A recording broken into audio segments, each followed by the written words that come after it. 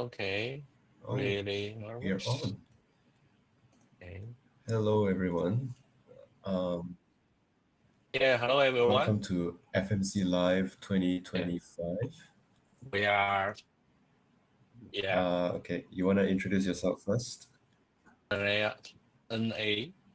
Yeah, Okay. Do you want to introduce yourself first? Yeah. I'll,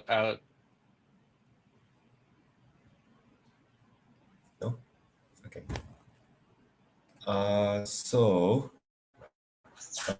My name is Wong Chong Wen. I am doing the stream at the same time with Yunqi Ouyang, who's from China. Uh, so maybe you want to introduce yourself first? yeah, it's me.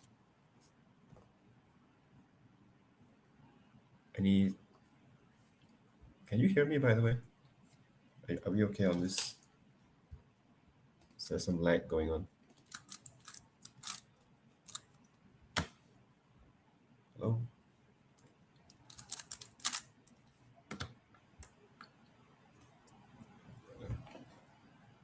Hello? Is this working? Yeah. Or is it like very laggy?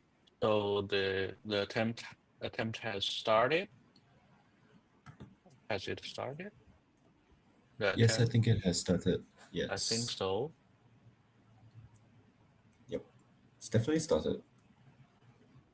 Yeah, but the Yeah, video quality isn't good enough for us to see at the moment. yeah. So basically, yeah, basically for now the top solvers are using DR to generate solutions for Scramble, and that is to reduce the move set to like U, D up to L2, F2, B2, combination of those, and then to solve it. But there are some sub steps between that, before that, and after that. The first thing is EO, which is that's which they are doing right now. Most of them, I think all of them. Okay, so Yeah, let's see. Keochung. how about we demonstrate what EO and DR and HDR is on an actual like virtual cube. All right. So if we could get the virtual cube display up, I can try to explain what that is. Okay, so let's have a look right now. So right now I have a completely scrambled cube. Let me just synchronize it. Okay, so if we look right, there are some edges, such as the one in front, this yellow and red one. This yellow and red edge can be solved without using F moves, right? Like I can solve it by just doing U prime, R2, and that solves the edge, right? This means that this edge is oriented, all right? However, there are some edges that are misoriented. For example, uh, the green and white one over here. This green and white one cannot be solved using only R, U, L, and D moves, because if I just try to do that, it's going to be flipped over here, right? So we need to do some kind of F move to solve it, right? Like F prime, for example. So the first step of DR and HDR is actually to make sure all the edges are oriented.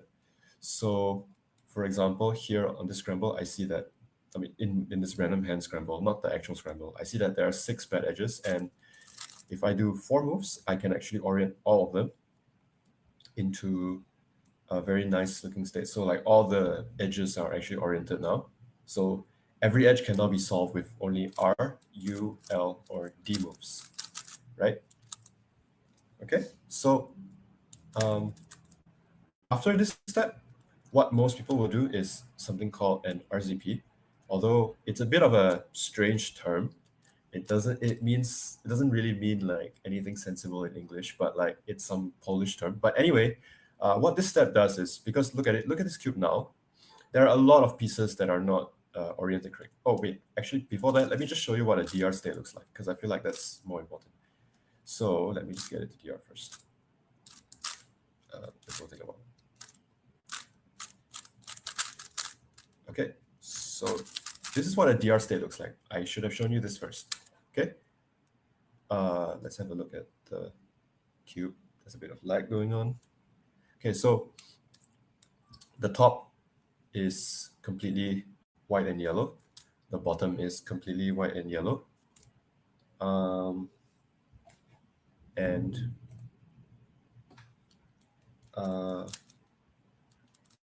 we have all the E layer edges are sort of oriented and in the E layer, right? Like this, okay? So how do we get here? So let's just do some random moves to scramble it, okay? So first, what most people will do is they'll count the number of like misoriented corners. This random example has 5 of them. So we'll try to reduce it down such that there's only 4 of them. So 4 corners and 4 edges is the most common kind of reduction that we can get to DR. And then from here, we'll try to set up to, let me just try to do this. It's gonna be a bit difficult because I'm doing this on the fly. Oh no. Okay, so here we've set up these 2 bars, and then the most common way to get to DR is set it up to a single face like this. Okay. So once all 4 bad corners and 4 bad edges are on the same face, you can just do an R, and the cube is in DR, right? Okay, so the next step from here is actually to get it to HDR, which is called half-tone reduction. All right, half-tone reduction is a state. Let me get it there first, so we can, so I can show you what that looks like. It's going to be a bit tough again, because this case I have is really bad. But I'll try my best to do it like linear. Okay, it's going to be a really scuffed one, but it's okay. Okay, so this is HDR, right?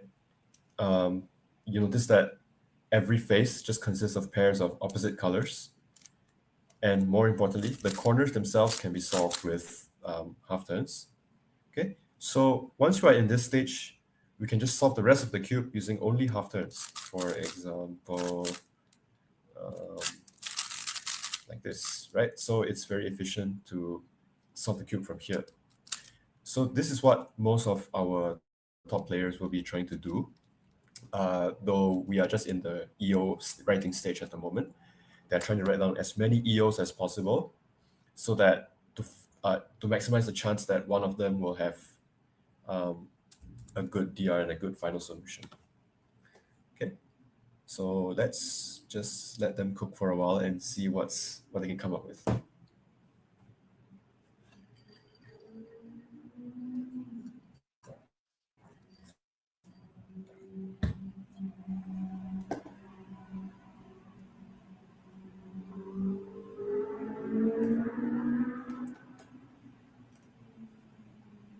Okay, so we just received the Scramble, so I can demonstrate it to you on the virtual cube.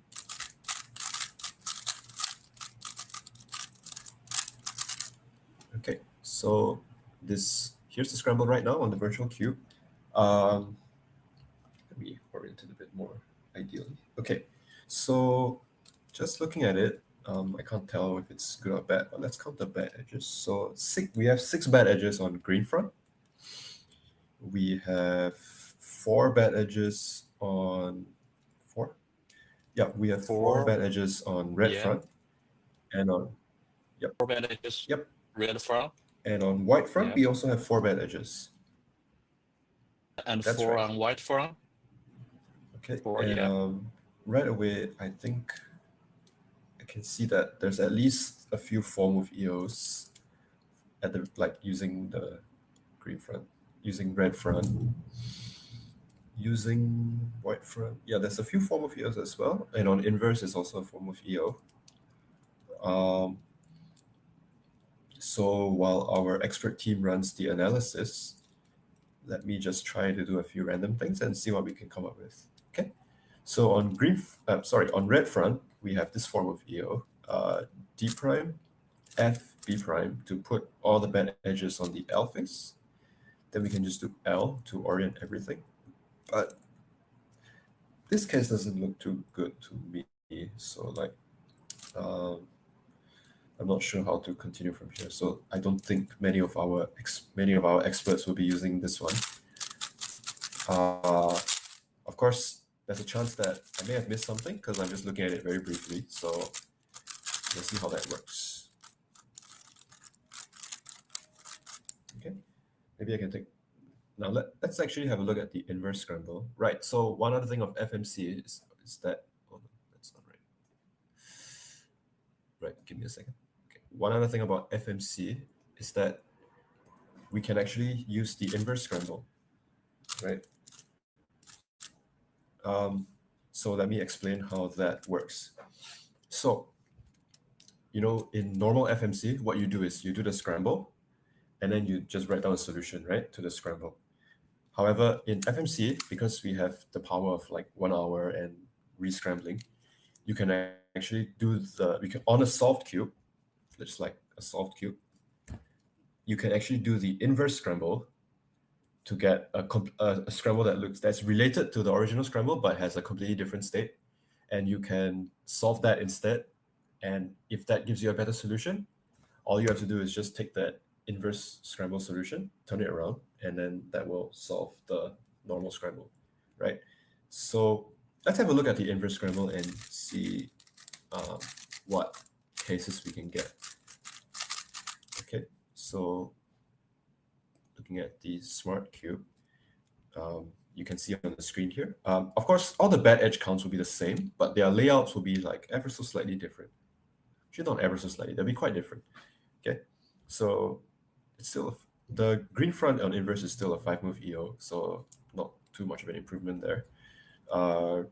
Red front inverse now has 2 4-move EOs, so that's a bit better than on normal. And white front has 2 4-move EOs as well, but I do see a new NIS EO, so we can probably expect that some of our experts will write it down as well, right?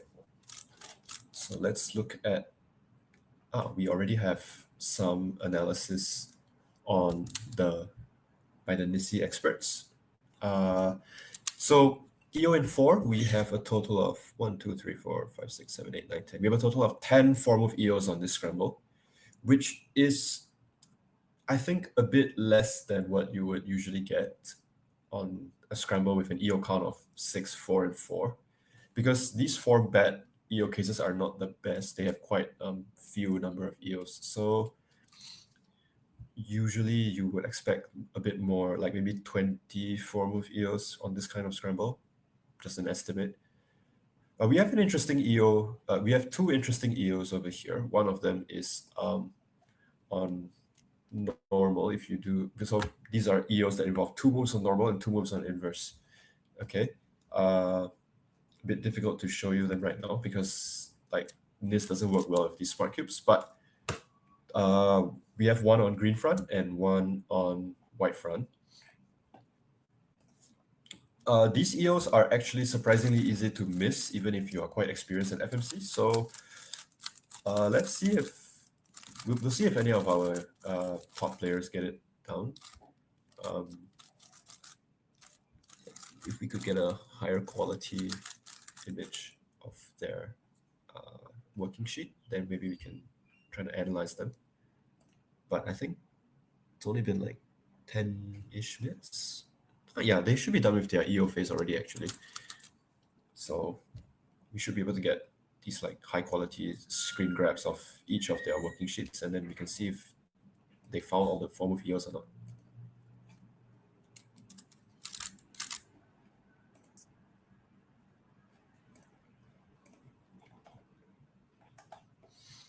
Right, so we also have 5-move EOs coming in on normal green front. We have, let's see, 1, 2, 3, 4, 5, 6, 7, 8, 9, 10, 11, 12. We have 13 5-move EOs, which is pretty normal for a 6-bet. For red and white front, we have a lot of 5-move EOs because they're all extensions of the 4-move EOs. There's too many to count, so I'm not going to count them. On green front inverse, we have 5 5-move EOs, which is quite few, but it's a 6-bet case, so like it's all right.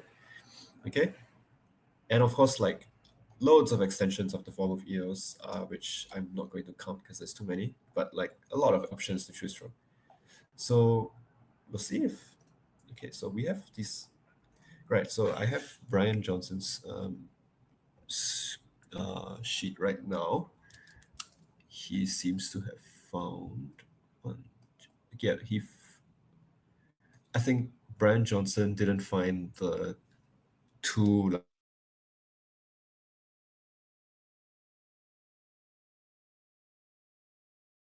To niece four moves. Okay, is that Tron lost or it's me lost? Yeah, from the picture we can't see that he has found any niece involved. Okay, so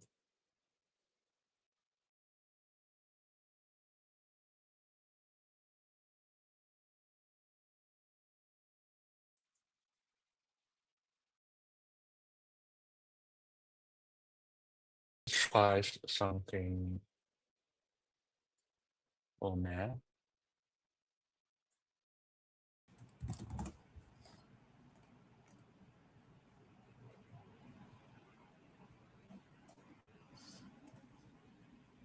oh hi, technical difficulties. That was weird. Okay. Anyway, um,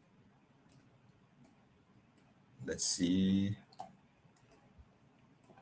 who else we can get the screenshots from. Okay, Evan Brown. Um, Evan Brown? okay, looks Oh, like that's terrible. Yeah. Evan wrote down a bunch of NIS 5 movers, which is very justified, I think, because there are quite a few 4 movers on this. Okay, he found the 2+2 like NIS EO on white front. So it will look something like F prime U on normal and then B2U on inverse. Okay.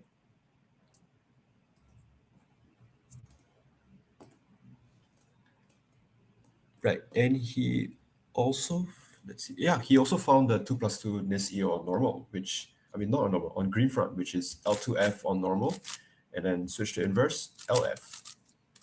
So that's quite good.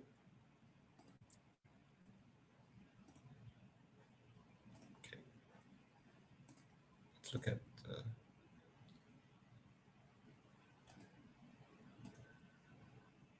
so in the meantime, let me try to verbally explain what everyone's doing right now.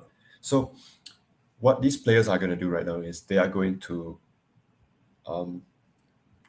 check every single one of their, oh, not maybe not every single one, as many of their EOs as they can, to try to find a short DR from it. Okay, and they'll note down the ones that have potential and the ones that don't have potential, and so that from now until maybe about half an hour, 35 minutes into the attempt, they are just going to be doing this. So we probably won't see any like partial solutions or anything like that as of now, unless one of them gets really lucky and then the cube just solves itself, which can happen sometimes. But it's probably not going to happen. So what they're going to do is just search for DRs as much as possible until about half an hour, and then they'll just solve whatever DRs they have. So let's watch what's going to happen from here. We have Kale's FMC sheet. Oh, no, this is not Kale. We have Kale's FMC sheet in. Let me look at it. He found, let's see, I think Kale missed the 2+2 He has mover written a on lot white of front. niece But he did EOs. find the 2+2 mover on green front. So that's good. He also has a bunch of like NIS 4 movers, which I think is interesting because like Kale is one of the few 5 people, movers a lot. including me, I guess, who likes to write down these like 2-move switch, 3-move like NIS EOs, and he seems to do them quite often as well, which is probably like objectively not a good thing to do, but sometimes you can get funny solutions that way that no one else gets. Yep. So let's see if any DRs have come in so far. Right. Okay. So We do already have some DRs from our analysis team coming in. So maybe we could show you what they are on the Smart Cube. Okay, so so this first DR involves the 2+2 NIS EO. Actually, no, this one involves, yeah, they both involve the 2+2 NIS EO. So let me just explain what this is. So on normal, we are going to do L2F and then switch to inverse, right? So what we're actually going to do is F prime L2, and then we're going to do the inverse scramble.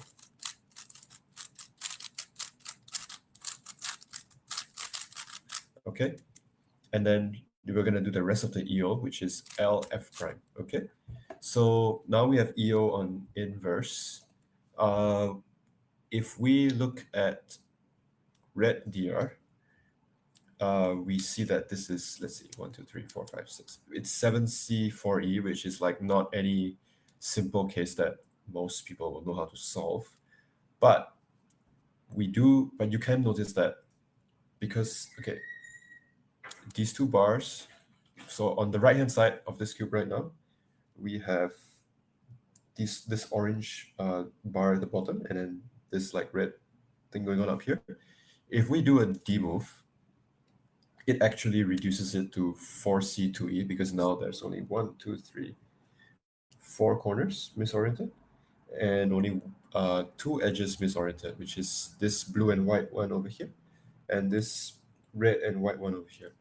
So from here, if we just do R prime L,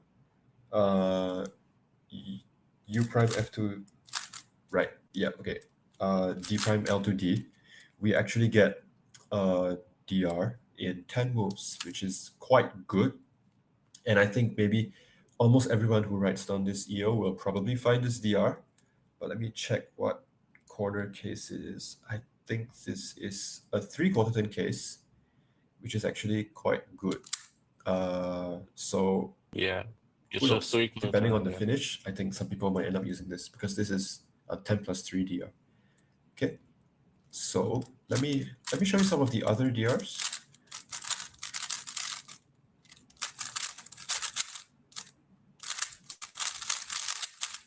Okay,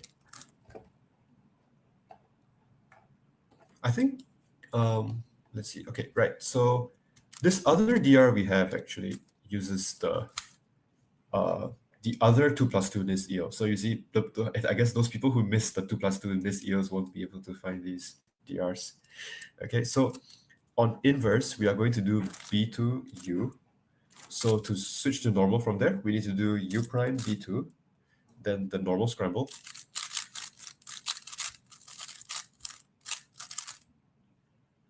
Okay, then we're going to do F prime U. Right, so that's a great recipe. so from here, we now have white DR. If we look at this, hold on. Yeah, if we look at red DR from here, it's actually already a 4E4C. This one. And actually this case is quite nice because we have a pair. We have 2 pairs already. So if we just do an R and a B2 to connect this red corner to this bar over here, then this corner and this bar is very nicely set up. I can just do an L2.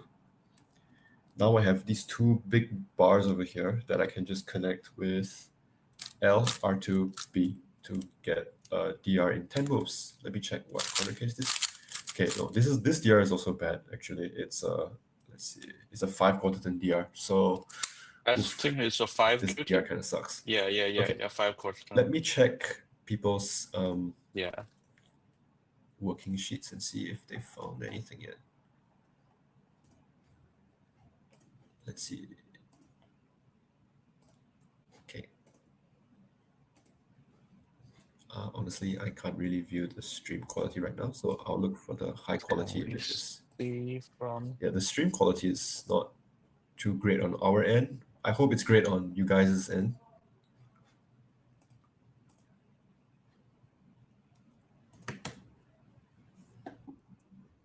It's not good for us for now. Okay, so we have Yeah, I think Brian has written down a 11 move something. we have updates from Kale. He has indeed found the 10 plus 3. Yep, Yep, which is good. He won't find the 10 plus 5, yep, but anyway, it's 10 plus yes, 5, so found. it's bad. So let's not worry about that. Let's see.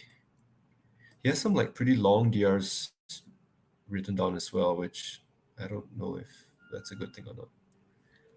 Actually, no, he has a 10 plus 3 written down where he's switched and RZP in 7.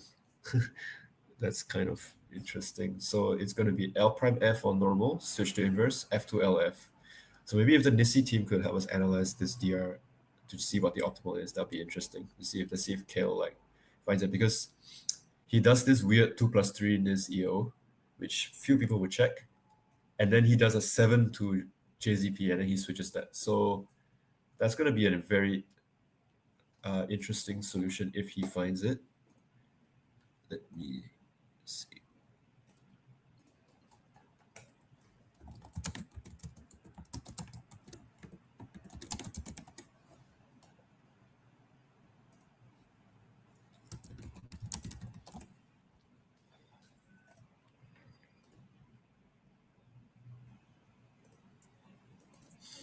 Okay, let me look at Aiden's sheet. Aiden seems to be working on a DR. Wait, hold on. That's not right. Yeah. No, Aiden's sheet is sideways. It's going to be a bit difficult to read. I need to like rotate myself. Yep, he seems to have some pretty long-ish DRs written down, maybe like 12 moves. And our Nissi team doesn't seem to be finding very many, like it's less than 11 move DRs anyway. So I think this scramble's a bit difficult. We'll see what they can come up with as well as the solvers themselves.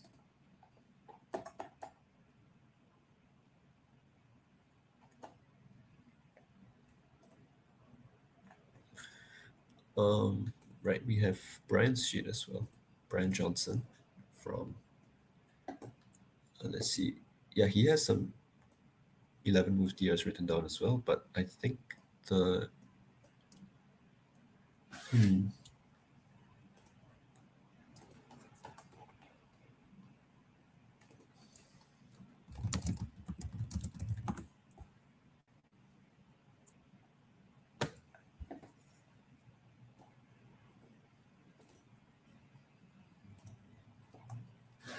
yeah, so we seem to be having some like internet connectivity issues. So none of the streams are particularly high quality, and it's a bit hard for us to decipher everyone's sheets.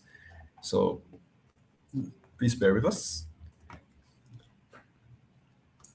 Oh, okay. We just got word that there is actually a possible 20 from Kale Shun's 10 plus 3. So if he finds that 20 and there isn't anything else better, he stands a pretty good chance to get the best single on this, because I don't think anyone else wrote down that EO. Let me just do a quick look again.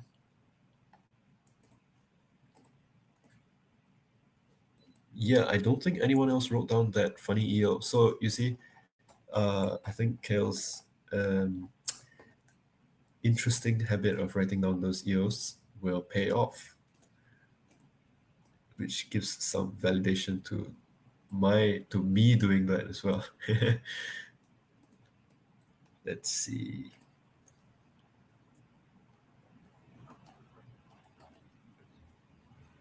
Okay, so we also have more information from the team. This scramble itself is 18 optimal. However, none of them seem to be findable with DR or HDR at least. So it's like not particularly useful, I guess, but just interesting to know. One other thing to note is that, if I am not wrong, almost half of all scrambles are actually 18 optimal. Let me just fact check this for a second. Yeah, actually more than half of every 3x3 scramble is actually 18 optimal. So getting an 18 optimal scramble is nothing special. So it doesn't really like indicate anything in particular about. Yeah, so that yeah, that probability is like 2/3. 2/3 are 18 optimal, and like about a third, or 30% is Yep, 17 that's right. or less, and about 3% is 19, and almost Yep. nothing is 20. In fact, if I'm not wrong, it's more you are more likely to get an 8-move scramble than a 20-move scramble because 20-move scrambles are just very, very, very rare. Yeah, most Yep. likely is. Well, doesn't hasn't Yep. happened yet. I don't think it will happen in the Yep. recent like decades. No way. It's more difficult than a like 8 Yep. or 9 That's right. moves, I think. Okay. Yeah, that's really So difficult our one. team has also sent us a possible. It's more difficult than Yep. 8 That's moves. right. Okay, let me just check something and confirm. Our team has actually sent us a possible 19 from this scramble actually. Uh using a certain Or wait, let me see. It's and you need to extend a 4-move Nis EO. So okay, let me just quickly show you this Nis EO. Yep, okay, give me a second. Okay, so um let me reorient the cube. So on inverse, if we switch to inverse,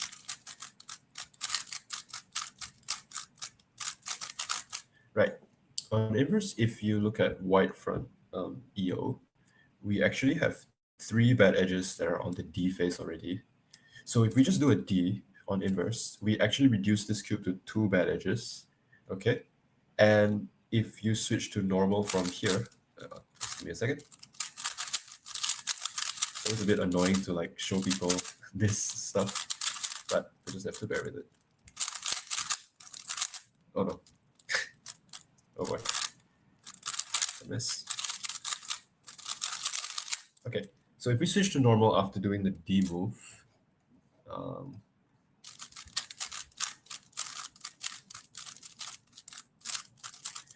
okay, we have. Did I misscript? Oh no, I didn't. yeah, I think I got the same thing wrong. Hold on. Let me try this again. Is that It correct? should be 4 moves to DO from here. I think I just skill issued and misscrambled. Okay, give me a sec.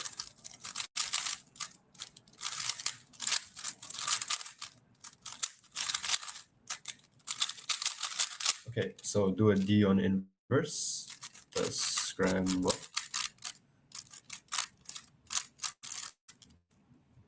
I Okay. did it again, but it doesn't work Okay, either. I got it to work. Okay, so if we look at it now, this orange and yellow one, and this white and orange one are bad edges. So if we do D B prime D, we will get EO. Okay. However, this EO isn't particularly good. What our Nisi team sent us actually was before doing that, if you just do an F prime, because these 2 bad edges are not on the F layer. So if you just do an F prime, it doesn't affect any of the bad edges. And then if you just finish the EO from here, you'll notice that um, uh, this axis, this red top DR is actually already in 4E4C. But this case, okay, I guess it's 1 more move to JZP, but no. Anyway, if you switch to inverse, it's 9 moves to DR from here with a possible 19. But I don't think any of our participants have this EO written down. Yeah, so actually, Kale has a variation of this EO written down. We'll see if he decides to check this correct one in the end, if he gets there or not. Okay. let me just check something else. So this competition is sponsored by GAN. They provided us with the smart cubes exclusively for this stream. So that's we should thank GAN for sponsoring this competition and the live streaming. Yep. So thank you very much to GAN for sending all the casters these smart cubes that we have right now to show you what's going on in everyone's attempts. It's very much appreciated.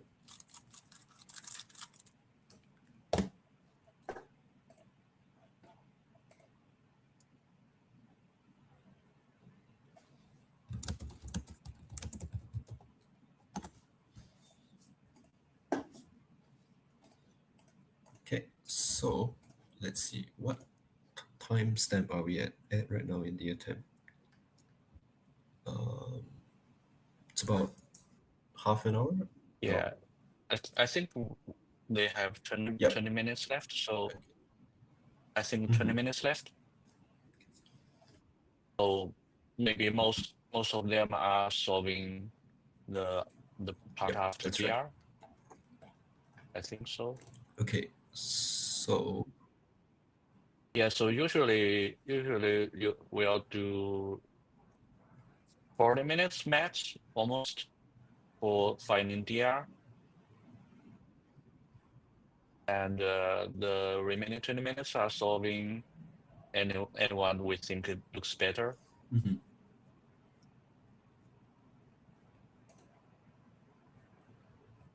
So they are in this space now. So that's sort of a gambling. Like you don't know anything about how good or bad it will go. So that's the interesting part, sort of. But I guess, the more DRs you have, the higher your chances of getting a good result. It's just like the more times you pull the jackpot, the more higher chance you get to win, right? Yeah. Yeah, but for me it's but sometimes if you have something good at the beginning, but it's not that good, it will waste you a lot of times. That's a dilemma, sort of. That's true.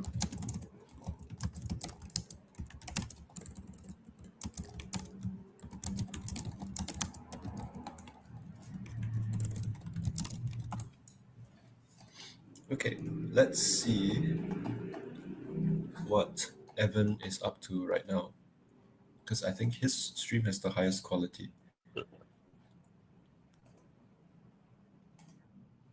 Yeah, it's Okay, readable, let's check. It looks like but I'm not sure which one he's working on. He has he's definitely on his DR solving phase. he has written the 4-bit. Right. I think for me, I will go for the Yep, that makes a 4C3 lot of sense. temples, Yeah, unless I missed because something, I, or I, maybe I think have a look at 4B to Yep. 4E 11 I think moves. based on the list we've been given so far, Anything off of else? all the 4-move EOs, there Yeah. really isn't anything. Okay, let's see. The easiest thing to find from the 4-move. Yep. Oh, maybe the one under the cube. Yeah, the one on the cube is. Maybe the one under the cube is the best to C3. Yeah, but can we see how it works? That's a 2C5, right? Or am I looking at the wrong thing from you? Oh, okay, this is someone else. Yeah, I think he has a 2C3 Right. under the Okay. cube. Yep, I see it. Okay.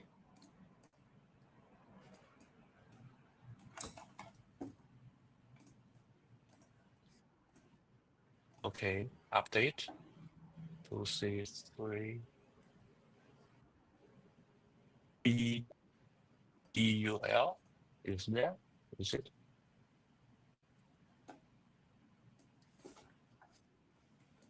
E prime? No.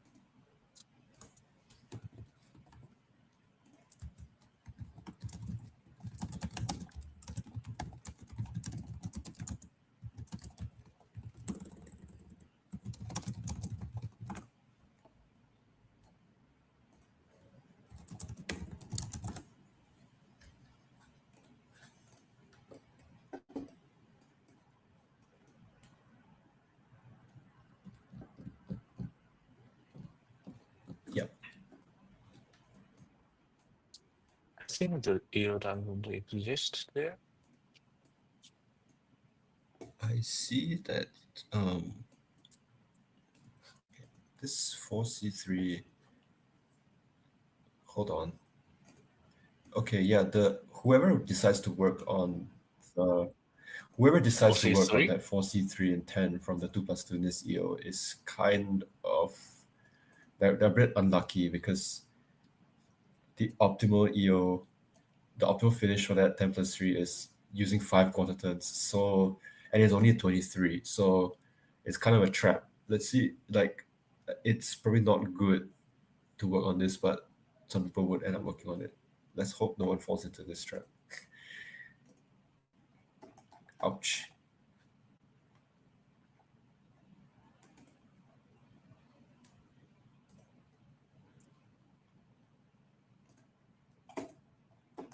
Okay, anyway, let's get back to... Okay, we have an update from Kale.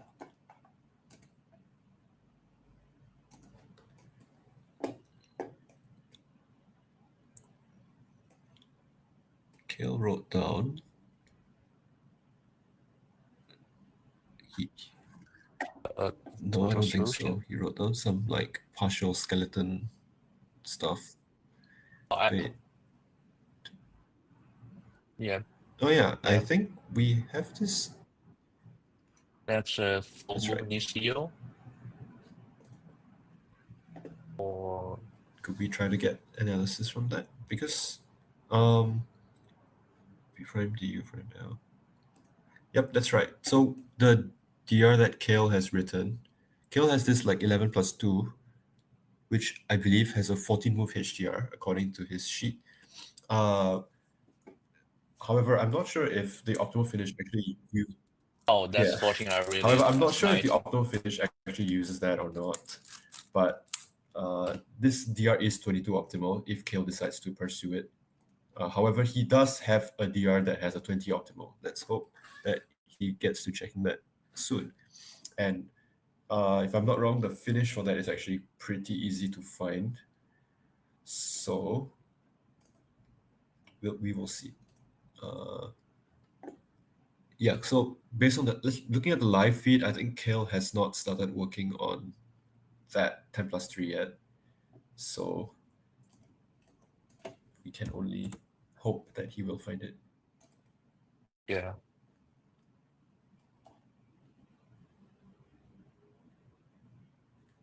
Yeah, which one is he working on?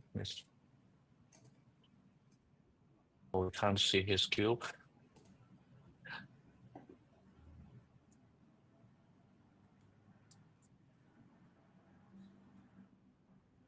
Yeah, he's writing on that one, maybe.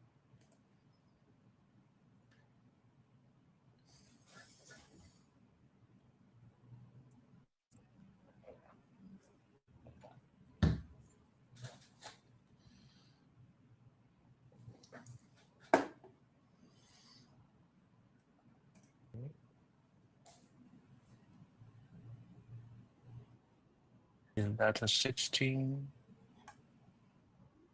HDR? All right, so the 14 move HDR that Kale wrote down actually gives 23, which is not the optimal finish. So that's a 9 move finish from... Yep, so that's a 9 move finish from a HDR, which is like not good, but you have to remember that the average finish from a HDR is actually like about 10 moves, I think. So the average HDR is actually pretty bad. So like what DR solvers were trying to do is check as many HDRs as possible to try to get one that's like much lower than 10 moves. Might not be 10, might be like 10 or 11, something like that. 9, 10, 11, something around that range, which is very high and not something that we want most of the time. But we can usually, by checking as many HDRs as possible, you can basically try your luck and get something shorter. Yeah, I think what Kale's doing right now on his sheet is he's just writing down a bunch of HDRs think- without really trying to solve them, I think. Yeah. 20. Yeah. He has written down a 20 move to E2E. I don't Is think that so. 20 or 21? 20 to 2 to E. Yeah, that's a 16 HDR, I think. Yeah, 20. Oh yeah, 20. Yeah, 20 to E2E. Okay.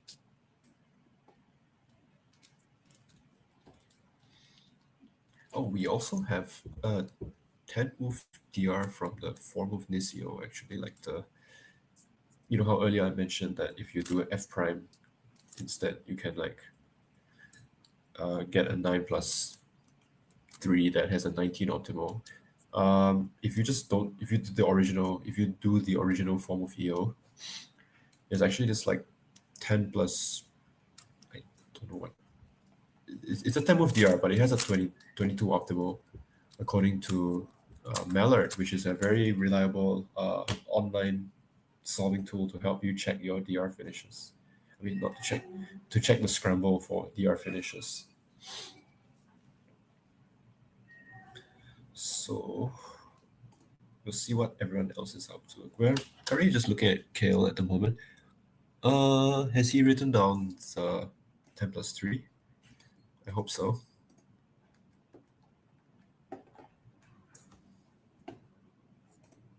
Okay, Evan. We just received a higher quality version of Evan's image. At least on this sheet, I don't think there's any 10 move DRs on this sheet. I think this sheet is using for the HDR and finishes to check. Oh, he has the 10 plus I think 3 so. written down, but the 10 plus 3 is like really bad. It's like 23 optimal that uses 5 quarter turns, so I don't think it's going to work out well if he decides to pursue that DR. Yeah. Okay, let's look at the even. Yep. And we read what even got. Even. Let's see.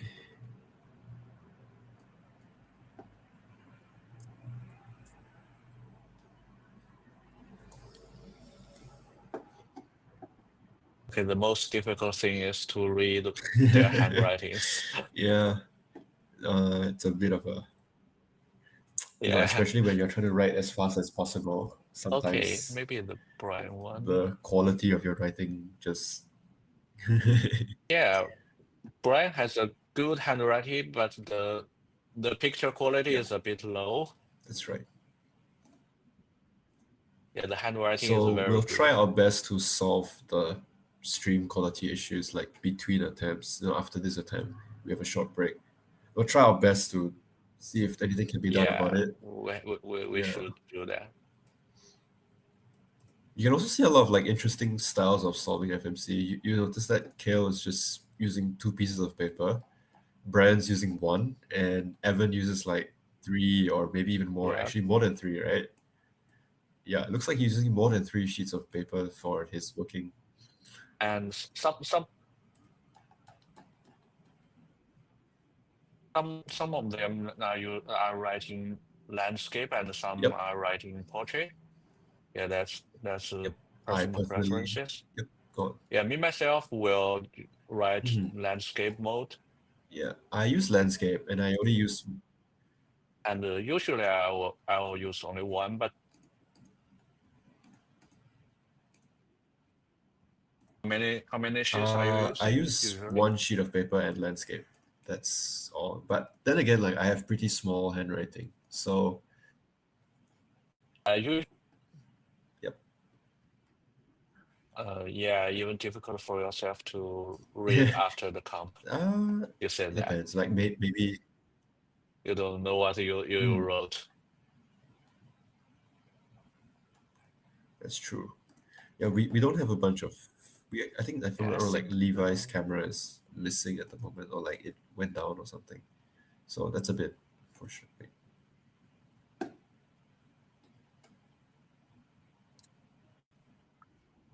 yeah, can we get squeeze something from Brian's sheet?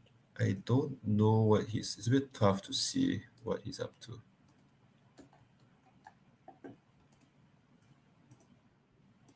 Yeah. It's mostly because Oh, there's a it's mostly because 4A140. like for most FMCers, we just kind of like know where the solution is on the sheet. We don't actually like write down any partial solutions or anything. So it's kind of in bits and pieces all over. And as long as the person, like individual, knows how to decipher it, it's good enough. Um, but for casting, it makes it a bit difficult. But we'll try our best.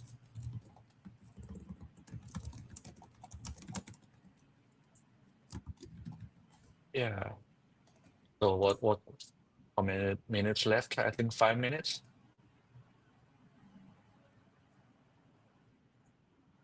The last 5 minutes.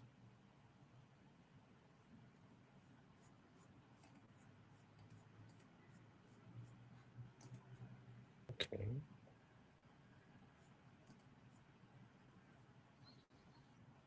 5 minutes left. Oh, 10 minutes. So is the attempt started 5 minutes Yeah, I later think so. than the Because schedule? I heard we had some venue delays and I'm not things like that. sure. Yeah. I'm not sure. Yep. Yeah, 5 minutes. So okay, 10 minutes left. So that's a healthy time for them to check Yeah. a So lot of usually, things with if you still. have 10 minutes left, uh, if you don't already have something that you are 100% sure should work, that's when you start panicking, right? Uh, Yeah, that's when I started panicking. yeah. If you don't already have a solution. If I have 10 minutes left and I don't have anything good, I'll Yep. panic a Oh lot. wait, did kill? But usually, because I'm not No, go on, go on, go practice. on, go Sorry. on, go on. Don't worry. Sorry. Uh, Usually because I'm not practicing a lot, so if I have 10 minutes left and I don't have anything good, I'll like I'll feel like I'll DNF this, but usually I'll get something Yeah. at 55. Yeah, very Yep. Oh, we extreme have Brian time. Johnson writing something on his solution paper. Let's see what he is writing. Okay, that's yeah, but we should have look at the worksheet too to see how. Mhm. Okay, yeah, he's writing there to see how the solution is Right. Also, is what I wanted to say just checked. now was that I think Kale has not actually. Wait. Oh, why has he left some empty Yep. lines, I think, I think on the I solution noticed paper? that I think is I noticed that one or Kale is two like lines not at his empty, I think. seat anymore. Do you think he's? Oh no, he's back. Never mind. That was never mind. He's back. So um, based on our most recent like high quality version of his sheet, he hasn't seemed to found that he hasn't seemed to be started. Sorry, he hasn't seemed to have started working on the 10+3 yet. So well, he's running out of time to find the 20, and I don't know. Okay, so okay, what Brian Johnson is doing, if I'm not wrong, is something that I like to do as well, actually. Um, but he's basically just writing the moves on the normal and then some moves on the inverse, and then he's just like referring to the cube to fill in the remaining moves, which is something I do like sometimes as well because it's a bit easier that way. Oh, is that like a 32? Oh no, that's not good.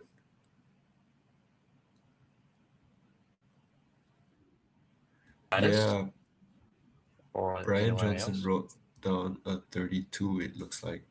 That's not good. Yeah, it's really weird. He wrote down 11 or something and then two Yeah, empty lines a bit of a strange. and five moves. Yeah, but sometimes I Yeah, sometimes is he I panicking do about the that time? if I need to solve the leaf slice, but then I already know that the moves around the leaf slice are fixed, right? So you can just Yeah, write those first, which makes a bit which saves you some time.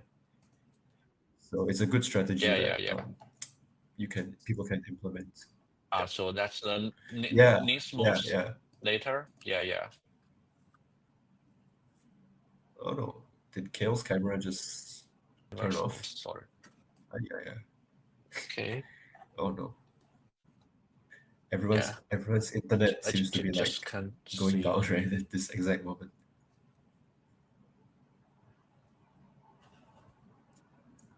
Yeah, 5 minutes left, I think. About Oh, five he's minutes. canceling a lot of moves. What's going on? Did he find something a lot better? Or did he have to rewrite a lot of moves because they didn't work? You yeah. I think he has written down something to ensure he has Hmm. the solution and to modify it to a better one. So that's not better for the referees, Let's see. especially counting the moves Yeah. is a Oh, is a I think he's pain. managed to shorten his solution by That that should be 15, 16, 17, 18, 19, 20, 21, two moves, 24. three. He has written down, I think it yeah, should be he's written down a three moves shorter. 29, I think. That's a Yeah, lot of moves. so that's quite an improvement. No, I Yeah, think that's 29. 30. So Oh, okay, that's 29. Yeah, 29. it's That's yeah, not I bad. think even he will he will agree that that's pretty bad as well. But So but yeah, it's a bit annoying that all everyone else's streams like yeah, went but down. if it's first round, it's That's just a true. That's true. safety. It's just That's a true. safety solution. I think that Yeah, that's true. better I than think DNF, Evan Brown hasn't written down anything of course. yet. Uh, oh, Levi is writing something, but I don't think our stream Yet. is good enough to see exactly. Actually, no, we can see how many moves they're writing down. Oh wait, right, we have some technical Yeah, difficulties right now. So like not the exact uh moves. Levi's stream is not visible and it's just Aiden's stream like duplicated onto it for some reason. So what we're actually looking at right now is Aiden's stream. Let's see. Okay, that's okay. And then the naming Yeah. is wrong. No, it's just like they have the same feed The because tag of is some wrong. problem. Yeah. Yeah. Same Yeah. feed, Yeah. different person. Yeah. It's all right. We'll try to get this Okay. sorted out before the second attempt starts. Brian. Brian one is Yep. 29. Uh, Still writing. Oh no. To It's even 28. shorter, I think. Counting is hard. No, I mean from the picture, that's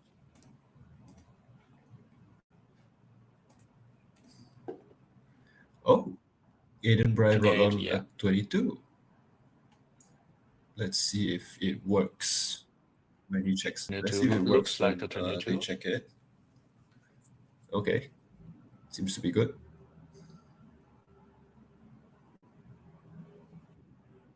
I think that's Aiden, not Levi. Yep. Yeah, because they have the same feed, so that's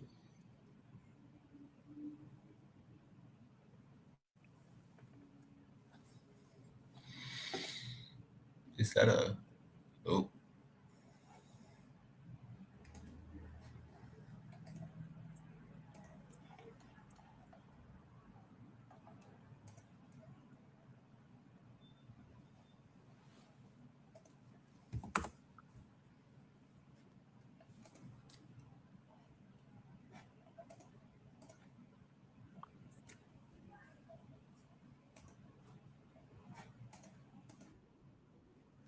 Evan has provided a solution on the worksheet, I think.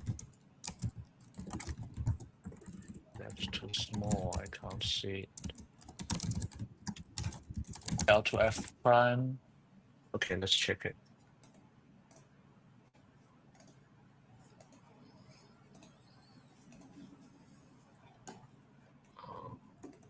Like, uh-huh. Usually we don't write rotations, but this one it involves rotation in the solution maybe because like insertions for pieces or even Yeah, like centers. centerpieces, right? Sometimes you don't have time. Mm, Yeah. Usually we don't use that's true. rotations Yeah, in so our solution. But if you don't have time to rewrite that, yep. or And yeah, one then can't have that's right. moves, so it's fine. One interesting thing I wanna like share to the audience is you are actually allowed to submit your solution on the working paper, which is something that I think most people may not know about. Yeah. So, you don't actually have to submit your solution on Okay, the this one answer sheet. doesn't work. You have to do it. You can also do it on the working paper, but you have to circle your final solution and you have to write your name on it before the 1 hour mark. No, that's not true. You just have to circle it before the 1 hour mark. You can write your name afterwards. Yeah.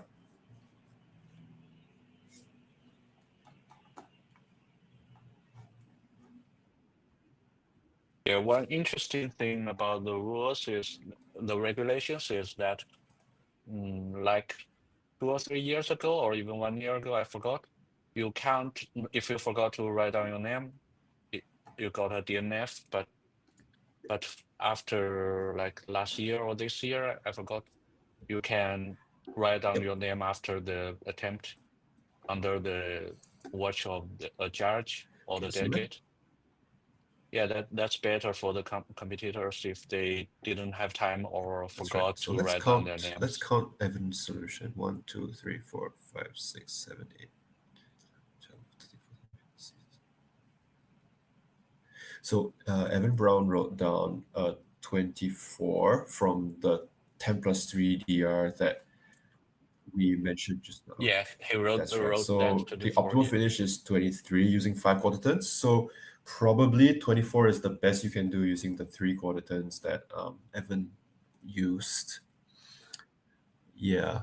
Yeah. Carter so far, I think the I time think is up. so as well. Time is up, I think. Carter seems to have written down a 23. So okay. So we'll wait for the live results to come in. Okay. On That's WC the Live, I guess. Let me just open the page right now. yeah. Yeah, we have to open a lot of pages. Yeah, of course.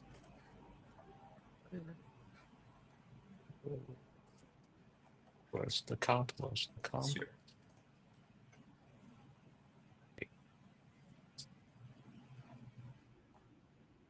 Okay, there's already some results there. We have an NR single from Panama. Very interesting. Of 34 moves.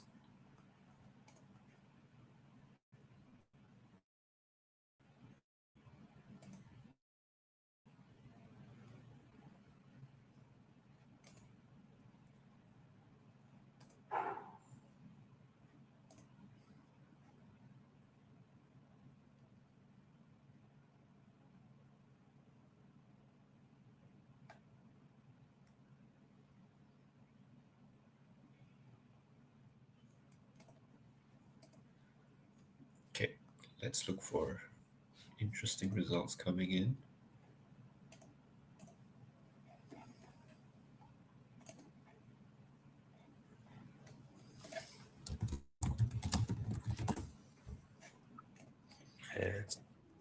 In the meanwhile, we should shout out to GAN.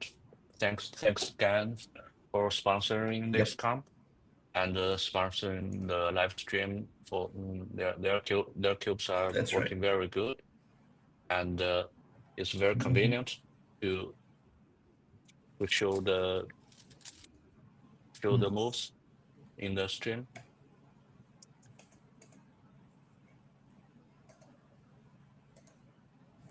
So, just see like how quickly the cube It's can not connected. display this. Yeah. Oh, no. Oops. Okay, you messed up.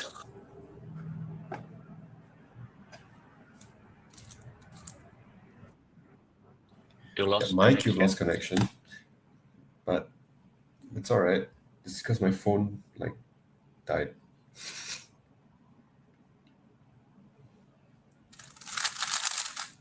Okay. Okay. No, My cube is okay now. it's because of your phone. Yeah, that's And true. That's my phone. That's my that's phone. the It fell important thing. asleep. It's not GAN. The GAN cube works fine. It's my phone that fell asleep. Yeah, that's not because of GAN.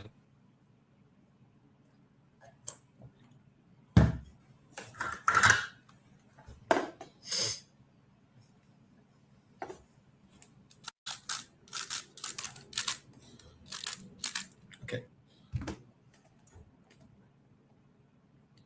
Let's see.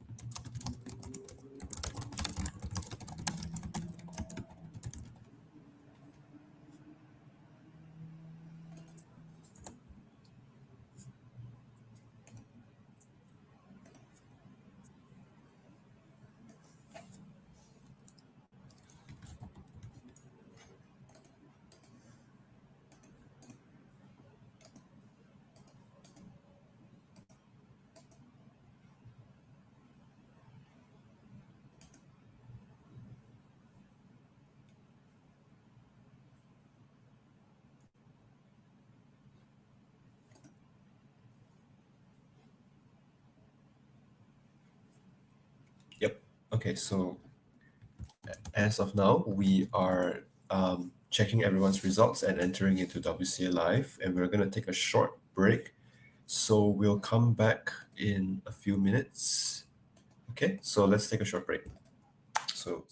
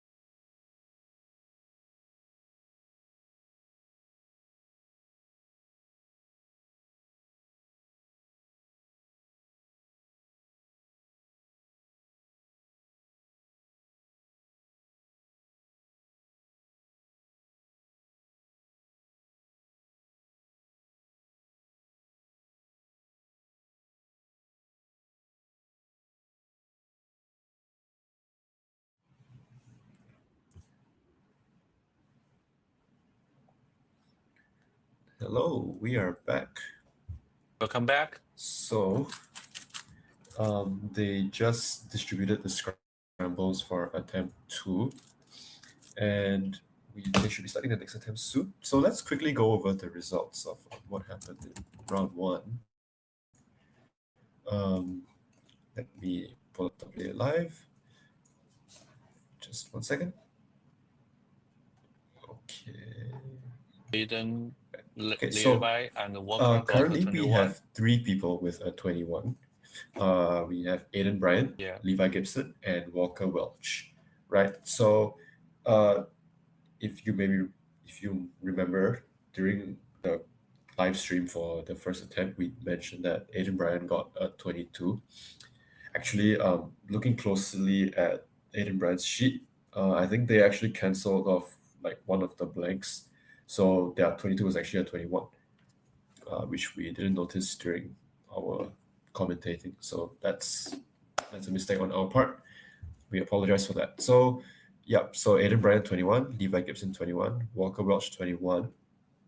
Kale Shun has a 23. So he didn't manage to find that. He mentioned in the Discord that he didn't actually check the DR that would have given a 20, if I'm not wrong. Let me see. Yeah, this isn't a 20. This is a yeah, okay, it's a 20. Yeah, so he didn't find the DR that would have given a 20. Carter gets a 24, Evan the 24, and so basically those are like our most of our good results. By the way, Walker Welch is not on stream for this comp, so that's a bit unfortunate. But he is the follower record holder, and he does do DRHDR. So yeah. Oh, looks like they've just started attempt number 2. I think. Yep. So everyone's in the EO phase right now. So we'll let them cook for a while, and then when we receive the scramble, we'll begin. Our team will begin analysis, and we'll see what happens.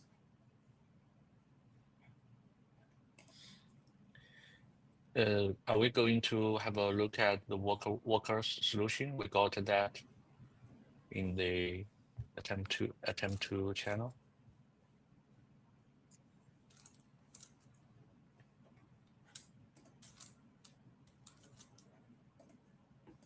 Okay.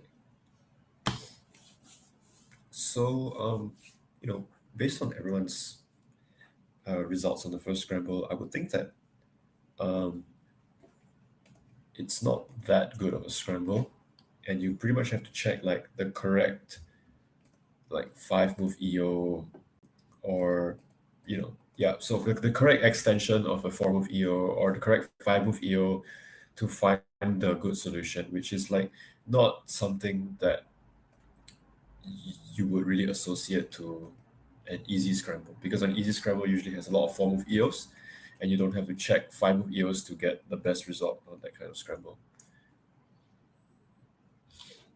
Okay.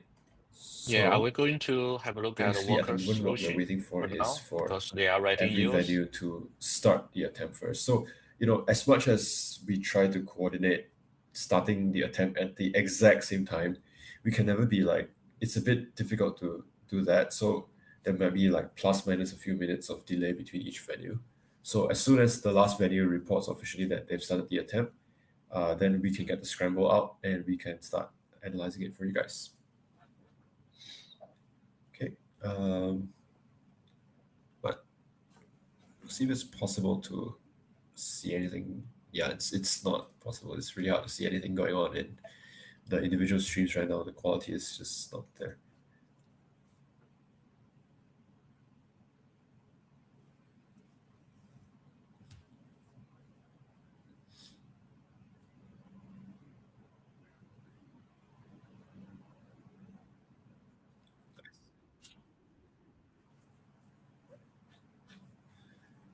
Okay, so I see.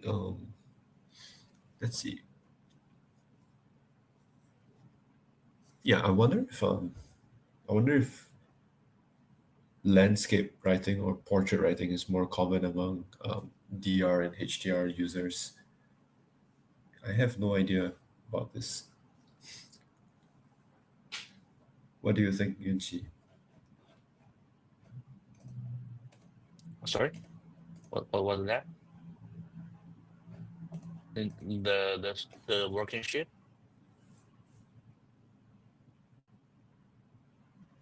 Oh, can you hear me?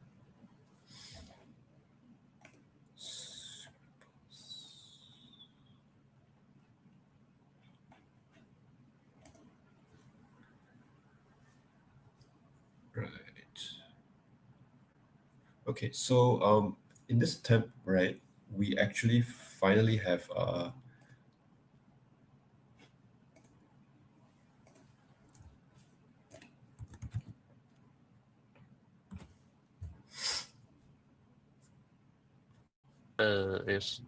Is there something wrong with my voice?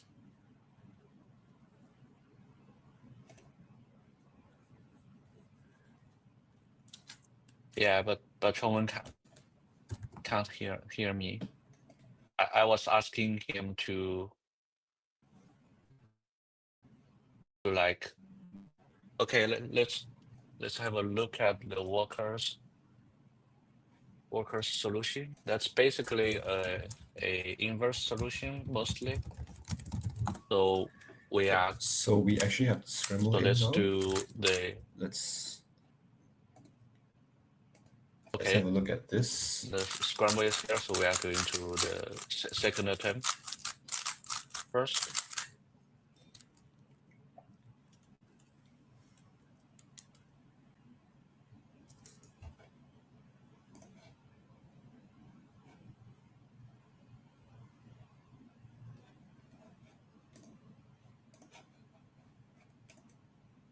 Okay, so the Scramble looks to on FB. be 6-bad, 6-bad, and FBRL 6-bad again. So 666, not a nice EO count at all.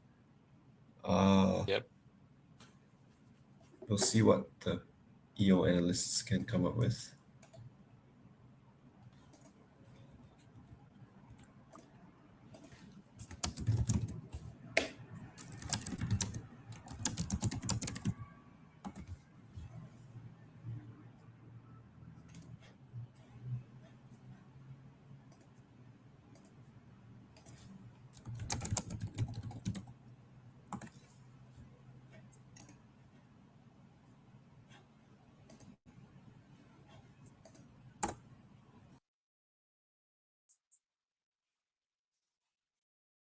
Okay, we lost win for a while. Let's have a look at the 6-bad. For FB, there's maybe nothing good on the normal Scramble. Okay, I can hear you now, finally. Okay. 1, 2, 3, 4, 5. Yep, 5 moves on FB at least, and 4 RL. Yes, So finally. can you hear me now? Technical problems again. Sorry about that, audience, but we finally resolved it. Wow, brain is quite fast.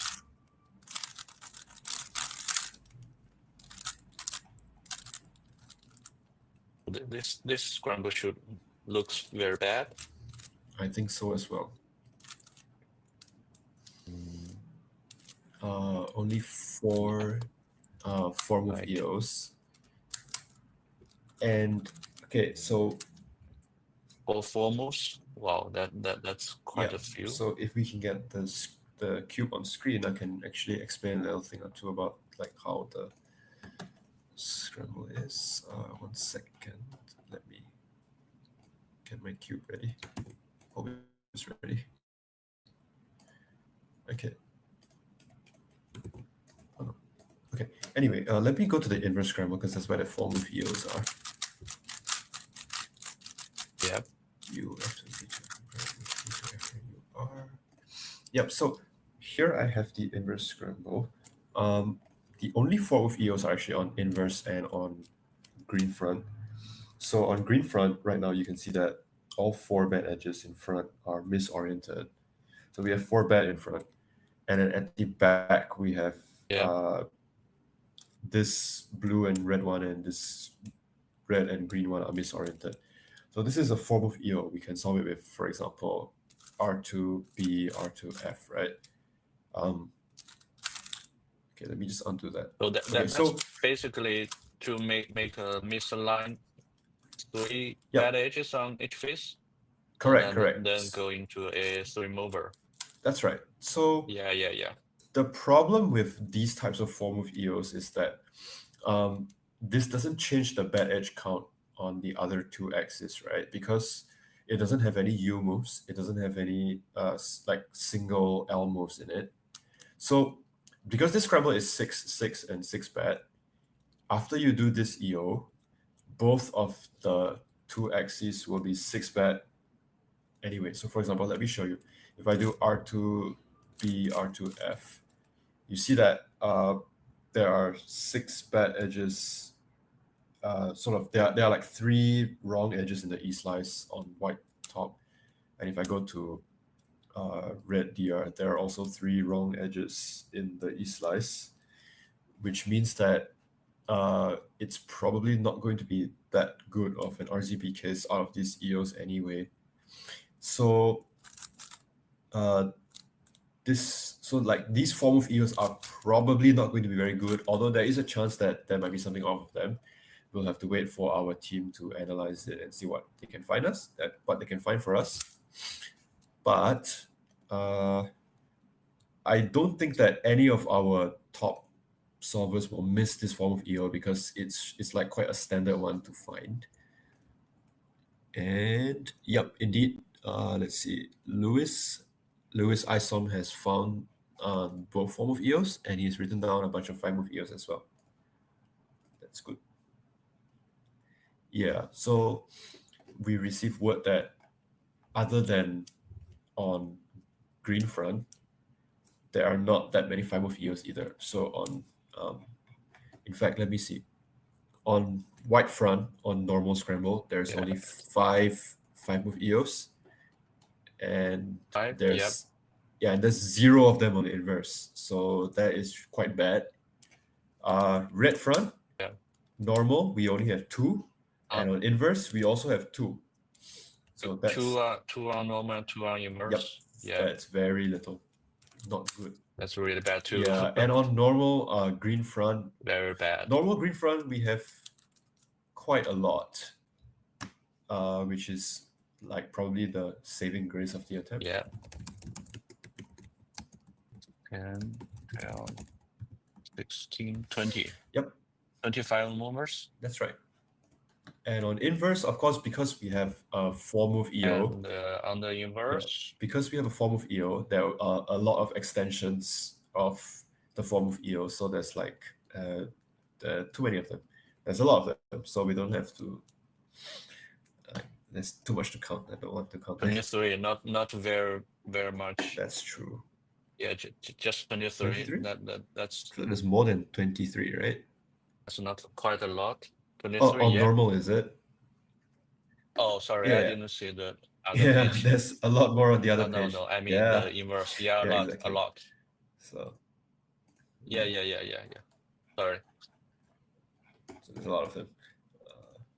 So we'll ask our analysis team to check those NIS EOs for now. But I don't think there are any 4 move NIS EOs on the scramble either. So our top solvers won't be as our top solvers are in for a fun time. We can only hope that the 4 move EOs work. 10 move DRs, which are hard. Let's see. Okay, 4 move EOs. Okay, that's really bad DR. Fine. Ooh.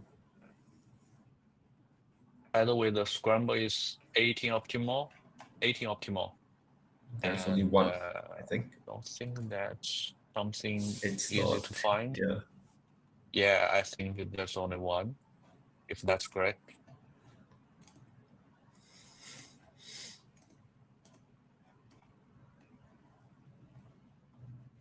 Sorry, maybe we lost Yeah, Aiden. might be internet issues again. It's always a bit tough to coordinate these like multi-location live streams. Yeah. Okay, so let's see. The worldwide live streaming is really difficult. Yeah. Yeah, okay. Okay, We sorry. have Go on. information What? for NIS EOS now. Let me check this. It seems like there are plenty of NIS EOS. It's just that I don't. Okay, let's see. Not very much, but yeah, a lot. Yeah, the most likely ones that most people will find are those where are like one move switch and then four more moves, and I only see four of them, which is on inverse if you do an L Yeah. move and then you switch to normal. Yeah, then we'll be able to get a Yeah, and you get 4 different That's right. solutions. So that seems to be the most realistic one in my opinion to find. Actually, no, that's not true, but like that's the most likely one that people would check because one move to six bet and then switch is something reasonable to do on this kind of scramble.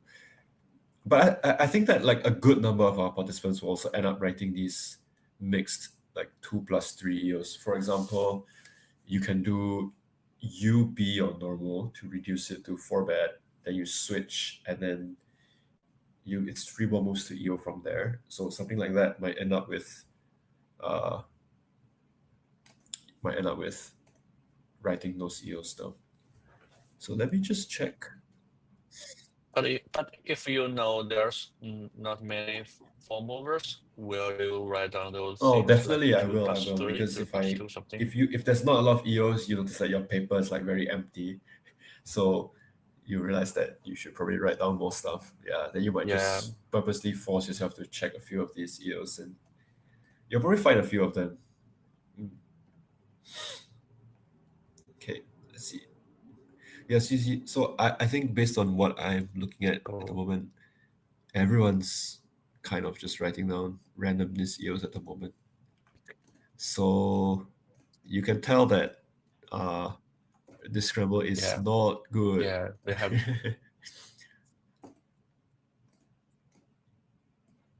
Okay, yep. It is difficult one. but we will see what happens. Right. So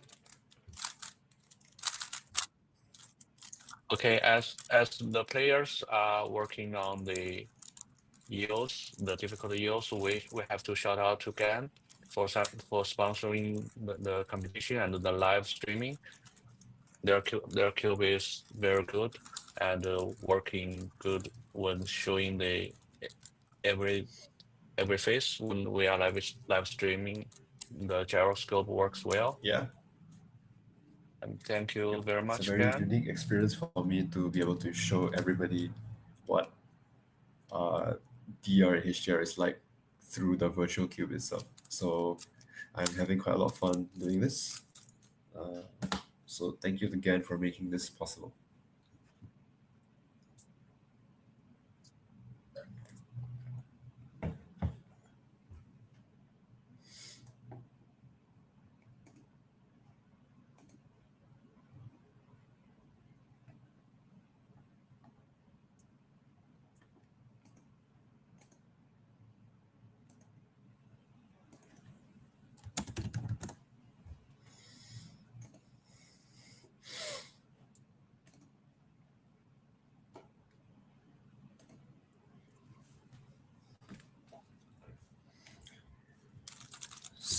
So we have received word from our. Okay. So let me just give you a quick. Okay. Let me just give you a quick sort of rough, as intuitive as possible explanation for why this scramble is like bad. Okay. Let me just check. Okay, we have to. Okay, this I have to keep on. It's not aligned correctly. Let me align it. Okay, there we go. Right. So I guess first of all, there are no form of EOS. No, that's not true. There are 4 form of EOS on this scramble, but they all don't change the EO of any other axis, as I mentioned before. And this means that those form of EOs are very unlikely to be good anyway. Though we do have some like pretty difficult to find temp of DRs from it. Though I don't think well, I'll be very surprised if someone finds these temp of DRs, but let's find out. Okay, anyway, yeah, so these form of EOs, they're probably not going to be very good. Furthermore, we also don't have that many 5-move EOs on the Scramble that are not extensions of the form of EOs, right? So of course you can just extend the form of EO, but then a lot of these form of EO extensions are just going to be like, similar stuff to the form of EO itself. It's not going to change the EO count of the other two axes very much anyway. So even if you do the 5-move EO, it's not going to be good anyway. So you pretty much have to pray on this kind of Scramble that like the very limited 5-move EOs you get on the other two axes are actually going to help you and like get an RZP skip or maybe a very lucky 6-2 RZP, for example, right? And we do actually have one of this going on. Actually, let me show you quickly what this is. It's on the inverse Scramble, so let me just hold on. Okay, so on the cube, switch to inverse. That's not it. Okay. Right. So on inverse, if we look at red EOs, we have bad edges here. So there's 6 bad edges, right? We have one bad edge at the top that's free to like rotate wherever it wants without disturbing anything else. So if we rotate it to the front by doing a U, now we have 3 bad edges in front, right? So we can actually do L prime to orient these 3 edges, and now our remaining 4 bad edges are pretty easy to set up to one more move by doing F2 U prime. Now all 4 of the bad edges are actually in front. This. We can do R prime from here. Okay, so look at what color is this? Oh yeah, right. Look at green DR from here. It's actually quite close to DR. You notice that we have these 2 pairs of like in front right here. We have these 2 corners back here. If I just do an R2, it forms 2 pairs, which is really good. But we can actually do FB prime, which will also deal with the E layer, and then U prime for DR in 9, which is very good for this kind of Scramble, okay? But let me just check what corner case this is. 1, 2, 3, 4, 5, 6, 7. Oh, wait, hold on. What did I just miss? 1, 2, 3, 4. Oh, okay. It's actually a 9 plus 3, right? Which is not bad. So we've actually been given the information that this is actually a 22 optimal DR. But I'm wondering, because there's actually another way to solve this DR in 9. This 4 plus 3 has a different solution. Sorry, this 9 plus 3 has a different solution. You can actually do F prime B and then R2D, I think, something like that. So I'm wondering if that would have a better solution or not.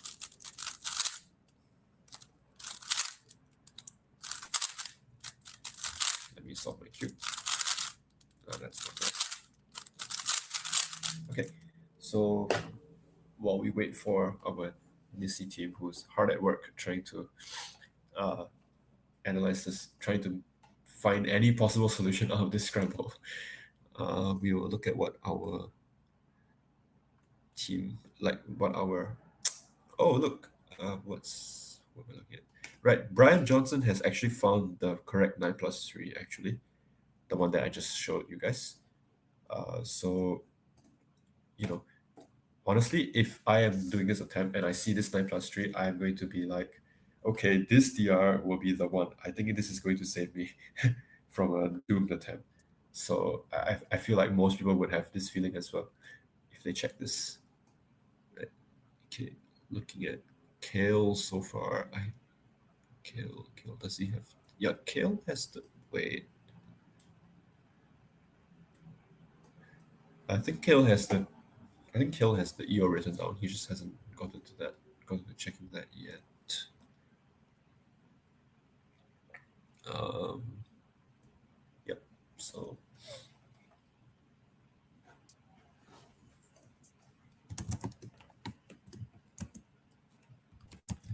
let's see what everyone else can come up with in a few more minutes.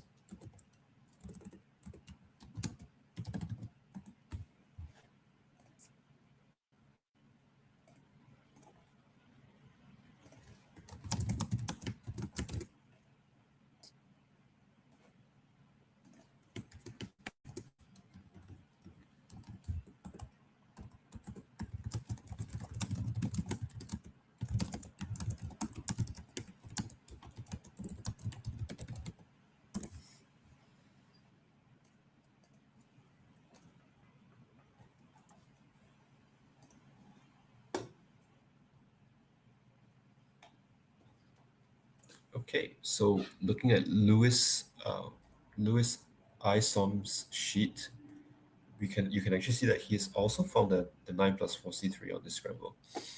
So it's going to, um, but he's found the variation of the DR that has a 13 optimal, and our NSC team indicates that it is hard to find. So, uh,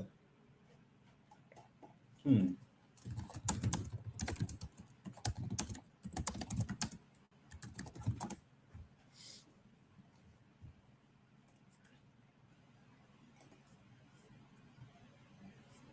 Right. Okay. Let me just look at what other DRs Lewis has had. Oh, his sheets are very readable. That's good. Okay, he has an 11 plus. Okay, that's bad. He has another 11 to bad DRs as well. So, yeah, actually, I have noticed that on these kinds of like really hard scrambles, you do actually find a very decent number of 11 move DRs, but they're always just like 5Q for some reason, or like 4Q. I have no idea why this is the case, but that is just what I have observed in the past. So it's like some very interesting like thing. Okay, No, I think Carter has got a 11 move I 4B2. see. That's good. Is Yeah, it permission? yeah. Maybe we Yeah. could analyze that as well. Yeah, maybe we could check them how many edges and what are the distribution. Mhm. That's like okay. Oops. Oh, let's look at Levi. I think Levi has not found the 9 move DR yet, but they should have the EO written down. Oh, but Levi does have a 12 to 1/4 turn, which could be good. Although the quality of the image is not good enough to read what DR that is exactly.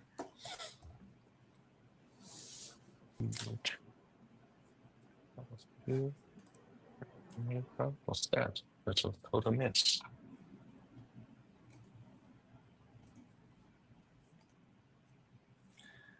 Oh, by the way, since we are here, let me show you this 10 to DR that is possible from like one of the only 4 move EOs. It's a bit difficult to find, but let me just show you anyway because I think it's very interesting. Okay, so on inverse, if you do D2 B prime D2 F, you know the EO I showed you guys just now, right? If you switch to normal from that, so we need to do F prime D2 B D2, and we do the normal scramble.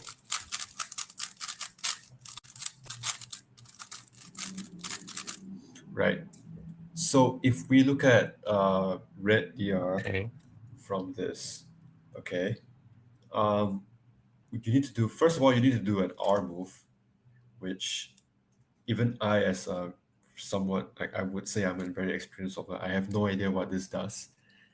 Then if you do like this double RZP move, U prime, D prime. It just like creates these two columns out of nowhere, and then it's 3 more moves to DR from here. So yeah, so let me show you that again. So from here, this exact case, it kind of looks like it's really bad and nothing's going on, right? But if we just do U prime, D prime, 2 columns show up. Like, this is pretty amazing to me. Like, I don't think I would ever find it. So L prime R2D gives you 10 plus, what's it? It's a 3/4 turn DR. Okay. In fact, this 3/4 turn DR has a 15 move HDR. Let me just try this at the moment. 1. No, it's not 15. Oh, it is 15 move. It's a 15 move HDR, but like the finish looks bad. So I don't know. Yeah, but like this DR is actually like super obscure, and I would be very impressed if any of our solvers find this. We'll find out.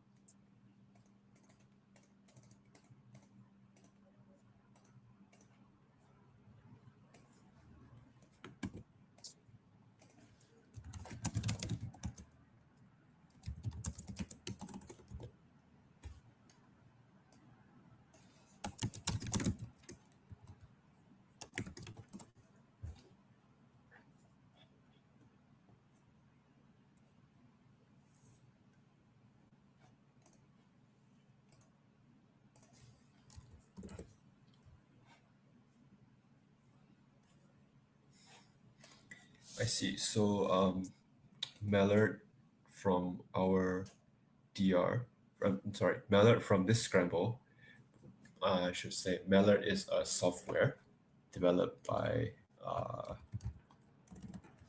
what's his name? Let me just double check this. Okay, so Mallard is a software developed by a German cuber, Jonas, and he's actually created a software that could analyze many different possible DR solutions, EO solutions, and HDR solutions to try to find the best possible one of all of them. And the Mallard solution for this Scramble is actually that one particular 9+3 that I mentioned previously, which a few people have actually. Who were they exactly? I think it was Carter and Lewis, but I don't know if they use 3/4 turns or not. I hope they do, because if they don't, then it's highly unlikely that people are going to find this finish. Okay, so let's have a look at Evan Brown's sheet at the moment. I think Evan's already doing DR finishes because it should be about... Oh no, what on earth is this DR finish? Wait, hold on, let me look at this. Please describe. Oh my goodness. Okay, so just now I showed you 9+3. If you do the 9+3 in like a slightly different way, the optimal is actually 14 moves with 7/4 turns, which is like ridiculous. No one's gonna find that. So I hope nobody ends up getting stuck on that pathway. it's it's very funny. Okay, let's hope that no one finds that, because like, what on earth?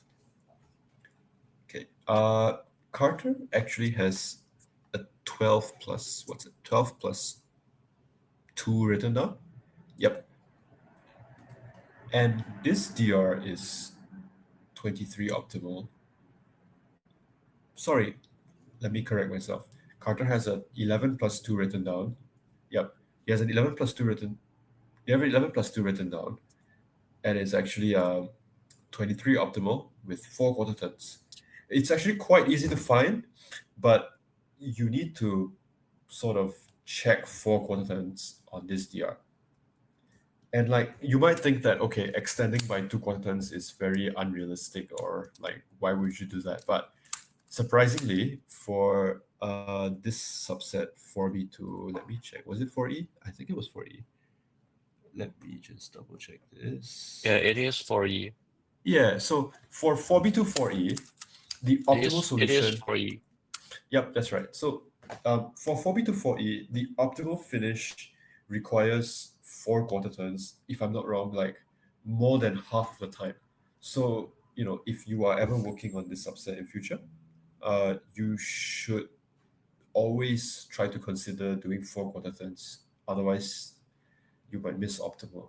So that's just like a piece of advice for anyone who's aware of what a 4B2 4E is. Always consider 4 quarter turns on this subset because it happens very often.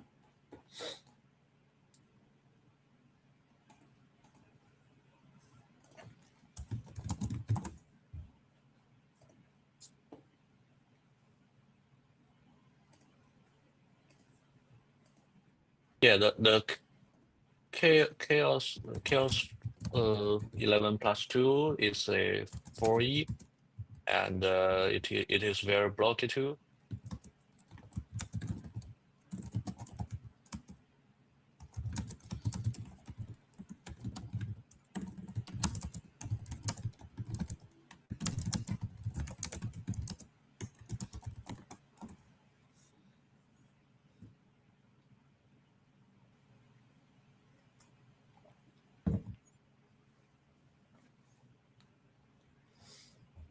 I think that's the same EO with Carter's 11 moves.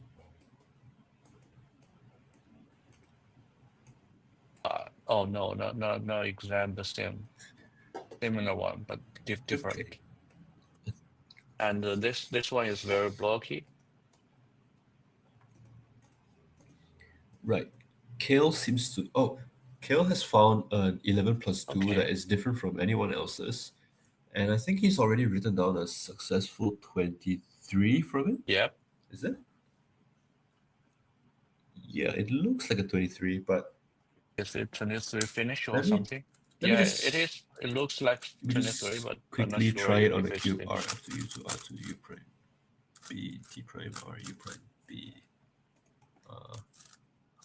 Yeah, maybe we should try.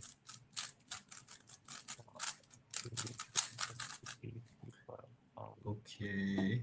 B. Then L prime B to U prime L prime U prime.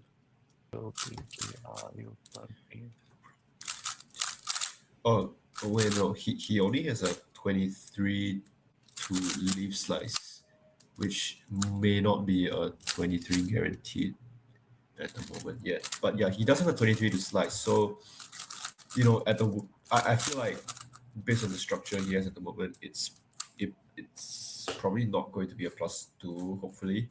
So like he can expect maybe a 24 at worst. So it should still be okay.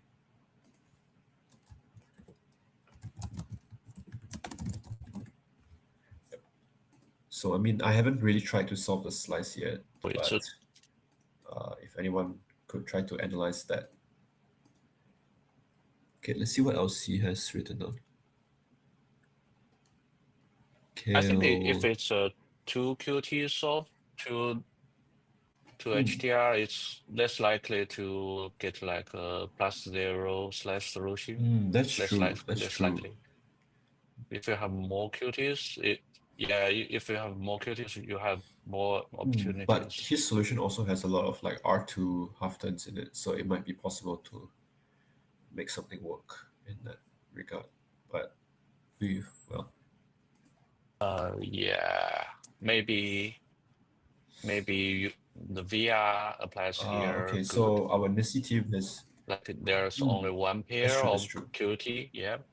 Yeah. So our Nissi team has just reported that Kale's Yeah. DR is actually 22 optimal, but none of them use Kale's solution. So I think that actually no, hold on. One of them does use Kale's solution. Yeah. So Kale's DR is actually Kale's 23 to slice is actually 23 optimal, and he should be able to slice his solution to get the 23. F2 to F2. Yep, that's right. So his slice is actually +0 optimal. Yep, it's written Yeah, that's Yeah, I we should say that's a bit lucky for 2QT that is actually solution. quite lucky. Oh, Lewis Yeah, is yeah. starting to solve his DR now. Uh, he has a very big 9 plus 3 like written down over there. I guess that's because it's the only promising thing he has found, which honestly, if I find this 9 plus 3, I would also like all in on this DR and hope that it works.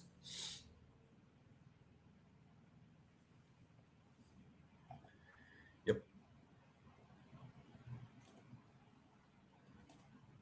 So we'll let them cook for a while and see what happens.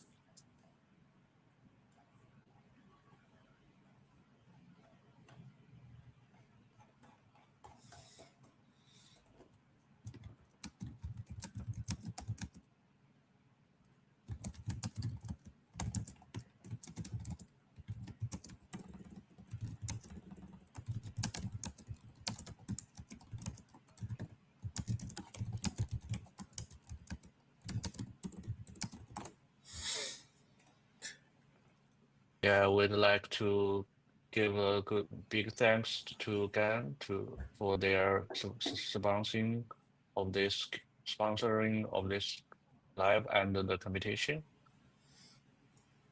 And Yep. Gas Cube are very good, and their Smart Cube is also excellent. Yep. Having a lot of fun by doing the smart cube display on this one.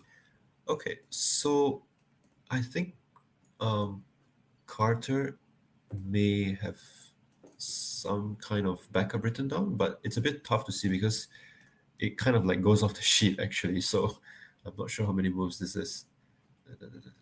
Yeah, so we'll find out later, I guess. Uh okay. So let me look at what oh my goodness. Okay, so yeah, there's a pretty tricky 22 from Lewis's DR, which I think you can find. Uh, yeah, and it actually uses 3/4 turns, which is I can show you guys this on the stream. So let me do this. I can do this. U L2 EF prime R U F2 U prime. Okay, let me switch to normal. Okay, so this is Lewis's DR on normal. Okay, it looks like this, I guess. Okay, so this DR is a 4C3. Okay, which means that it has a four, like there are four misoriented corners from HDR, and it's 3/4 turns away from HDR, right? So when you have this corner case, what you normally want to do is put the okay. So currently we have it on the side, on the A side, where the four corners can be set up to this particular position, right? Uh, we want to do a quarter turn from here to reduce it to 2/4 turns. However, if you do it from here, it actually doesn't make it 2/4 turns. It makes it like 4, if I'm not wrong. So what you actually have to do is like adjust it a bit. So what we're gonna do something like this, okay? F2 to put all the corners on the same face, like this. You see all the misoriented corners on the same face. Then we're gonna do a D2 to just switch them around, and then B. Okay. Now after I do this, it's it's now in a 2/4 turn state. So if we switch to inverse from here to try to solve it, okay, let me just do that.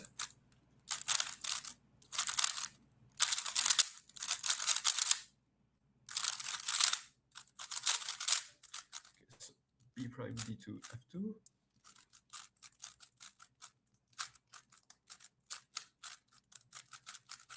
U prime F prime there.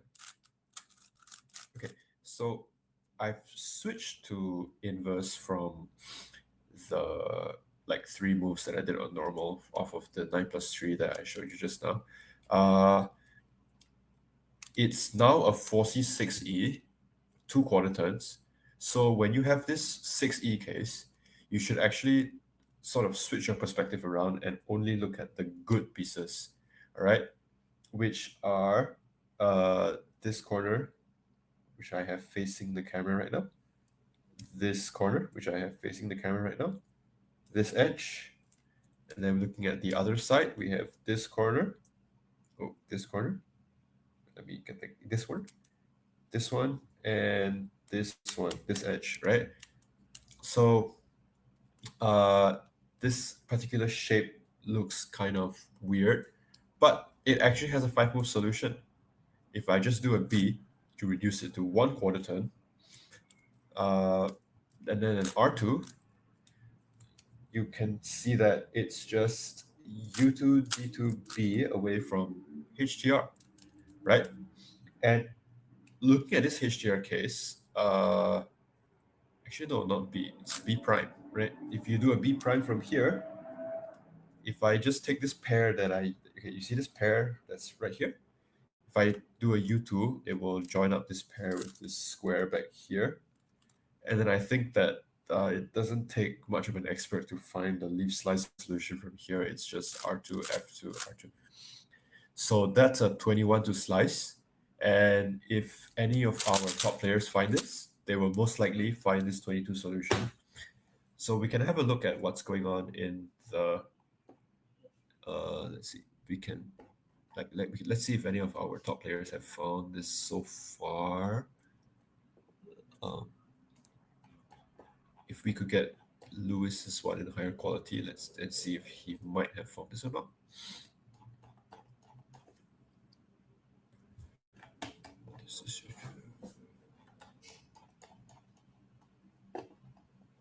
Okay.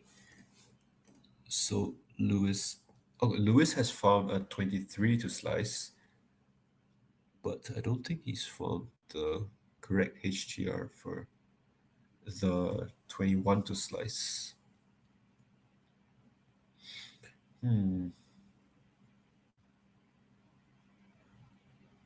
Let's see. How to. Oh, he's written down a bunch of reductions that are actually. How do I say this? No, he's written down a bunch of reductions to 2 quarter turns that are actually HCR equivalent to the one that he, like, to the correct one.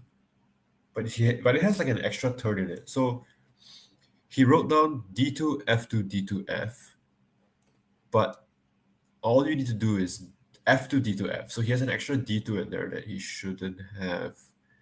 So I'm not sure why that is. I see. Okay. Anyway, let's move on to someone else.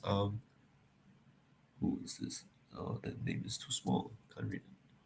Someone submitted a 26. That's interesting. Oh, is that Brian? Brian Johnson has already submitted a 26. Yeah. I see. Yeah.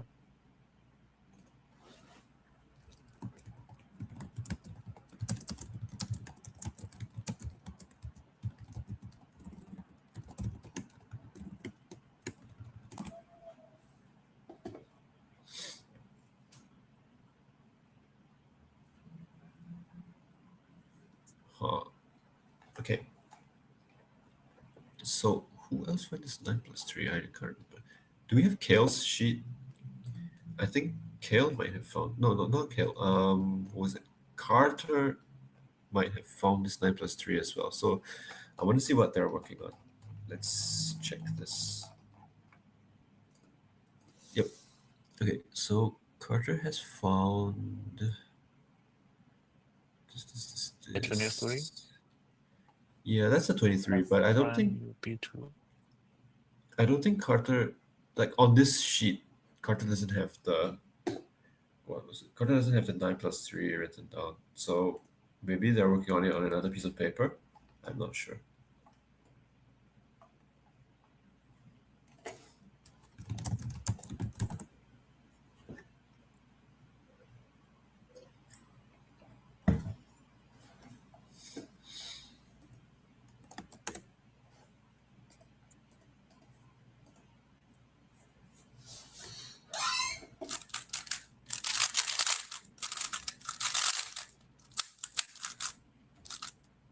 Okay.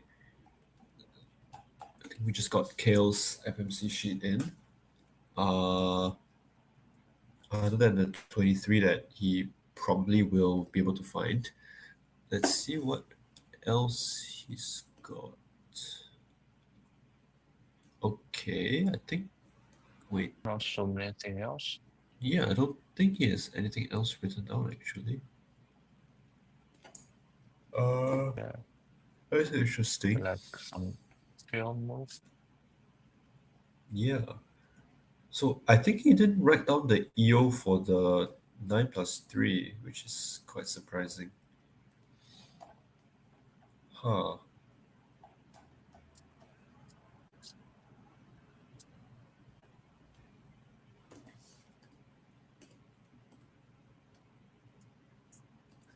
Okay, so Carter has actually found a 23, but from a different DR that was from the one that we Yeah, mentioned just now. So it'd be interesting to check what that would be.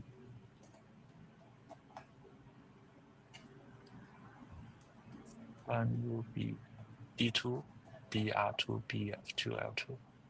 Okay, that's not too bad.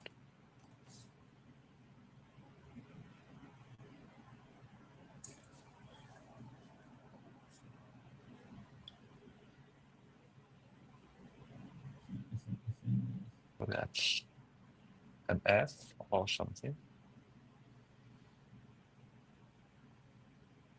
Oh, wait. I think there are a lot of slice moves Oh, involved. okay, wait. It's In from. his 23.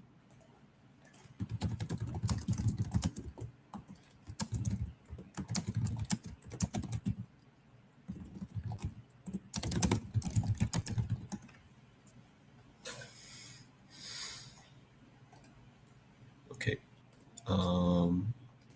We have Levi's sheet. Levi doesn't seem to have anything like very obviously there is a solution written down. So yeah, so it's hard for any of us to see what he's up to, what they're up to. But if I'm not wrong, we have about 10 minutes left in the attempt. And let me try to Maybe less, explain yeah. let me try to explain a little something about DR at this point, because sort of one of the advantages of DR with the cube, if we could get the cube on screen. Yeah, so let's look at this cube, okay? So usually what happens with DR finishes is so most DR solvers, right? Almost every DR solver will only focus on the top and the bottom layers of their cube when they are solving the cube, okay? So you see this middle band over here, these pieces in the E slice, we do not care about these at all, okay? So basically what we are going to do is, with most of the DR solvers, we just write down, okay, so let's say in this case, we say it's 1, 2, 3, 4. We say it's 6 moves to leave slice, right? And why do we leave slice? It's because, remember, okay, let me say something. Remember when I did R2U, I could have also done R2U wide, right? And if you only look at the top and the bottom layers, that does the same thing, right? So, um, I can choose at every single point there's a U move or a U prime or a U2 move. I could choose to make it a U wide move, a U wide prime move, or a U wide 2 move, right?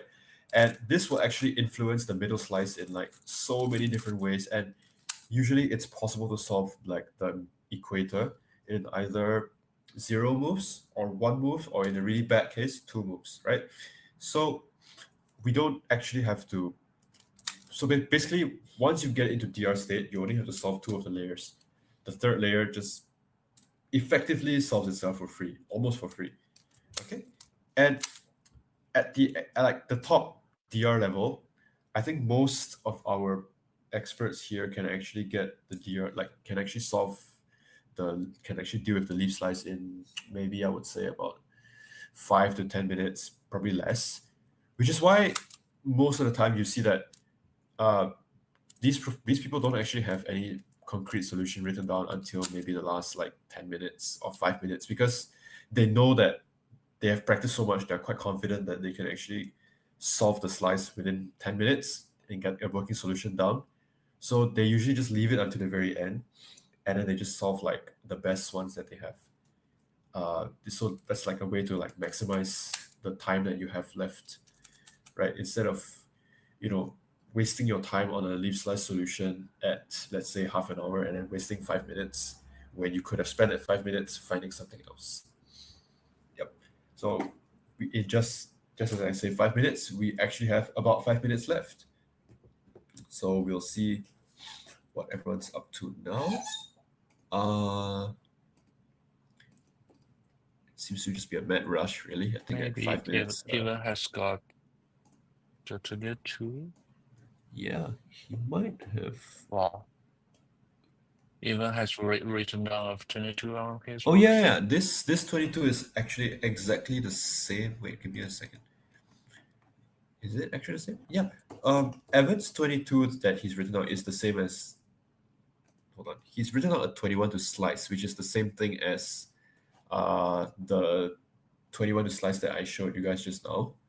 So if Evan, oh right, actually Evan's already solved slice. He said it was +1 to 22. So Evan will probably be able to get this 22 written down in time, and uh, this is probably the best single that can be found on this scramble, I think, because it was just really bad. So we will find out. Yeah. Oh, Levi is also found at 22. I wonder if it's the same one.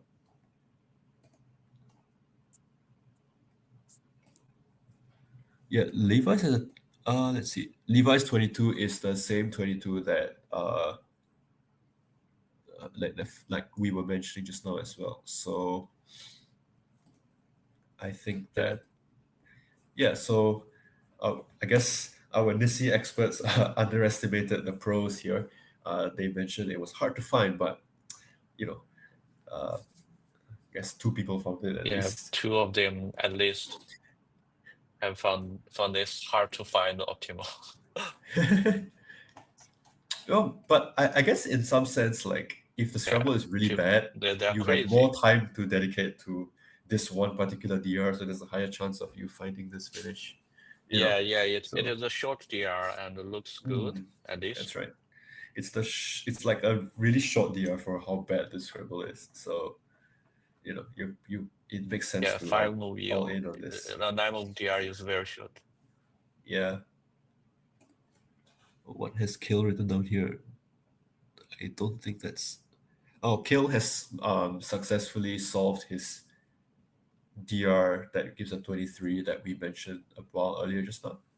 So I think Kale is most likely going to finish with a +0. 23 from here. Yeah, it's a +0 slice from 2Q.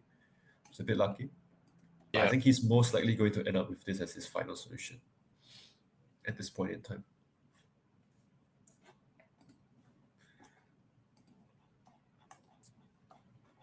Oh, Lewis's sheet is a mess.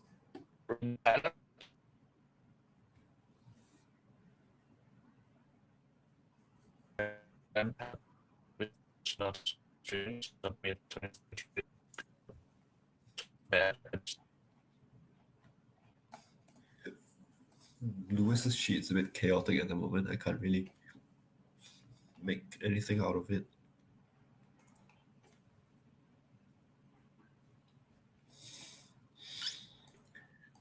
Yeah, it seems like Lewis missed out on the one particular way of reducing to 2 quarter turns on normal. He did 3 half turns before the quarter turn when you only needed to do 2. So that's a bit unfortunate.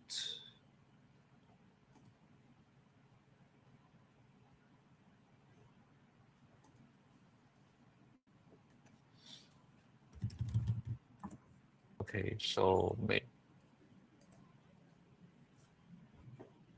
who was that guy writing down as Yep. 26? Brian? Yeah. So Brian didn't change his Yep. mind, Oh, I Lewis don't is think. writing down his solution as well So that's a with 26 about 2 for him. minutes left, which is just about enough So time sorry, we for, have yeah. to So I think if you have 2 minutes left, pronounce. it's just enough time to write down your solution and check that it works. Uh, yeah. So, you know, oh, he has a 23, I think. Yep. Because if you have like 1 minute left and then you write out your solution and it doesn't work, uh, there's a you are going to panic and like there might be some problems. You might not be able to find what's wrong. So I think 2 minutes is Yeah, might 1 be minute quite safe. left. Yeah. Oh, The last he wrote down minute. DNF. Oh, okay, his solution doesn't actually work. Oh no. So I think Lewis Oh no, DNF because whatever he wrote down doesn't actually work. That's oh man. Oh no. that's a bit. Ouch. I hope he'll still be able to make second round. Okay, so our attempt just ended. The attempt just If finished. if you DNF, it's not likely you are going to the second round, I don't think. It depends on the comp actually, like in the region. So I don't know. Yeah, so how many are going? Yeah, this comp should be 75%. 75% Yep, or that's right. less? Mhm. Let's check the schedule. Okay.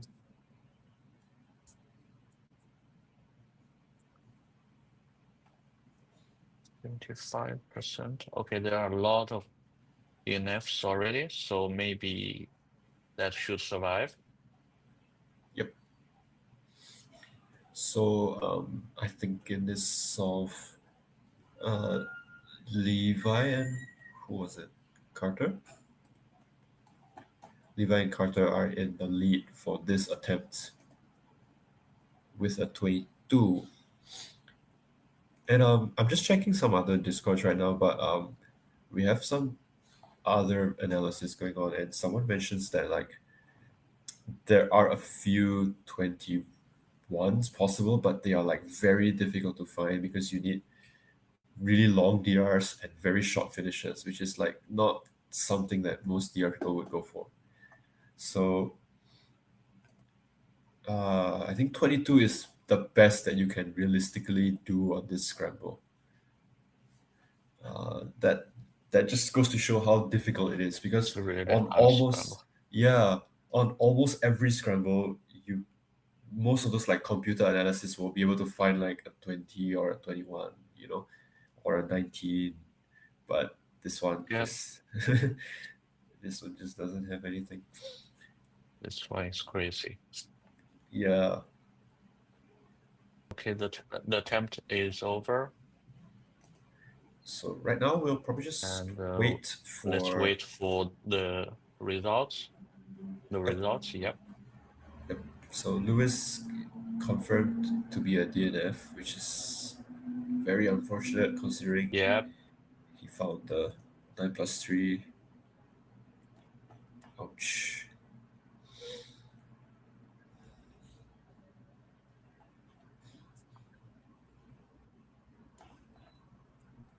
even got a 22, Yep. got a 23. Mhm. Brian Brian 22. submitted the 26.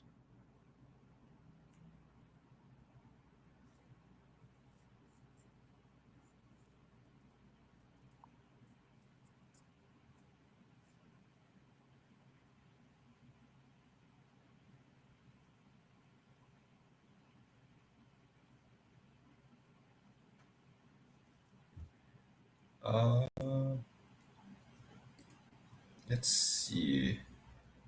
I think for this scramble, most people would be happy with just like any kind of sub 25.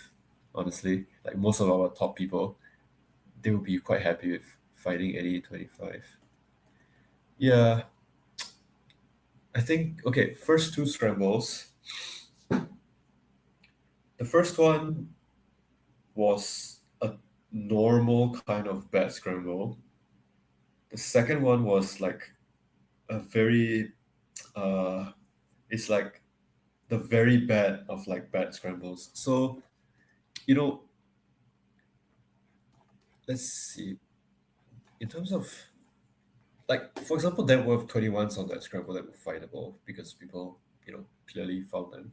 Uh there were also some difficult 19s. And honestly it depends on like, you know, my mood on the day itself, like whether or not I would find that 19 or not.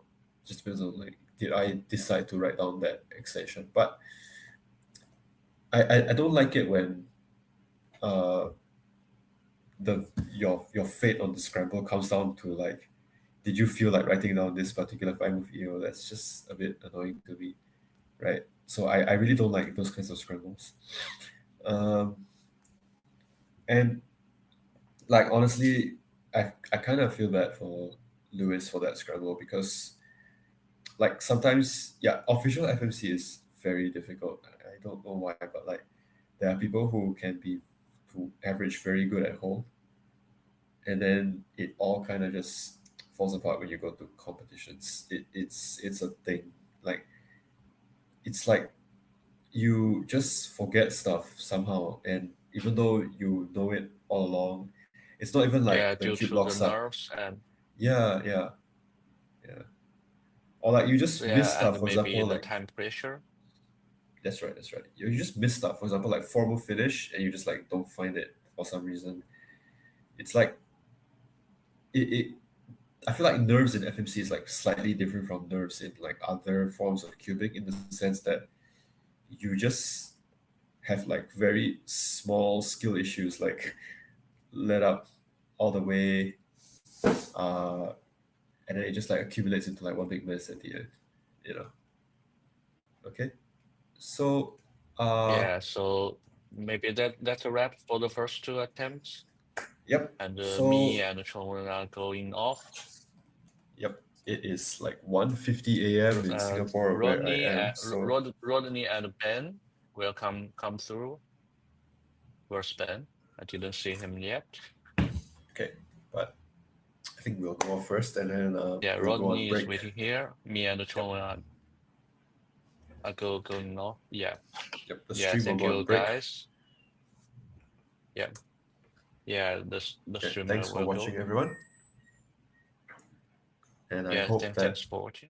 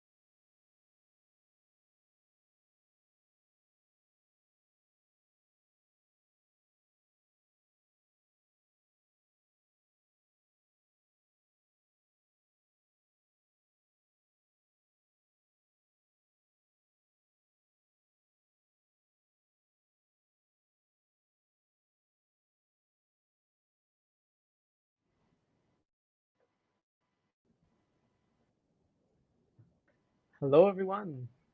Hello, hello. Hello, we're here for the end of round one, the climax of round one. Yes. Actually, haven't been following too closely. Actually, before I talk, let's introduce ourselves. I think that's that's a good idea. Sure. So I am Ben. Uh, I have an official 2333 mean, which honestly isn't that crazy today, but like I know what I'm talking about. I relearned all my I did my homework towards this what's it called? Towards this competition. I learned all the modern uh techniques or like the proper naming for the R subsets and everything. So hopefully I'll know a bit more of what's going on. I'm Rodney. That's how I introduce myself in my videos. I have no official mean. I've never competed in a community competition at all. Sad to say, maybe someday. But I have done a lot of Anyway, I'm mostly a theorist, so I write docs and I make videos. So I'm. I don't know, refer to some diagrams in this HDR theory doc that I made. Thing I'm interested in now, I'm still like focusing on like the DR to finish kind of problem. I'm kind of interested in NIS prediction to kind of find optimal solutions for things that don't seem findable. At some point, I want to move on to the EO and DR, see if there's anything to be cracked open over there. That sounds really cool. That's I feel like those solutions where it's like a really long HDR into a short finish, like there's some hidden theory there. Yeah. Also with us, oh, sorry. Continue.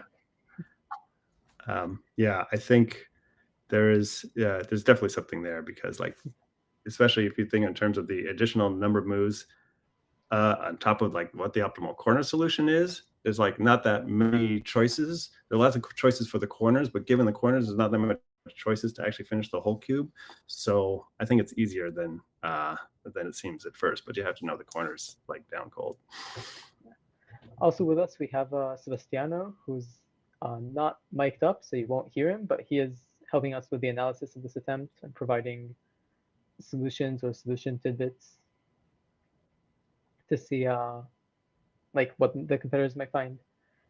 Also, I'll ask everyone in the chat to like please keep chat in English. I know a bunch of friends of mine joined and they're speaking Hebrew, but like not everyone speaks Hebrew, so yeah.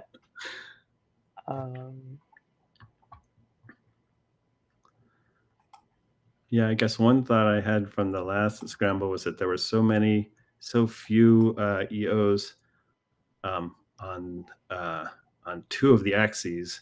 I was curious to see whether anyone whether it was advantageous to look at those like bad axes, because at least it's clear what to check. But I actually didn't go so far as to see whether were those the ones that ended up being like the shortest solutions. That's interesting, actually. Maybe we could check that for this attempt. Yeah.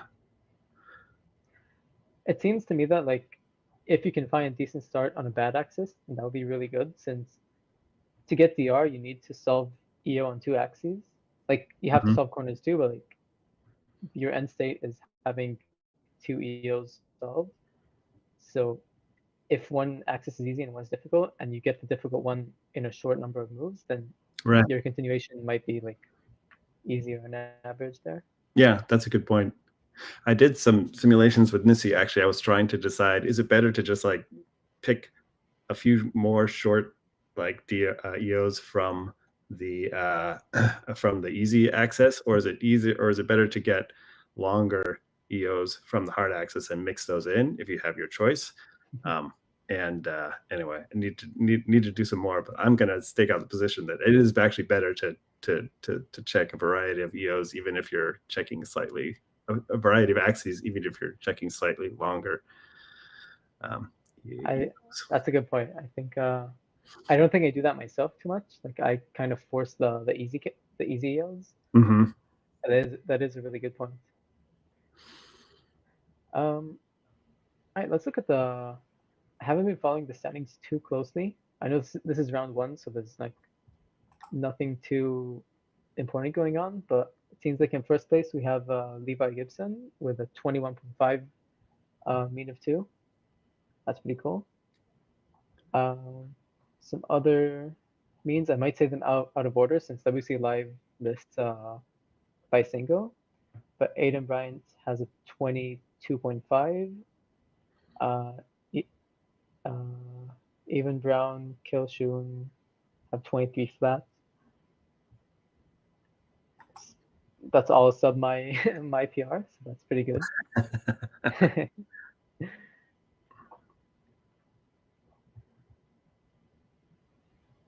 It seems like we should be starting really soon. I see everyone getting they have their papers, their cubes. I'm excited. It's gonna be really fun. Oh, and I think we just started now. Let's go. All right, so I really want to see something like non-standard, like some 21 block building solution that no one will find.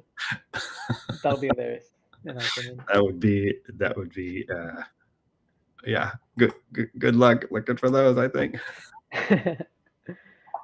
All right, so now that we started, I want to explain to like anyone in chat who's less experienced in FMC, like what they're doing. I won't delve into like the actual method yet, but the point in FMC is you need to get lucky, basically. That's not a question. And in order to maximize the chances, you want to check as many starts as possible. So right now, they are just scrambling the cube and honestly not even turning it or barely even turning it, and just writing down dozens of solutions for EO. Here we can see Aiden on the left. Yeah, chasing all these bad edges. When solving EO, that makes that puts the cube in a state where you can solve it without F or B moves, and is the first part of doing domino reduction. So these people are going to be writing down. Honestly, I don't know how many EOs people check nowadays. I think it's like 50. Sometimes more, sometimes less. Depends on like on how the scramble is. And now we can see. Right. And yeah.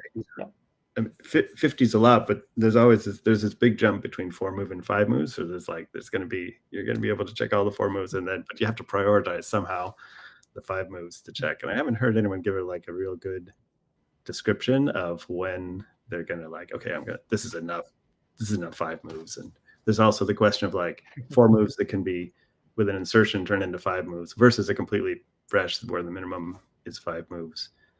That is also true, because usually an extended 4 move EO will be like pretty similar to what the 4 move EO gave. Mm-hmm. Whereas if you do like usually, 5 move. Yeah, like usually extension is just by inserting a double move. That's what I do. I just extend by putting a double move on the back, which the double moves doesn't change much. Yeah. But yeah, there's a bunch of ways you can do. Like I'll scramble my cube with EO solved.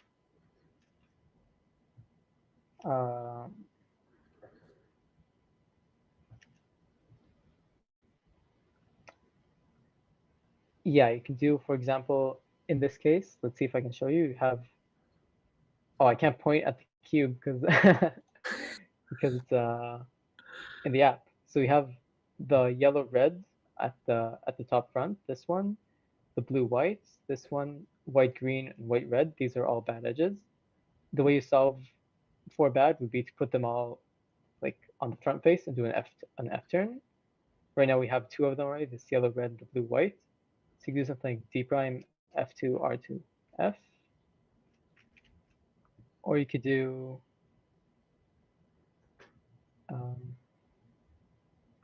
like just some completely different 5 move solution. So the extensions can be Some of them can also be like completely Yeah. different.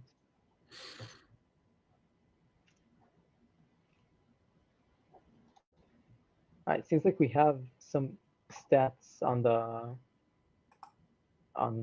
about the scramble. There seem to be quite a few 3-move EOs. Ah, That's 3 on a green front, which is pretty cool. all right. That's going to be a different kind of scramble. Yeah.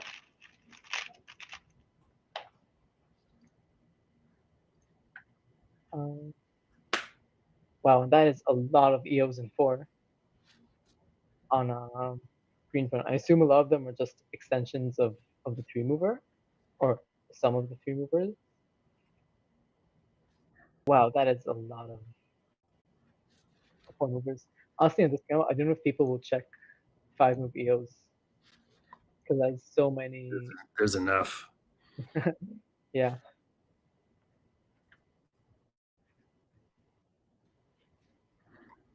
Let me count. 1, 2, 3, 4. 21. Wait, even more. Sorry. 26 EOs in 4 or less on a green front. Wow. No other EOs in on RL or like on the other axes, red front or white front. No 4-move on the others. Or maybe not. Oh, yeah. No, only in 5. Actually, yeah. So this does relate actually to what we just talked about. Whether like should you try other difficult axes? Because Right. I don't think anyone has enough time to fully check the green front EOs because there's so many things to try there. Certainly not. Yeah. I mean, probably they'll check all the 4 moves.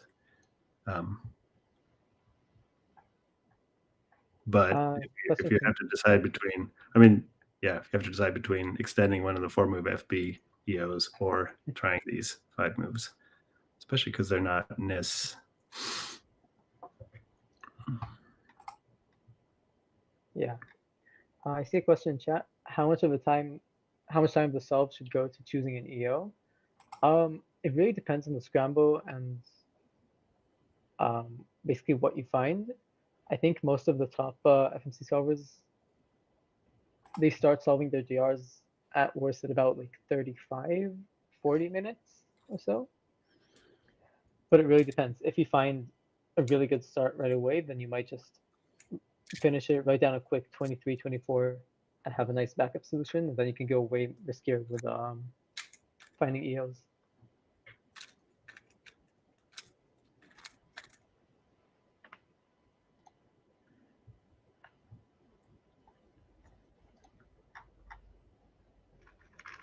I want to check out the Scramble to see if there's any crazy block or CFOP solution. There are a few pairs.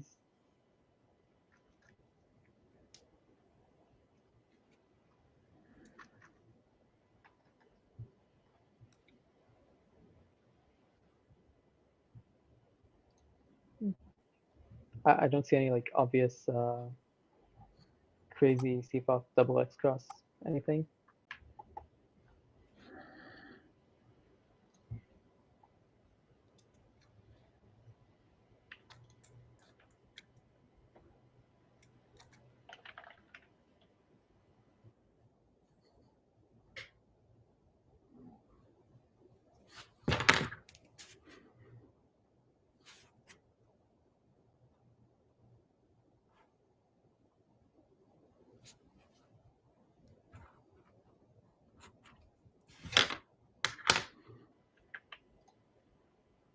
All right, I'm looking at Kale's page, and it seems like he has a crazy amount of green front EOs written down. Actually, a lot of 5-movers, which kind of surprises me. Like there's not that many 4-movers written down. And it seems like he started working on white front. Oh, he did red front and found a few 5-move EOs off of them. Mm-hmm. And he's on to white front. But he's only on the normal scramble, I think. Like almost. Oh no, never mind. I was wrong.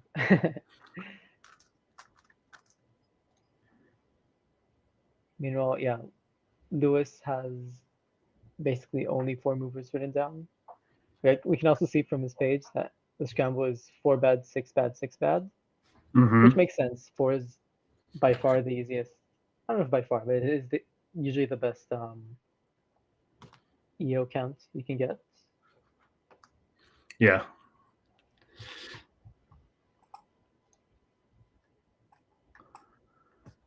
All right. This scramble is also 18 optimal, so despite what seems like a pretty easy start, I don't think like there's not going to be any 17 or 16, any crazy solve. I wonder if any 18 is like findable. That would be really cool to see anything like this.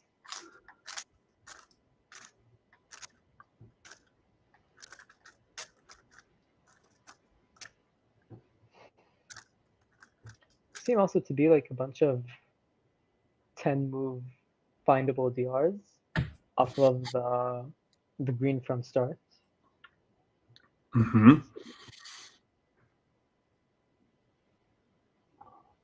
Yeah. So far, all on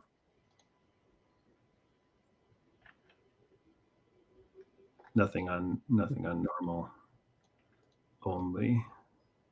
Yeah, seems like everything is either mixed, like both on normal and inverse, or an inverse, and it makes sense to check normal first just because it doesn't really matter, but it just feels right. So I think we'll see, like we'll have a while until anyone finds one of those 10 move DRs. I actually want to see what Mallard gives for the scramble. Yeah.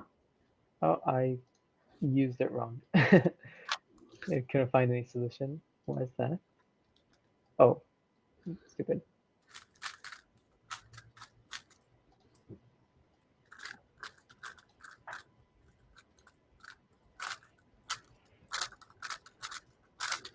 I'm gonna check some of these, what the DR case is for some of these short DRs that they're finding.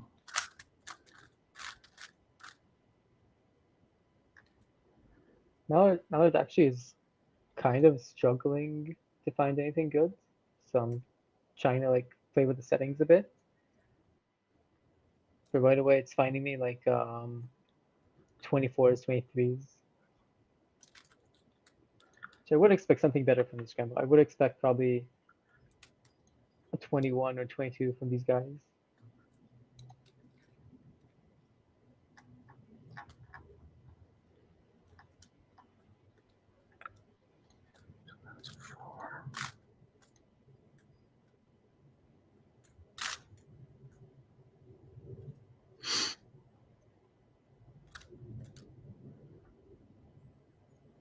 Oh, I see in chat the scramble has a findable 19. 3-move EO. RZP and 5 to +1 DR extension of 41 and 10. Dang. Which one would that be? Yeah, not like the one I checked is an obscure 4 move, a 4-quarter turn case, which I don't think. So the first one, actually 15. It's actually not in our doc yet because we don't have any 3-move EO continuation to DR yet. Oh, should probably explain like what I'm talking about because I realize not everyone here knows like not everyone here does FMC. DR is the method that people use. I'm just setting it up on my cube. Basically splits the solve up into 2 steps. One is to get the cube into a state called domino reduction. This is where you can solve the cube with UD and double turns for everything else, so R2, F2, L2, B2. This is really good for FMC since it's really easy to preserve what you've built. Like doing moves from here usually won't break, like it won't break a DR versus if you have like a big block. Let's say you have a block in the bottom left here and you do an F move, then like you ruined your block. So you're limited to only RU or breaking the block, doing a move, and then returning that, which is inefficient. So EO is also the first step of that. And basically what they're doing for the first, as I said earlier, about half hour, 35 minutes, they're going to be finding as many domino reductions as possible, categorizing them into sets. Like there's a bunch of info you can get about each scramble about each domino reduction state by just looking, like tracing the corners blind, looking at the patterns of the white and yellow stickers. And by that you can know like about how good a domino reduction could be. So like maybe you have a domino reduction in 10, but it's a subset called 0C4, for example. So it's gonna be very tough to finish that scramble, and you probably don't want to try too hard on that solution. There is another like sub-step between EO and domino reduction, since the way you get to domino reduction is by some sort of trigger. For example, here I have on the right, on the red face, I have 4 edges and 4 corners that are not in the domino reduction state. So by doing an R, I can solve them. So this first step, which is called RZP, which I don't know what the exact words are, but it's completely random words in Polish. I love this term. It's so awkward, but whatever. Basically, that means getting the cube to a state where you can do this kind of trigger. So from this state, I have 5 corners and 6 edges unoriented, and I don't know of any easy way to solve that. If I do an L move, now I'm up to 4 corners and 4 edges. And from here, I do have an easy trigger. So going back to what I said earlier about how do I say that name? Fanticious, I think. I hope. Sorry. He says 3 move EO, which again, that's like there's 3 of them on the scramble. You can solve EO in 3 moves. RZP in 5, so that means doing 2 more moves to set up to some sort of DR trigger. And it seems like there is 5 more moves to domino reduction there, but you want to do it in a way that's slightly less efficient because you want to check like more stuff, and that will give you a nice 9 move finish. That is a subset 4A1. Oh, I guess I should talk about HDR. The next step after doing domino reduction is essentially doing domino reduction again, except wait, that's not a good way to describe it. 1 second.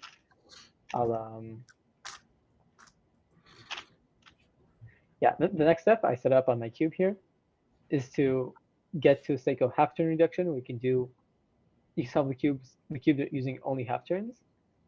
That's the categorizing I talked about earlier. It's categorizing into how easy it is to get to half turn reduction.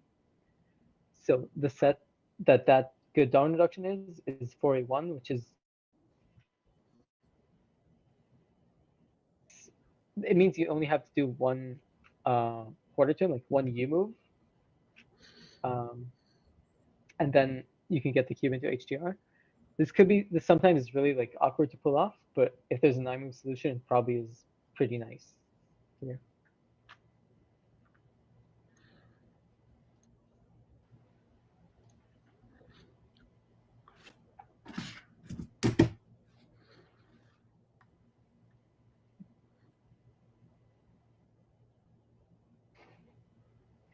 Okay, I'm getting word that maybe there is not a findable 19.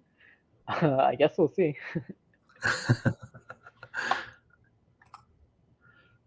Yeah, the 2 shortest have 15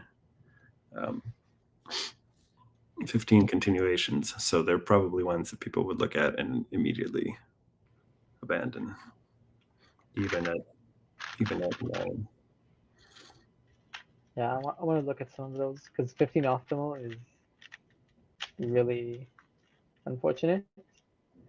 So this is one of like what I have on my cube right now is one of the the a dominant reduction is 10. Wow, I forgot how to speak. And this would be, wait, I'm going to recognize this. It's 2C. This is 2C4. So it's actually a bit surprising that it's plus 15. Like that it's 15 optimal, because 2C4 is kind of decent usually. Like it's usually not that bad.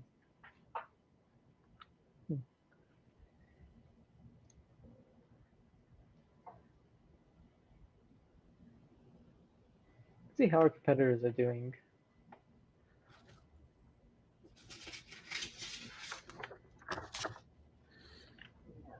It's quite hard to see, but I can see on Kale's page he has some some arrows pointing to like more moves, which means that's probably a domino reduction after an EO.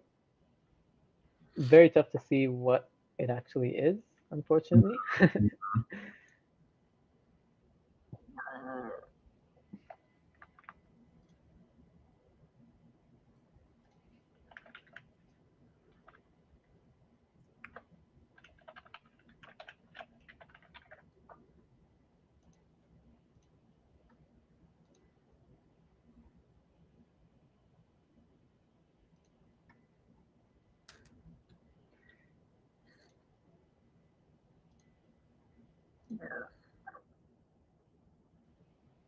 Actually, I see Avid is like playing around with like a half turn reduction to cube right now. So he probably does have some domino reduction that he's already looking at. It's pretty cool. Yeah, which one is that? This is one seems that there's going to be a lot of short DRs that have long finishes. So far, that's what it's looking like. Which Damn, is that's so unfortunate.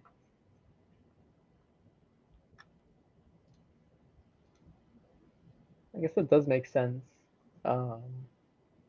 Like having an 18 optimal scramble with a bunch of easy starts, then you're basically guaranteed to have not perfect finishes.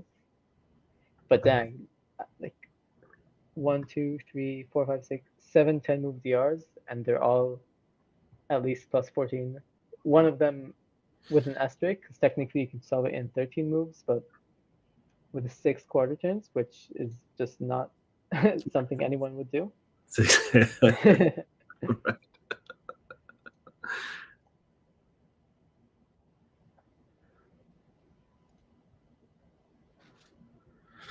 So I'm going to show this. For the corner cases that maybe we can. So you were talking about the corner cases we were talking about were so there's this 4 there was a 4 2C4 right case. So that's actually the best one. That's this one here, where you can go 1, 2, 3, 4, and in between there's only one move. So that would be like R2U, R2U, R2U, R2U. So that's okay, but it depends on how the edges are. When you've got 4 quarter turns here, you can usually you want to end up like if you end up with 2 bad edges in this 3 quarter turn case, then you can usually find a close to optimal finish where you don't have to insert a lot of moves to solve the edges compared to the corners. And if you're starting from here, it's usually not too hard to set up so that you get here with 2 bad edges. If you're here with 4 bad edges, then they kind of have to be in the right configuration for that HDR to be finished. The other short one I saw was this case, which is more difficult, because you have to go through this kind of case where there's an R2U to F2 before. Oh, actually, I think it was maybe it went through this state anyway. There was so far, I guess we haven't seen any, like most people I think are really like trying to find this one, like this 3QT2 is almost always the good, but I think Levi's haven't been, had a lot of successes recently with these 4 quarter turn cases, probably usually that one with the 2 corners as well. Yeah, I saw Levi's newish method, DR bounding, Mm-hmm. which is so cool. I love this kind of theory that's not about improving your solution, but it's more like improving your confidence in your solution, where you can know that like at best, basically the method is like you look at a bunch of stats on the cube on both the normal scramble and the inverse scramble, and you can essentially figure out, okay, at best I can have a 12 moves. At best I can have a 12 move finish on this scramble. So let's say this is a DR in 11, and uh, I already have a 22. So there's no reason to even check this Yeah. down reduction because I know at best I'll get a 23. I think that's so cool. Yeah, that's really cool because I'm finding there's a bunch of different ways, well, more than one way to put a lower bound on the finish for a given DR. So Levi's thing with the DR bounding is one, because you basically check the moves to get to one QT on inverse, which you can do without switching to inverse, and like you add that to the moves it takes you to get from either side. So you get the same state from either side, and you add those two moves. That's the lower bound. But there are cases where that ends up being like you end up not accounting for cases where you have like R2 U2 R2 U2 R2 U2 kind of two edge swap that swaps 2 on the top layer and 2 on the E slice, and those don't get detected there. But another way that gets so anyway, this is the case where the real one is a lot bigger than the lower bound that you get from that NIS estimation. But another way to get a lower bound that I use is the floppy reduction move count. So if you get to HDR, and then you can look at here's how many moves it takes to get to floppy reduction. Like in many cases, it's like 6 moves minimum to floppy reduction. Then you know that, well, I know that that my DR finish is exactly that, and that actually catches different, like that gives a different lower bound than the NIS prediction. And so if you use those together, then you get like the best lower bound, because if one lower bound is higher, then you know that that's the actual lower bound, right? That's interesting. I've never heard of that. Like I knew floppy reduction existed, but I didn't know you could use it to bound as well. Do you Yeah, want to you can, explain, by the way, what floppy reduction is? Because I think yeah. it's also like an obscure term most people don't know. Yeah, so floppy reduction is a stage that you get to after HDR. So HDR is when you can solve the cube with just double moves. Floppy reduction is when you can solve it with just double side moves. So you don't have any. So this is not floppy reduction because I need a U2 move. But if you can solve the cube without any U2 moves, then it's a floppy reduction. And so I have a video on how to recognize when you're in floppy reduction, but basically you look at the corners and you have to look at the edges. So the edges have to be like, you can't mix corners on the edges, so that these edges are not in floppy reduction. And then the corners are easy. You just have to have the matching, like this green red has to be on top of this green red. So that's not in floppy because the green red's here and the green red's here. And so when if you get to a state like this, like I can say, oh, how many moves? And then, well, let's just make it a little easier. So if I do some moves on floppy and then I do it outside of floppy, right? And so say I get to HDR in this state, what I do is I can look and say, well, how many moves do I need to get to floppy? And I can recognize the corners. To get to floppy, I need to split up these red blues and bring them together. So that's 1, 2. To get the corners into floppy, and then to get the edges into floppy, I need to bring all these bad edges to the top, which in this case, I can do it with the same move. So that F2 brings these 4 bad edges. So the 4 bad edges are the orange on red and the green on the blue on green. So in this case, that's the same move. So it's 2 moves to floppy. So that's my lower bound if I get to HDR in this case. But if I were something like, if I got to here, HDR in this case, I could look at this and say, this is actually a much higher lower bound on my solution, because my corners can get to floppy in 2, but my edges didn't get to floppy. So in order for me to get the edges and the set up to get into floppy reduction, I need to actually like do this 1, 2, 3, 4, 5, 6 cancels 2, so that's 4. So that's like an upper lower bound of 6. So I could immediately like don't have to go any further attempting that HTR because I got that lower bound when I reach it. That's really cool. It does mix other stuff like doing, I don't know, 2 moves to solve the corners, leaving like 2 edges and 2 edges, and then solving those with an insertion somewhere else in DOM reduction, right? Right. Yeah. Most often you'll get if you have 2. So like, yeah, if you here I've got like corners in floppy, but the edges are not in floppy. But I only have 2 that are not in floppy. You can often go back and solve those 2 with like even on the setup, like at 1 QT, I can do this.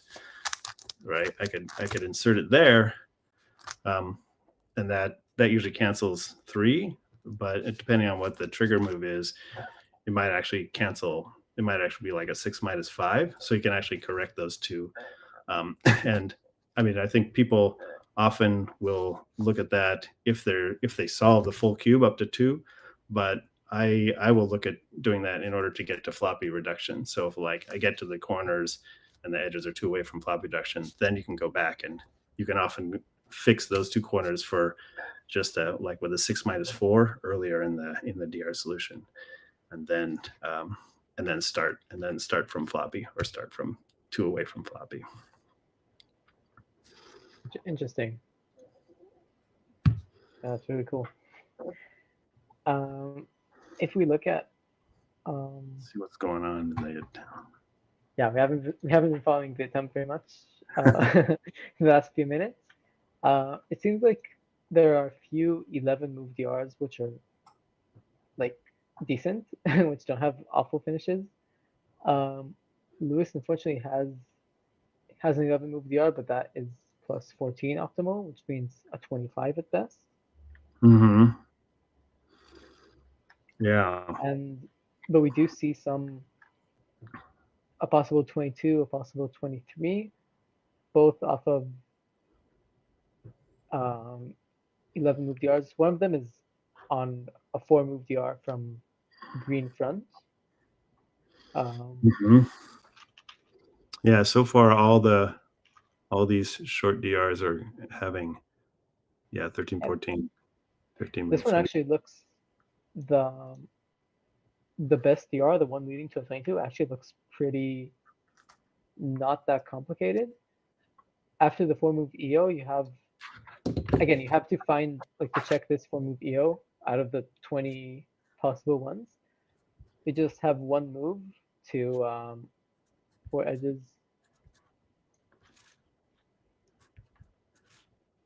Oh, that is. Yeah. All right, so I'll correct myself in a moment. But after the EO, you have 1 move to set up to DR trigger, then 6 more moves to get to DR. However, I'm being corrected as we speak that this EO is pretty tricky to find. And now they look at it, I probably wouldn't find it. It's taking your 4 bad edges. Wait, actually, I do want to show this on my cube, so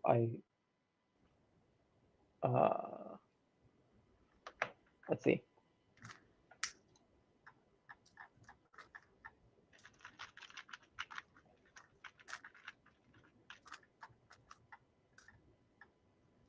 So again, we have our 4 bad edges.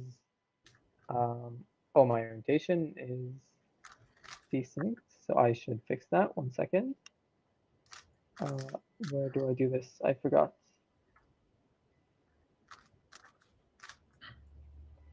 There we go. Just fix that. Perfect. Okay. So my edges are the red, green in the front, the white, red here, the green and yellow here, and the white and green here. So this solution is actually doing a B move, which brings me to 8 bad edges. And then after we switch to the inverse scramble, which I'll do that in a second.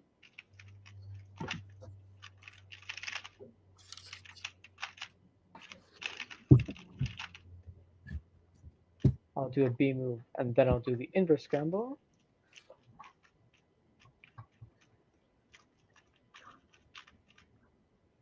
Now I have, again, 8 bad edges because that's what I set up to, but I can solve them with an F since there's 4 in the front. And the ones on the back are very nice. They're the yellow blue, the white blue, and the blue red. So I just can't do a U prime B, and that is an EO in 4. But that is true, that is a pretty tricky EO to find.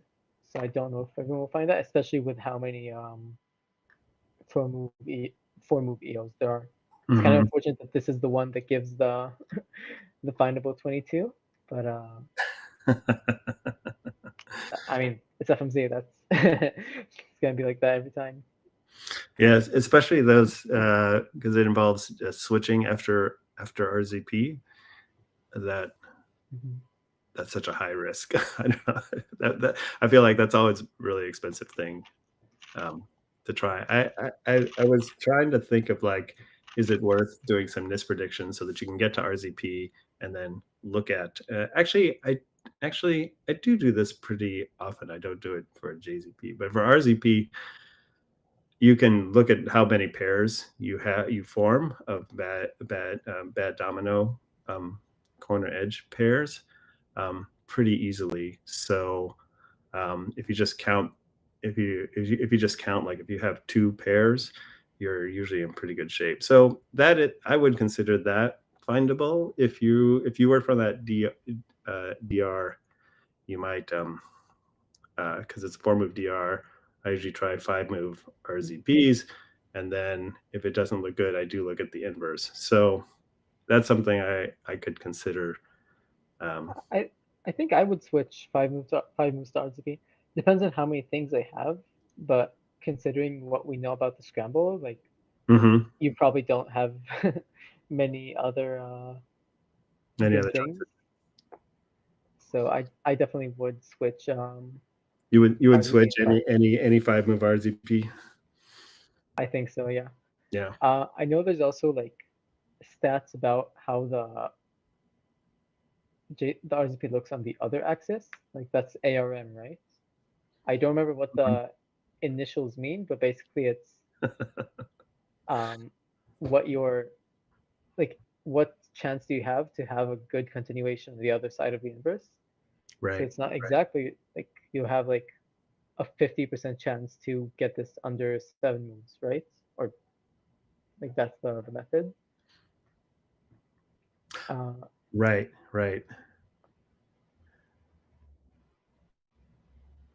I should learn that. That looks really, really useful. Yeah.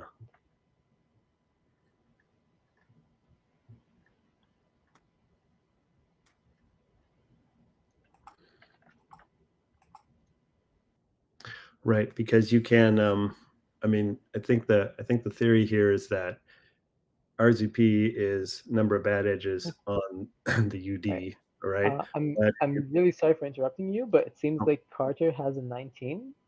Oh, is that nice. right? I mean, they have a big circle with 19 and a fully written solution next to it, so I assume so. Wow, that's really cool. It looks like they're checking it right now or looking for a way to improve it, I think.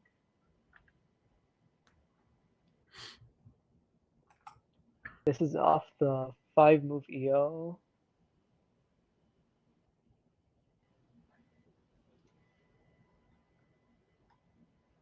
Wow, that is. Oh, I meant 3 move EO, and yeah, I misspoke. off of one of the 2 move EOs. Off of the 3. That is really cool. That's great. So we did not get trolled in the chat. Looks like spoke to. So what would that give Carter as a mean? They have 24, 23, 24, 23, 19. That would be a 22 flat mean, which is really solid. I don't think it's PR for them. Let's see. I think they have sub 22, right? FMC. Oh, they have 2067. Wow, I did not know that. Wow. It is a tied PR single though, which is really cool. And it does mean that theoretically, Levi, who is on the best pace, if they get a 19, that would be a 21:33 mean, which I feel like just a few months ago would have been second in the world, but now it's like it's not even good anymore. People are getting so good. Yeah. Yeah, and Levi does have a 21 flat mean, so again, no PR potential there. Carter's solutions in the doc. All right, let's have a look at Yeah, let's take a look at what he's done. Carter's solution. So it's a 3-move EO. It's a 3-move EO on the inverse, and then you switch. So it'll be with orange top. Looks like there's, yeah, just like I said, there's 2 moves to in this case we have 2 corners here, 2 corners here, 1 edge, 1 edge, 1 edge, 1 edge. So there's 4 bad edges, 4 bad corners. It's really nice. Mm-hmm. Cool. Okay. So basically, the case you want is where you have like these. I'll just show this on my cube. These kind of big lines here, since that looks like an R move. That. I don't think I. Oh gosh, I messed up my cube. I have to scramble again. Hold on, technical difficulties. Oh gosh. I'm struggling. Let's try again.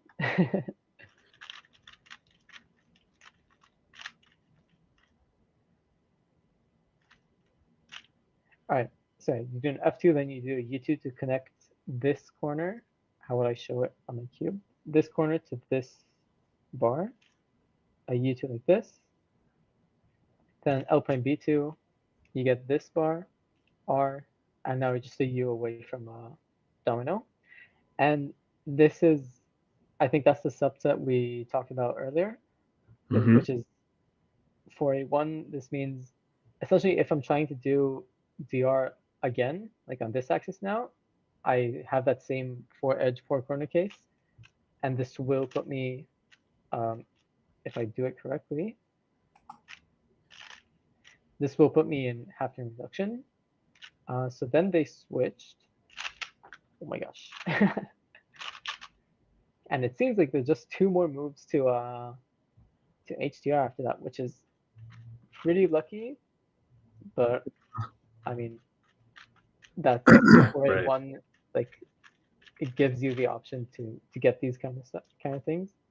Yeah, look at this. After the EO on the inverse, there's this column on the top left, this column on the top right. You just do D2L. Wow, and it's also an HDR that looks good. D2L prime R2, and then it's just this 2E2 thing. So pretty straightforward finish after dominant reduction, but wow, really good job to Carter for finding this this dominant reduction. I wonder if anyone else is gonna get this. I mean, it's 3-move EO and it's an 11-move DR, so it would be. I assume everyone is trying to exhaust that 3-move EO, so it doesn't seem that far-fetched to find that DR. I haven't looked at it. Looks like Kale has the same 19. He found it in a different way. I showed. Right, let's see my cube again, because I showed the last 5 moves were basically a 2-edge solution. Like it was D2 into this, which you can do by R2 to R2 to RU2, or a variation that can cancel the D2. And it looks like Kale stumbled onto this 2E2E in a different way, which probably gave him either the same or a very similar final solution. I'm not quite sure. Yeah, that's really cool. It's really they can find it from different ways, like in different ways. An even more extreme example of that is Levi and Aiden. They both have the world record single tied at 16, along with like other people. But they had the same scramble, the same solution, but they found it in completely different ways. Like they found it the exact inverse. I'm pretty sure the exact inverse from each other. So they found each other's solutions backwards, which is backwards. Oh, how cool!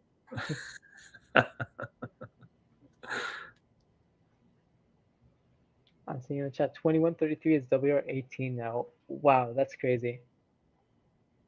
I wonder like what happened. Was there some crazy? I don't feel like there was some crazy new tech discovered. There was a bunch of gradual stuff like geared mainly towards consistency. But I don't feel like there was anything that actually saved enough moves to like make 2133 18. That's crazy. Yeah.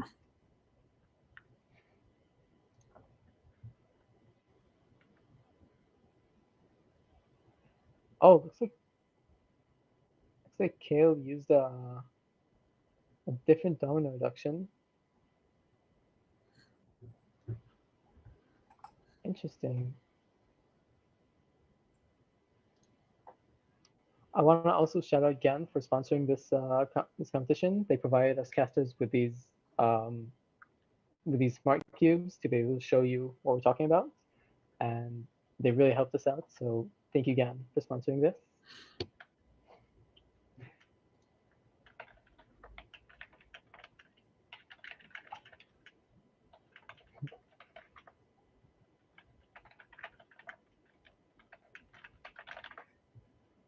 All right, so let's have a look actually using, again, on the smart cube, let's have a look at Kale's DR.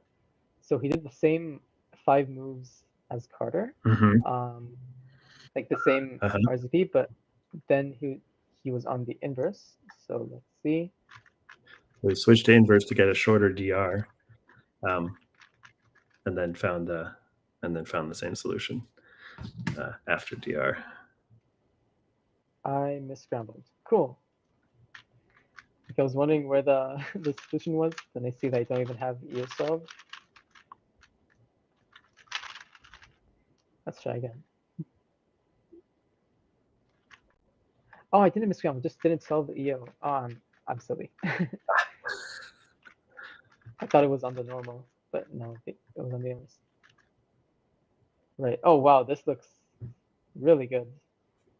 After you switch, you have this entire column made, and half of the other ones, you just do a D2. And I have to just align them to the U face, so R2 L prime U. That's cool. So this is actually, yeah, it looks like a completely different solution. Is it? It is 4B2, which is, it's basically probably the second best subset, I would say. I'm not sure. There's actual stats on those, but I don't remember them. But it's a pretty good set. Basically, if you look at the corners, you can see, look at all the yellow and white corners. There's one in the back here, and these 3 here. That is the same pattern that it would look like if you had R prime U2R to skip OLL. And in this case, it also sets up to put the corners in HTR. So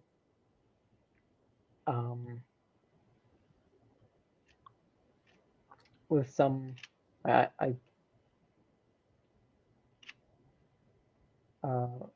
would be,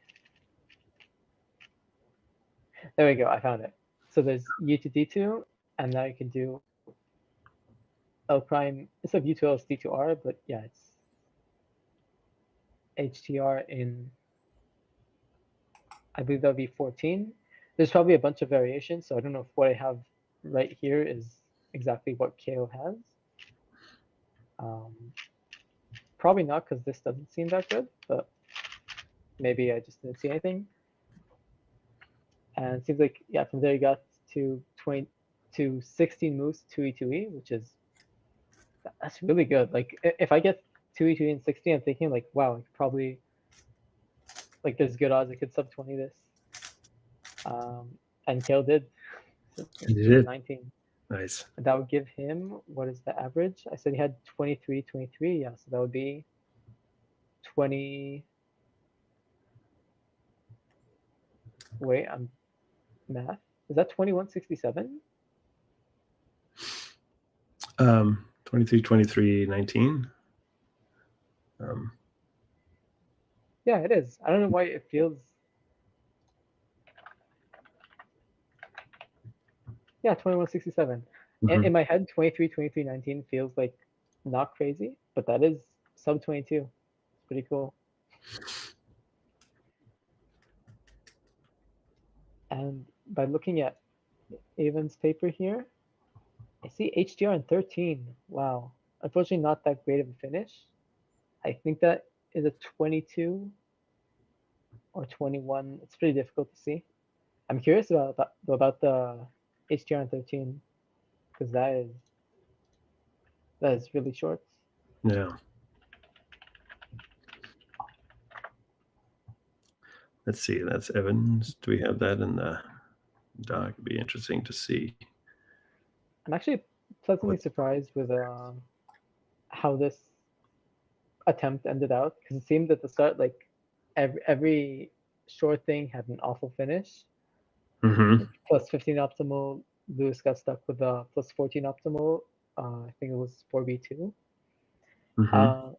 But there are a few gems here, which honestly is kind of frustrating if you don't find them. I know it feels really annoying to like look at a bunch of starts, but you miss the one start that gives the really good continuation. Right. Especially if it's from the shortest EO. Like there's only one 3-move EO. And No, there's a few here. There's I'm pretty sure there's 3 of them. oh, okay. Right. There's one on inverse. Yeah, there's one on normal and 2 on inverse. Anyway, yeah, if everyone looked at those 3-move EOs, but then to not, and those are good corner cases, so it must be yeah, you'd be frustrated to not find that. Yeah. Actually, let me. Let's turn to HTML. Okay. Let's see. Yeah. I'm interested in Evan's DR because even though it didn't give him the HDR, even if it didn't give like a crazy a crazy final result, like that's still 13 to HDR is really cool. Yeah.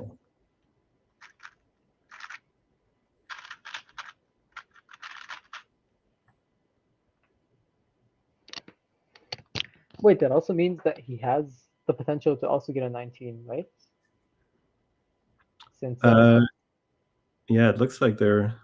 they don't have much time left, so I really hope that he finds it. But since this is like the last attempt of the first round, I feel like it's better to go safe and Right. just write down a solution because they have like about 8 minutes left, I think.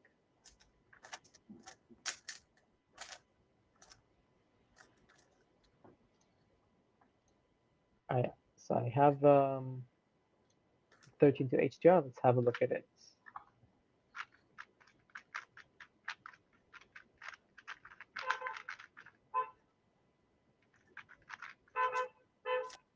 Sorry if you hear honking from my side. Someone on the street is being silly. All right, so this is. Oh, that's cool. I see. So we have this case, and I'm not that experienced with recognizing HDR cases with lots of edges. But I can do D to L prime, D to R. Oh, that's what I tried earlier. I guess I thought that was Kale's HDR. Wait, so that means Yeah, I'm gonna.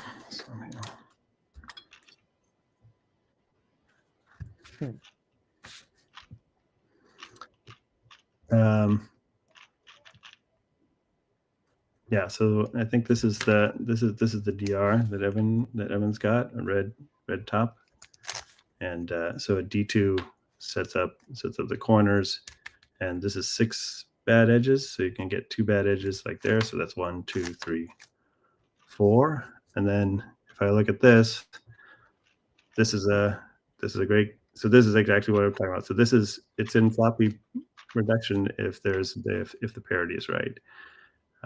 Because corners are in floppy and edges are in floppy. So 1, 2, 3. But it's so floppy has a parity consideration. So parity is wrong. So this is not as good as you might think. Because even though it looks blocky, it's actually at least I think it's at least 6 moves. If you have corners, you have to basically go out of floppy and then do like a 1, 2, 3, 4 or something to get back. Yeah, 1, 2, 3, 4, 5 to get back to finish. So the lower bound on that HDR is not as not as good as it looks to begin with. Seems like Evan wrote down a 20, I think. Pretty cool. No, it's not 19, but it's still a really good result. Yeah. Still better than my. Not 19 actually. It's a bit difficult to see. But it looks like he has a solution written down and scribbled out because he found something better. I actually only see, I think 18 squares with moves in them, but I know he can't find an 18. So that's interesting. I wonder where it is. Oh, no, it's a 19. I didn't see the last move. Yep, it's a 19. Awesome. 3 people found 19s. At least 3 people. That's so cool. Good.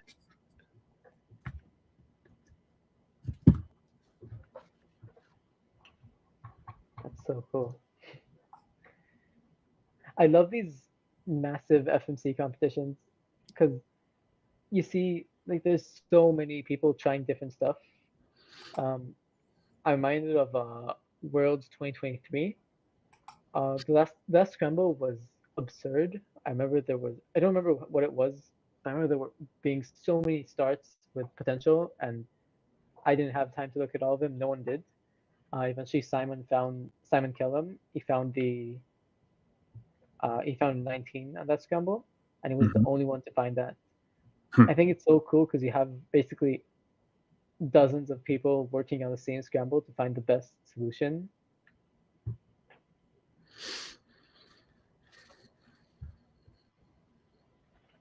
So cool.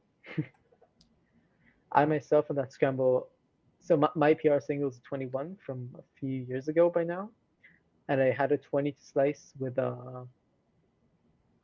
like a bunch of quarter turns. So I thought for sure I could get a 20 off of that. It ended up being like 23 or 22 optimal.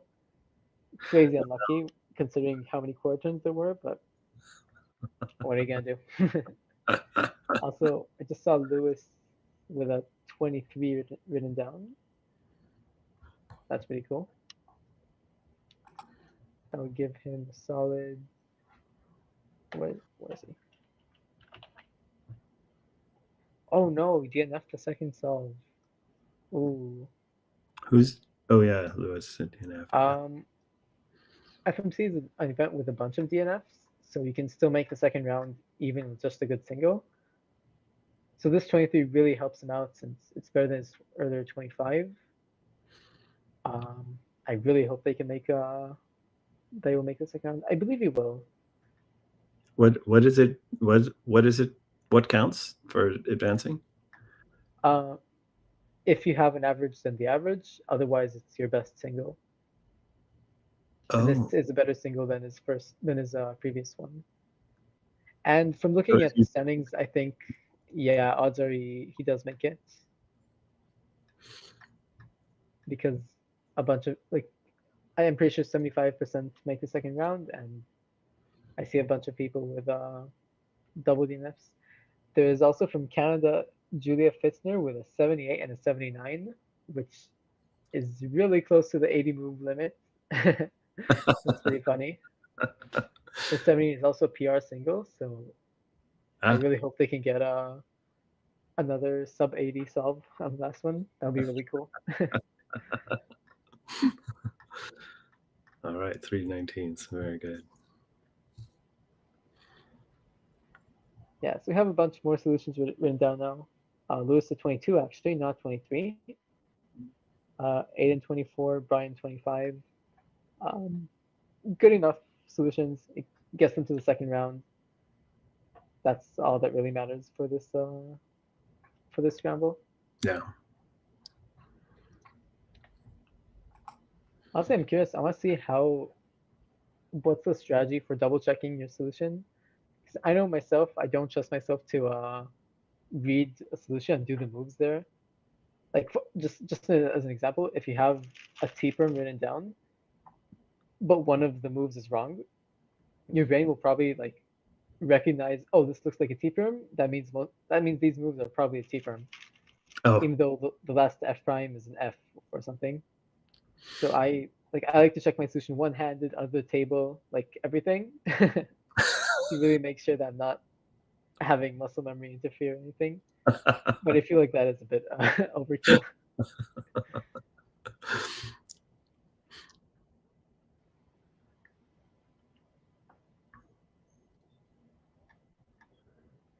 Yeah, so we have a few results like entered already. Yeah, Evan with a 2167. Should be tied with Caleb exactly actually, because both of them have the same mean and the same best single. Oh, I'm gonna screw this name up. I think Josef de Lora, 3567 new national record for Panama. That's pretty cool. nice. Like as well as the 31 single. That's pretty cool. Yeah, there are actually quite a few competitors from Panama, which is cool. 1, 2, 3, 4, 5, 6, 7. Pretty cool.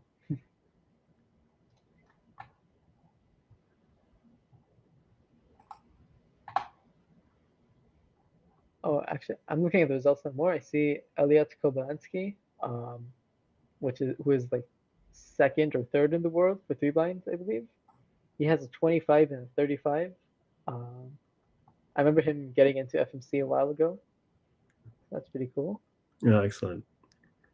It's pretty unfortunate to have like the 35 there, but let's see what his official mean is.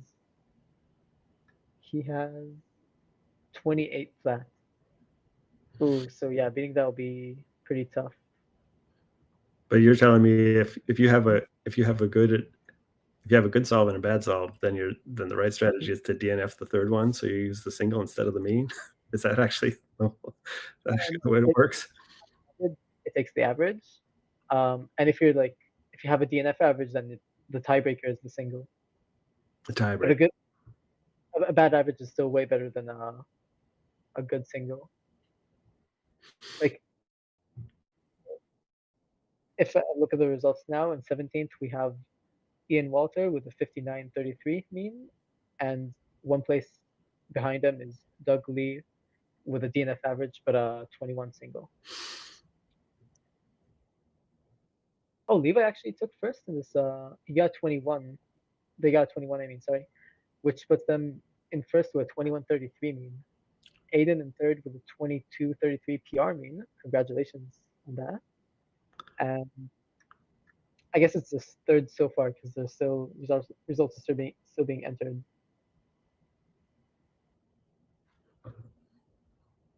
I want to show you the 19 solution again. Let's look at Carter's one because I think that's Yeah, a let's do that. bit simpler. That will be let's show it all the way. You start on the inverse.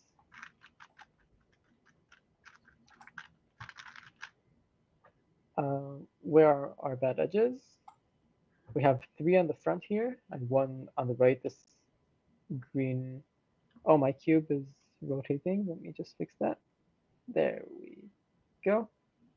So we have these 3 edges, the white, green, yellow, red, and yellow, orange on the front, as well as this green, orange. There's actually 2 ways to put all of them on the front. One was an F2 to like leave space for this green, orange, F2 arpim F. The other is like move this green, orange, and to move this yellow, orange to the side, put it back with an L, and then do an F. So that's what Carter did, ULF. Then he switched to the inverse scramble, which I'll do right now. Sorry, to the normal scramble.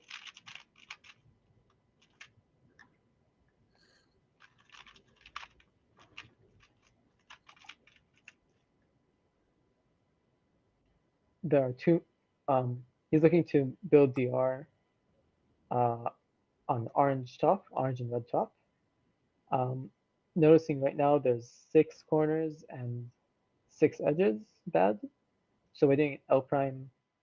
This fixes 2 edges, and this demove will there's 3 corners which it will orient and 1 corner which is already oriented, which it will unorient.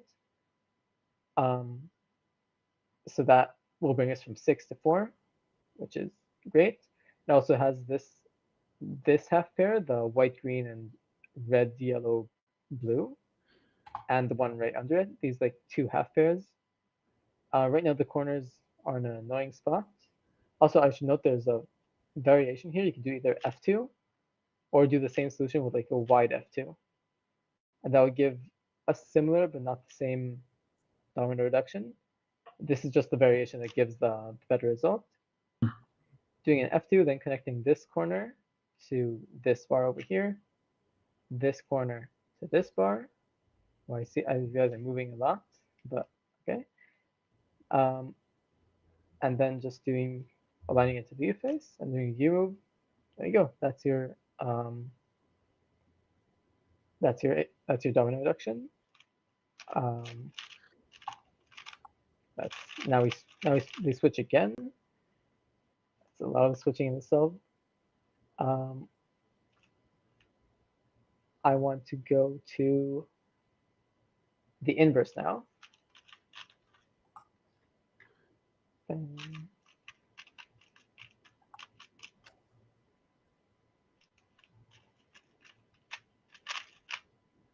Now you do the moves on inverse again, the EO, and there's very clean just two more moves to HDR. That's really cool. From here, actually, seems like they found the solution on the normal scramble, but I mean, yeah, I'll go to the normal scramble. It's 6 moves, so you can find it from both sides. But basically, you have this.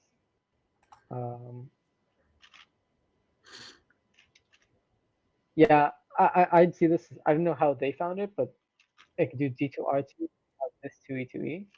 You go back, it's these edges, the white, orange, yellow, red, blue, red, green, orange. Do F2D2, F2D2, F2D2. Oops. How did that not work? Oh, F2D2, B2, U2, B2, D2. And then the D2R2. It's pretty, like a pretty straightforward finish. Just maybe they found it directly, but just trying to solve the cube. I'm not sure.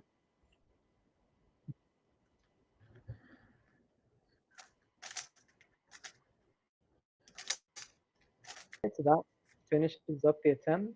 Looks like most results are in. Levi takes the first round with a 21.33 mean, remarkably consistent with a 21, 22, 21. And after that, in place, we have both. It's,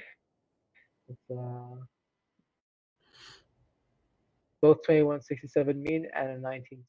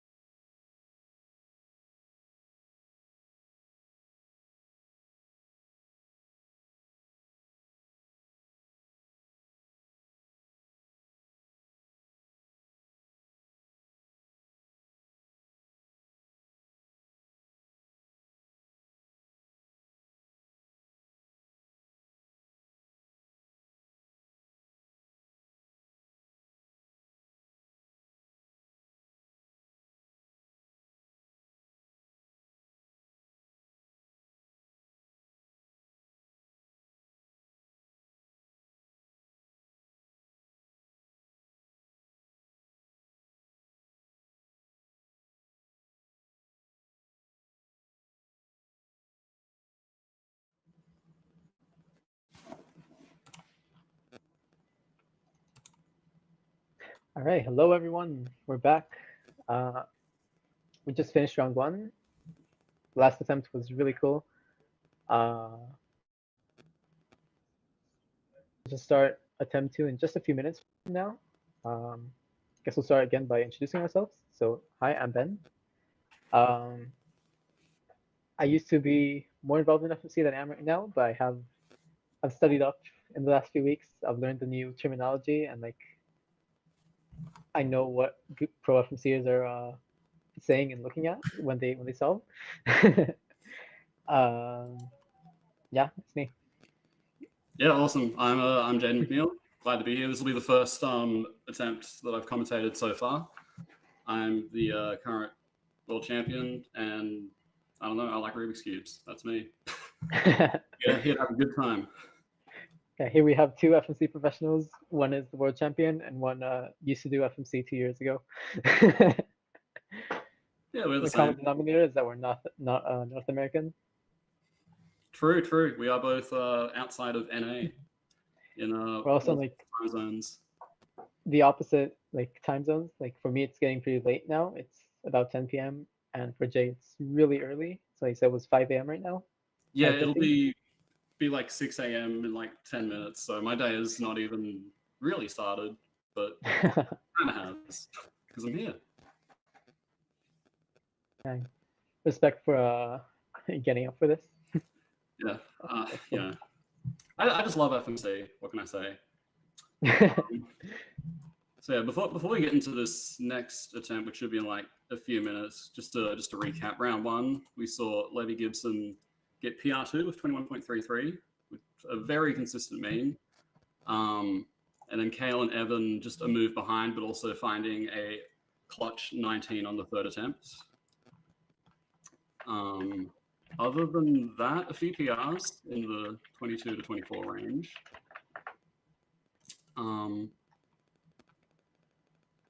I want to shout out one result that I noticed. Julia Fitzner got a 77.67 average, which obviously isn't like, it's not the same as these guys getting 20s and stuff, but getting an average, like her official average is a bit over a minute, and doing FMC at that point is really impressive, and getting under 80 moves for all solutions, that's just really cool, and like mad respect for that.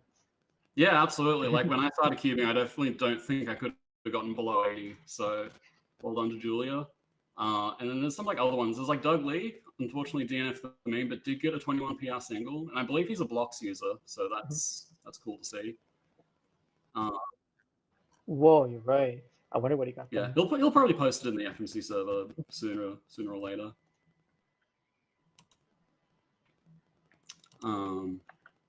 But yeah, and then also like to make the next round, you didn't need to get a mean, just any single below 38 got there. So a few of the like good DR solvers, probably most notably like Lewis Ison, will get another chance, which is great to see.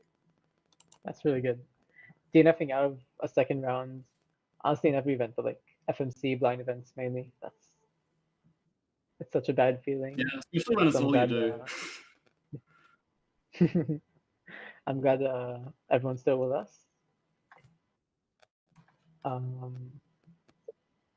also give a shout out to GAN for sponsoring this competition and providing casters with GAN 12 UIs to be able to show you the solutions on the stream, like with the cube projected and like it checking your orientation and everything. It's really cool. So massive thanks to them.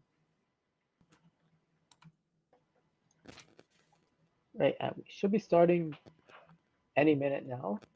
I see Lewis is reaching out for his cubes. There we go. Wait, no, never mind. That's just T-firms. That's now RPM from F.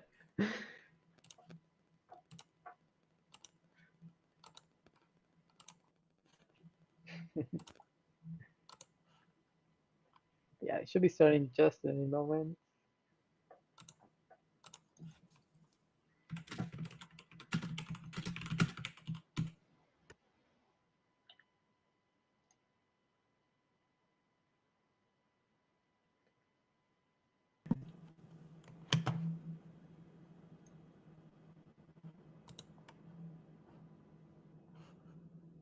See, Lewis is practicing some, I think, 3-edge insertions, like R2B to R2U2. Oh yeah, that's a kind of a weird one to do. But I mean, I guess if you do FMC, like let's say one of the useful algs, those 8-move 3E Yeah. cases, especially if you do I'm the actually curious. As a top HDR, solver, how often do you have like insertions in your solve where you don't solve the entire cube, but you leave a few pieces and then insert an alg to solve them somewhere else? Yeah, I mean, for me, it's exceedingly rare. Probably the most common insertion I do now is honestly 4 centers, and even that's like not particularly common. 4 centers is spicy. I like it. I mean, it's just like for DR HDR, like it just happens to be the most useful one, which is funny to think about. I'd say it's like more than like 1 in 100 attempts where I would actually do an insertion for me personally. That's crazy how like the meta shifted, because even when DR was being useful, it was really common to, like a few years ago, to leave 4 edges, 3 edges, even stuff like at the very start, which was awful. We just solve corners and hope to get as many edges as you can on the way. Yeah, Like, I guess got in for 11 edges in 15 moves. I'm like, sure, let's insert it. And then M2s and S2s. And then of course you've got the pre-DR days where people would just like do like 4 or 5 moves and then just start doing insertions. The degenerate days. Also, shout out to Sebastiano Chonto. He is very good at FMC, obviously, but right now, he's helping us with behind the scenes and like providing insights about the scramble and statistics and all of that. So, huge thank you to him. Even though you can't like see him on the stream, he's here and he's helping us a lot. Yeah, not visible, but really doing the most, in all honesty. So yeah, shout out Sebastiano for that. Gives us stuff to talk about. Yeah. Eventually. Yeah, we are waiting for a while because we want to make sure all the locations have started their solve before we start blabbering about about the solution to the scramble. It's pretty important. So we have started the attempt a few minutes ago. Everyone's going to be starting to write down some edge orientation solutions. Basically, in FMC, I said this in previous attempts as well, but for anyone who has just joined, the main goal is to check as many possible solutions, since you want to.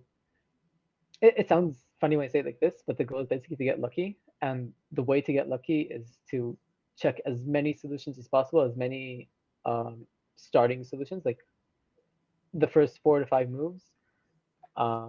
If you check 10, 20, 50, 60 of them, then you're basically guaranteed to have some of them be worthwhile and lead to good solutions. I guess you're not guaranteed. Like FMC loves to give you bad scrambles sometimes, but the odds become way, way better. Absolutely, yeah. I mean, like EOs just in general are a bit of a casino. You know, sometimes they're all good, sometimes they're all bad. Most of the time, it's like a mix of the two. But yeah, you will often see the first 5 to 10 minutes, people are just writing down those like 4 to 5 moves to orient edges, and it makes a lot of sense because if you just check one at a time, like you write something, pick up a cube, and you're just picking stuff up and down over and over. So it makes a lot of sense why all the top people take that 5 to 10 minutes to just write down like a massive list, essentially. Yep. So we do have the scramble now. I'm taking a look at it right now. I have 6 bad edges on the first axis, 4 on the second axis, and 4 on the third axis as well. So wow, that's pretty short. That's pretty cool. Yeah, depending on the move lengths of EOs, that could be a really good scramble. Maybe even like sprint territory. I see a 3-move EO on green front. This EO, that's pretty cool. 1 move to 4 bad, then just 2 more moves on the inverse. There's a bunch of 4-move EOs, and unlike the in the last round, there were also a bunch of 4-move EOs, but they were all on the same axis. And once they're on the same axis, basically you kind of can't check everything, because if all you're checking is the same axis, like the same green front, they might miss something good on red front. This time looks like we have about 5 to 6 4 or less moves EOs on each orientation, which is really, really cool. Obviously, also plenty of 5-move EOs, but yeah, I think on a scramble like this, it's. I mean, you would definitely check some. It's actually not as much. Like, given like the bad edge counts you described, it's not as many 4-move EOs as I may have expected or wanted. So yeah, we very much could be seeing people visit the 5-move casino this attempt. How these ones pan out. I love the 5-move casino. That's a great name. It's the best, but it's also the worst. It looks like it's funny how 2 of our axes have 4 bad edges, but the 3-move EO is actually not on that. Like it's actually on the 6 bad EO. It's pretty cool. Yeah, actually, it is funny how that works out. Usually, I would think that would mean it's a pretty good 3-move EO, since the other axes were naturally in like a 4 bad state, so could be conducive to like lots of RZPs, if not a pre-made one. But whether that's actually the case on this specific scramble is to be determined. Yeah. Do you want to explain to the stream what an RZP is? Because I know I get caught up in like talking way too much FMC jargon. Like this is a DR, DRM, RZP, HDR, and people who aren't that into FMC have like no clue what I'm talking about. Yeah, absolutely. Like the lingo runs real deep, and I mean, especially with RZP, like it actually doesn't make sense from like an acronym standpoint. It's probably easier to just explain like what a DR trigger is.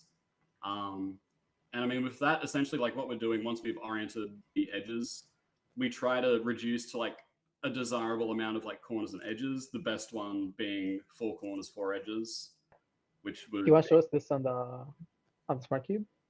I thought I was connected. Okay, I guess it's just timed me out. We'll get back in just a sec. Okay, I think we should be good now. Just tab out of that. Awesome. But yeah, so like probably the best one is like 4 corners and 4 edges. So like noting here, like we've got like this column in the top and then like these 2 edges. I can't really rotate it the way I might want to, but you can sort of see like those 2, like, or I guess like the full red blocks. There's like the column stacked on 2 edges. But basically that's like the most common RZP that people will try to set up to. So like 4 corners and 4 edges, and then conjugate to just that single R term after setting everything up. Other ones exist, such as like RU R prime, RU prime R prime, RU2 R prime, like your just kind of like your F12 inserts from 3x3, but applied to a different use case for FMC. But that's basically in large part how a lot of these competitors will be trying to find DRs and then hopefully find some good finishes off them as well.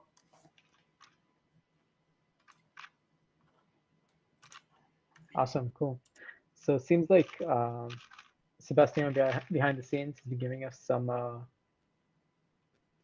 cool DRs that our competitors might find. Seems like the 3-move EO has a DR in 9.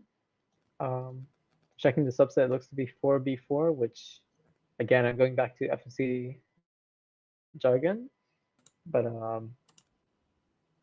it's not that great of a set. It means so going from that domino reduction to solve will be probably not that easy. There is also another domino reduction in 10, which it's an EO that might be slightly harder to find. It's 2 moves on normal and 2 moves on the inverse. But that would give a probably pretty straightforward 21, what we're seeing. Which, I don't know, if I'm starting with a 21, I'm really happy. That would be a great start to my average.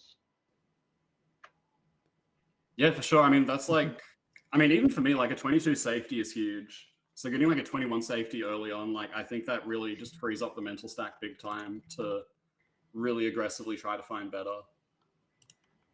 Because then you're able to check so many EOs and not worry about like, oh man, it's 45 minutes. I don't have a solution yet. I should probably check this not that great thing that I have written down, because you already have that 21, which is already a pretty great result. Yeah, for sure. Like when you don't have a safety, like, and it's like 45 plus minutes in, the voices do start to creep in, like, you know, just phone it in, just do a safety. But if you've got that backup, you don't have to listen. You can just keep going till the time runs out. Right. So I see there is, I don't know how possible this is. There is a 19. If you want to see in the stream chat. Yeah, It's we got some 5-move special- Nisio. I don't think I would check that ever. Yeah, a 2+3 Nisio on a like 3-move EO scramble with like double 4 bad. I think that's a bit dubious. Someone could find it, because like if you find the EO, then it's like the DR's pretty straightforward. Yeah. But still, like very very much like a theoretical solution rather than what we might actually see. Probably Something I same said in the last attempt as well is that I love these big FMC competitions where you have a bunch of really good FMCers doing the same scrambles, because you get to explore so many sides of the same scramble. Like again, someone might be checking this 5-move Nis EOs on the scramble and he might stumble on this, or someone else might be like really grinding that 3-move EO, finding like RZP and 6 into a 10-move DR or something.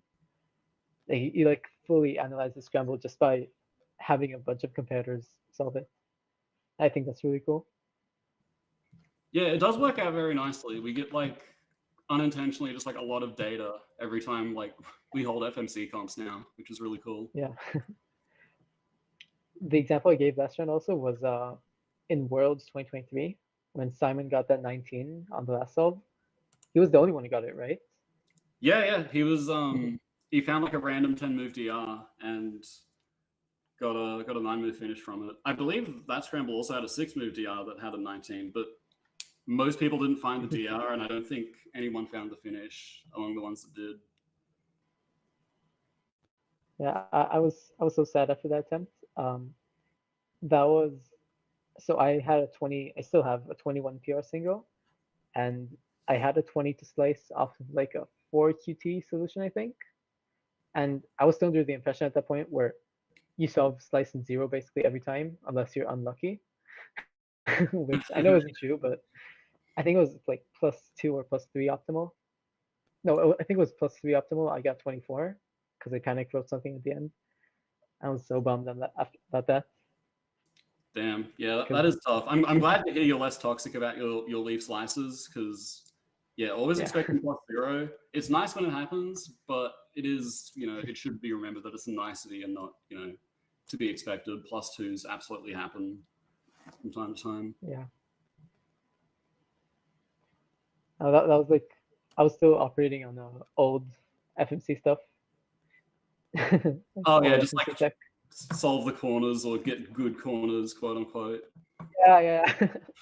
I learned like actual proper subsets about 2 weeks ago. Up until then, I noticed like, okay, corners are easy to solve, and this move gets me closer to corners until I get to 4A1 or 4B2, where like from there I can deal with it.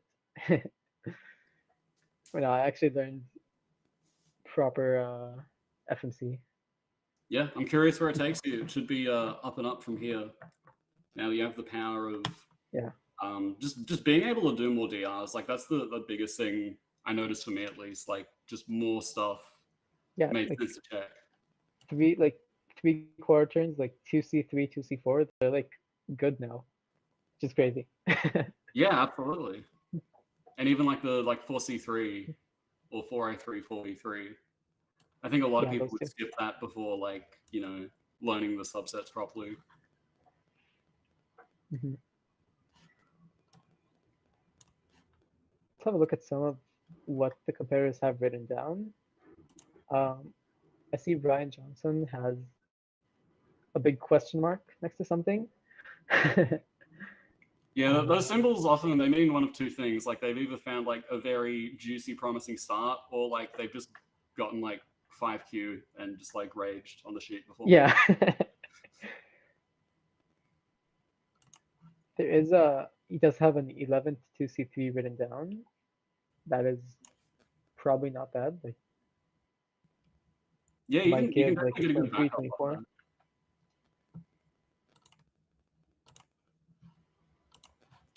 Oh, that's sweet. All right, so there is another findable 21, this time off an 11 move DR. This one looks a lot nicer though, since it's all in the inverse. It's not no Nisio, so no switching back and forth, which is pretty cool. Yeah, if I had to guess, like the most common solution, like based on like what we found so far, like it might be that one, because finding the DR, assuming you find the EO, is very easy, and it seems like the finish is not too testing, I guess, in terms of like what you need to find. That said, it is a 2+2 EO, so those are probably, if I had to speculate, like at top level, like those are like the most common ones to miss. So Now, I was talking actually about the other 21, the one more down, D B prime D prime L EO. oh yeah, so that, yeah, that's just all on inverse. Yeah, just everything in inverse, no switching. It's very nice. Yeah, well, I We also- stand corrected, same subset as well, so probably that one would actually be most likely to get found. There is also a possible 20 we're seeing, but let's see it.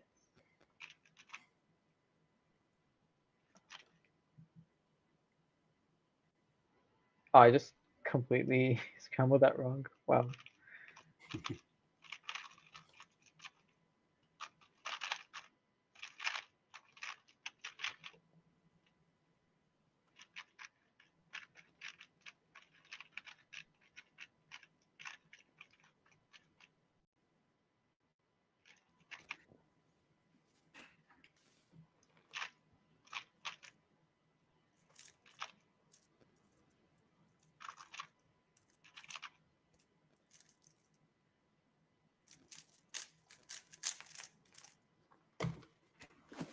Okay, so that 20 DR, it's potentially, so I think originally someone was saying it might not be findable because they thought it was doing 4Q on 2Q, but the DR is actually 4Q. Oh, that's actually better then.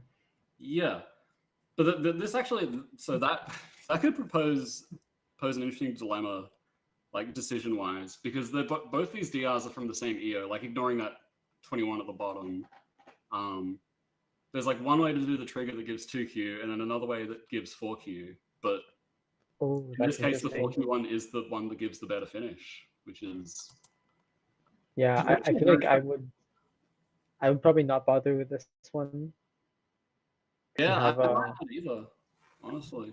So see what these competitors do about that situation.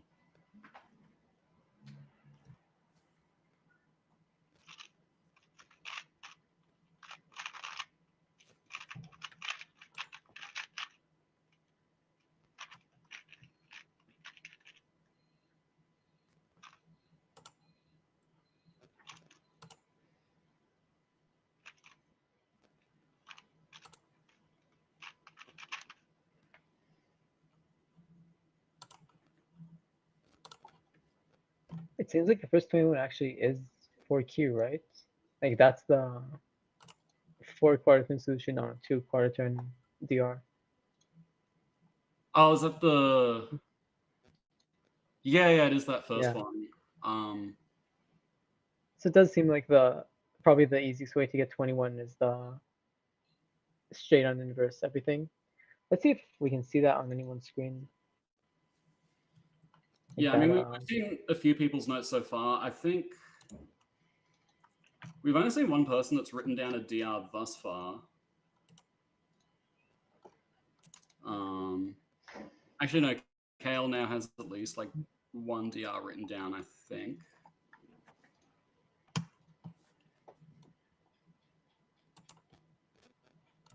All right, Doesn't- Kale does have the EO written down, at least. Do you see that? Looks like he hasn't gotten around to checking it yet, I think. Yeah, it makes sense. There's a whole 3 mover to get through, of course. So that's the most principal thing to do, at least. Yeah. Would be to just check that. All right, cool. So that's basically our one of our targets for this this attempt, to see if anyone gets that. Yeah, probably main takeaway so far from the analysis is that all of the good solutions aren't from the 3-minute videos so far, or at least like the good like practical stuff. Like it's going to require at least a 4 mover, and There is most of them seem to be. There is a decent DR of the 3 mover, but it gives a pretty bad finish. Oh yeah, the unlucky finish off of I was looking for as well. That's tragic. That's what it said. Also, something interesting is that all the short EOs are from 4 movers. There's no 5 mover, at least none that we have yet.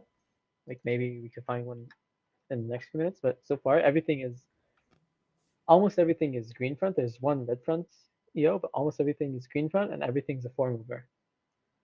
Yeah, I mean there was that theoretical 19 with like the 2+3 Nisio, but again, I really don't think that should be found on a scramble like this. I would get sus if someone found that. Yeah, it's pretty whack solution.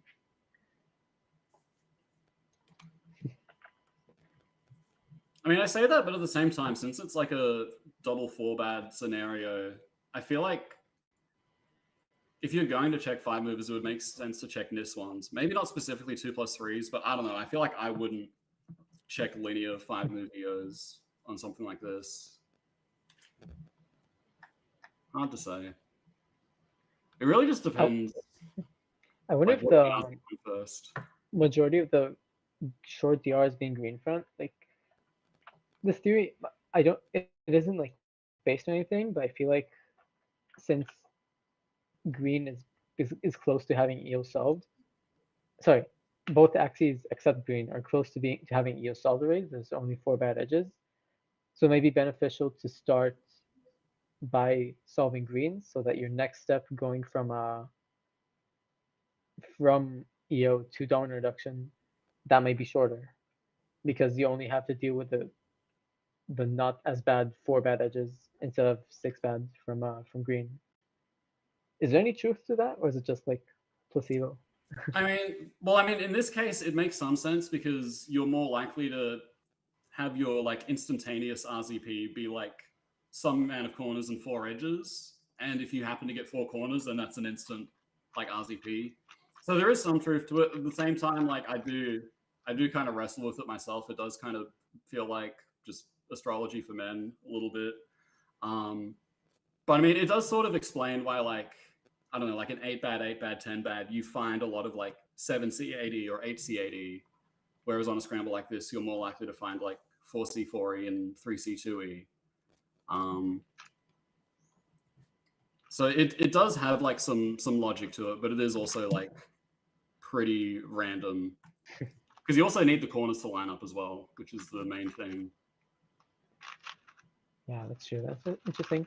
I'm looking on Lewis's sheet. I see he does have that 4 mover on red that we were talking about, as well as the RZP that comes after that, like the B. I don't think he has the correct DR though that gives 21 there. Yeah, it looks like he's found a different 9 mover that gives 5 quarter turns. That's it seems like he's just instantly rejected it, which makes a ton of sense. Yeah. Oh, so there's like 2 ways to solve dominant reduction there, and the longer one gives the better solution. That's, of course, average FMC experience. Classic FMC. It's so fair.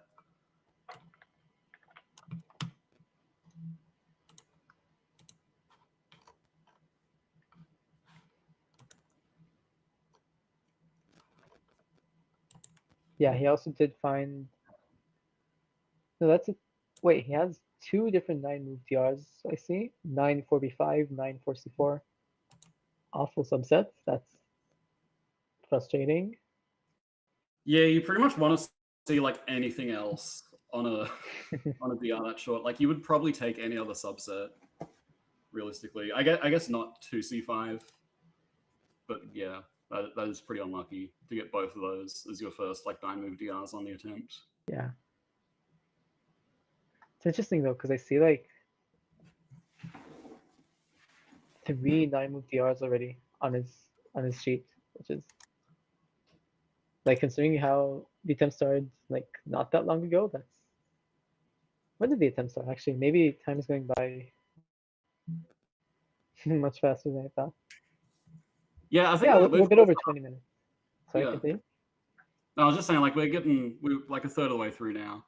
I'm just looking at Lewis's sheet, and I'm wondering if he's like, because he has the 3-move EO. I'm wondering if he's like skipped it and he's just checked the 4 movers quickly first, just like observing his notes, which is Oh, that makes sense. interesting. But I mean, from the analysis so far, it sounds like that's a good thing on this scramble, since there isn't a ton going on the 3-mover from what we can see. So on Carter's side, I see the. It's difficult to see here. I can't tell what the DR is, but there are multiple DRs in 9. Oh, sorry, there's one. It's a 9 4c3, which it's better. It's better than what we've seen so far. Yeah, it looks like Carter also has a backup 23, so that'll be good for the nerves, like the nervous system going into the rest of the attempt. Oh yeah, you're right. I didn't see that. Yeah, that's cool. Getting 23 this early is really nice. Yeah, it's maybe like on the borderline of like whether or not it's a useful backup on a scramble like this, because it's like it seems good conventionally, like in terms of like the features of the like the EOs. I think regardless, even if the scramble is really good, having like a decent result as a backup it's always nice because when you're panicking at the end, it's at least from my experience, it's very difficult to find. Like if I'm panicking in the last few minutes, I'll get a 30, not a 23, even if the scramble is really good. Yeah, that is true. I guess I'm just wondering if Carter's one of those people that feels like a 23 on a scramble like this is as bad as like a 30 anyway. I don't know. I know for me at least, like I definitely have a bit of a toxic mindset there. Yeah. Hopefully Carter doesn't, because you also do have like way higher standards than me because like 23 is under my PR mean, so I will gladly take a 23. But for sure, I mean most people would. Yeah. To be fair, a 23 is a standout result. I think that's like the point where a solve is good for me. Like a 24 is fine, but once it gets to 23, like that's like actual decent results territory. Yeah, What is that yeah. for you? Totally Is it like do you have like a similar mindset toward a different result, or is it 23 too? I mean, kind of similar. I guess just my like move count thresholds are a bit lower. Like for me, 23 is like acceptable unless it's honestly probably a scramble as good as this or better. Like on scrambles like this, I want at least like a 22, probably even a 21, to be honest. But I mean, for the most part, like it's kind of the same. Also, one of our analysts just noting a DR that's optimal with 6Q potentially. That would be funny if it's true. I'm pretty sure there was. Wait, let me see if I can find it. In one of the previous attempts, I'll have a look. Wait a second. I'll find this and then I'll tell you.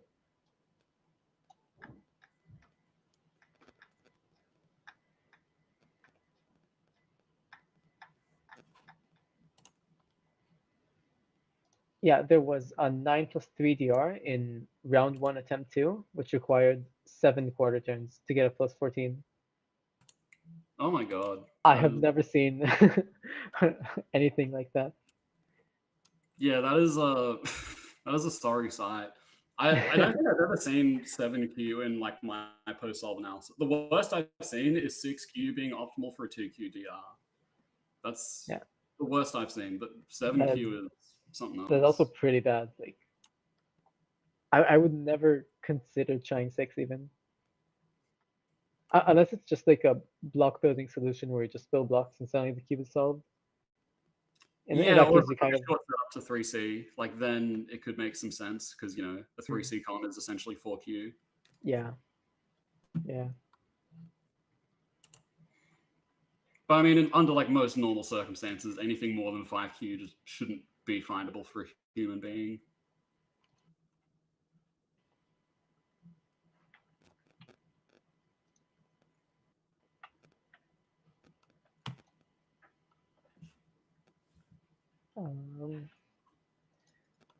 So let's see if we have anything.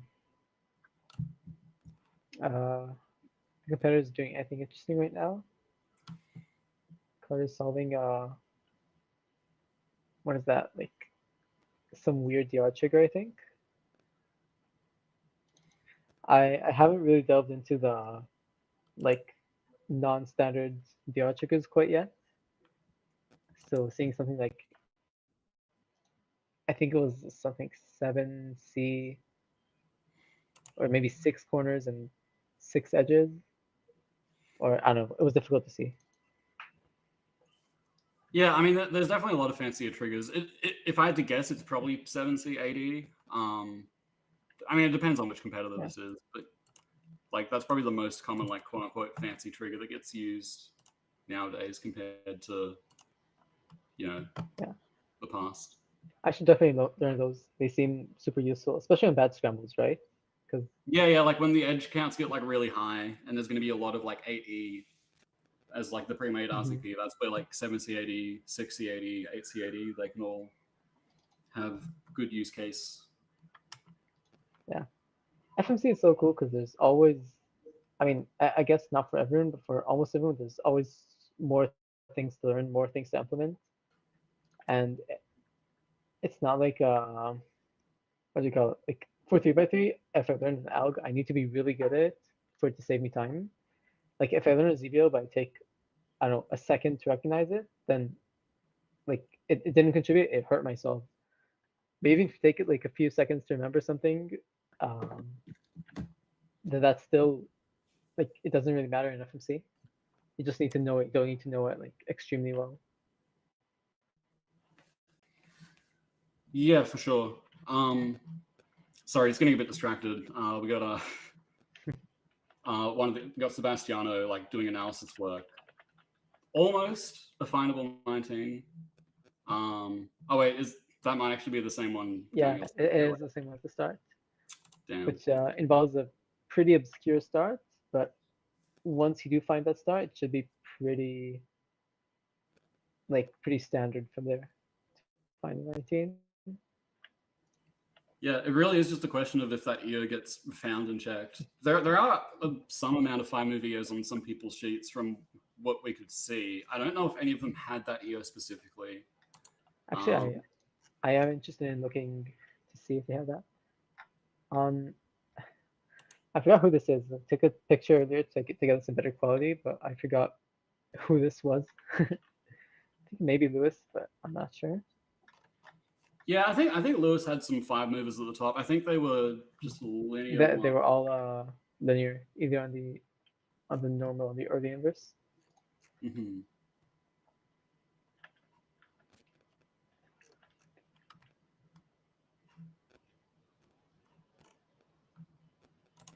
Right, Kale.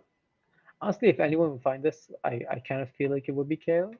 He does have some NIS 5-move EOs on that axis written down, but I don't think he has this one. Yeah, it'll be hard to see because usually these 2+3s, they don't get written out in full. Like I know for me at least, like if I just see a 2+3, I'll write down the first 2 moves and just put a bracket to note like there is 3 more moves to the yard there. So yeah, it'll just be a question of is anyone going for it? If I had to guess, probably not, but a man can dream. Oh, we have a more updated version of Kale's paper.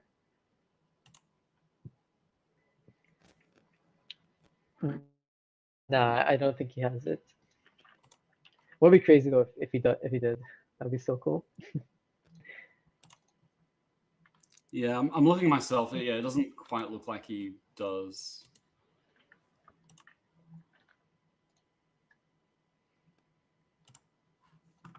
Oh, does 21? Does Avon have a 21? I almost said the opposite. Like, does 21 have an Avon? But Yeah. like, looks like he has a 21. Cool. Yeah, and it looks like he's found it pretty quick because there's still, 20 minutes left. So that's definitely enough time to have like at least an outside chance of finding a 20 somewhere. But yeah, Or on a maybe Scramble, even that 19.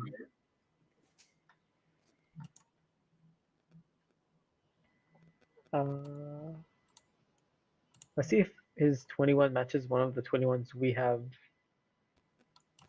on our analysis sheet. Yeah, actually, that'd be interesting to see. Doesn't look like it, I think. Oh no, I read the arrows wrong. Oh my gosh, he's writing upwards.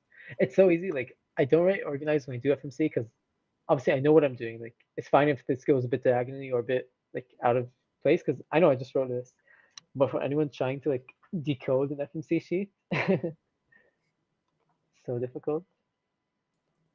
Yeah, Okay, trying to decipher notes can be a tall task. I've notably had some very unkind things to say about Chongwen's handwriting. Just decipher anything he does. Not even just the handwriting, like he'll just check like weird EOs for no reason.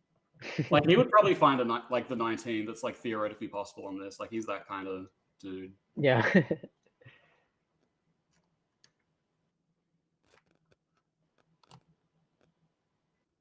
Oh, wait. This was the EO that led. Oh. This was the EO that led to the 21. And he does have that written down. Looks like after that, U to U prime. Interesting. Looks like he found a different 21 from there, and not the one we had written down. That's cool. Yeah, that's very interesting because we did have a few, like at least 2 or so like theoretical 21s. But yeah, he's found a different one. Off Got a of one the same like first 5 moves, I believe. Yeah, huh. That's cool. Let's have a look at Levi's sheets. I still really want to see someone get the the 19. Although I know it's probably not going to happen. Yeah, I mean, even if it does, like honestly, it's probably just gonna make like the top people at the venue mad. I don't want them to be in their feelings going into attempts 2 and 3. Mhm. I don't know, it's one of those 19s that isn't meant to be found. I don't think. Would be cool. Okay, that EO is probably pretty good. Yeah, it looks like that EO straight up gives you 44C left. Because I'm pretty sure this is the second person who has gotten that EO and got a decent DR from it. You see also 15 to HDR on Levi's screen on Levi's paper.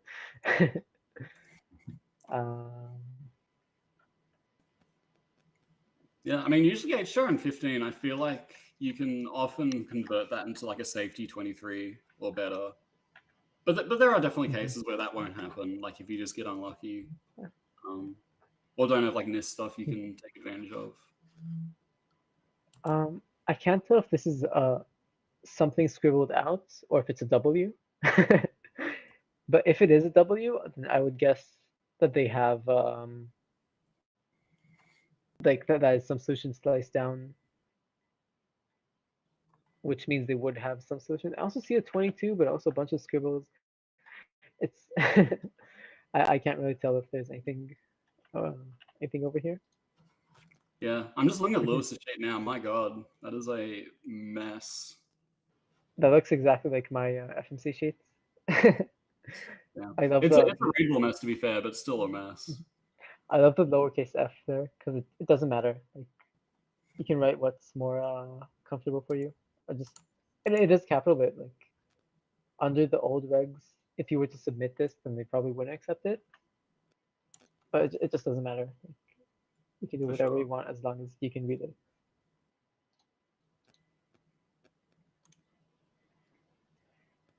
Ben, there's come tomorrow. Go to sleep. You need to break 588 average. I will go to sleep after this one. Thank you.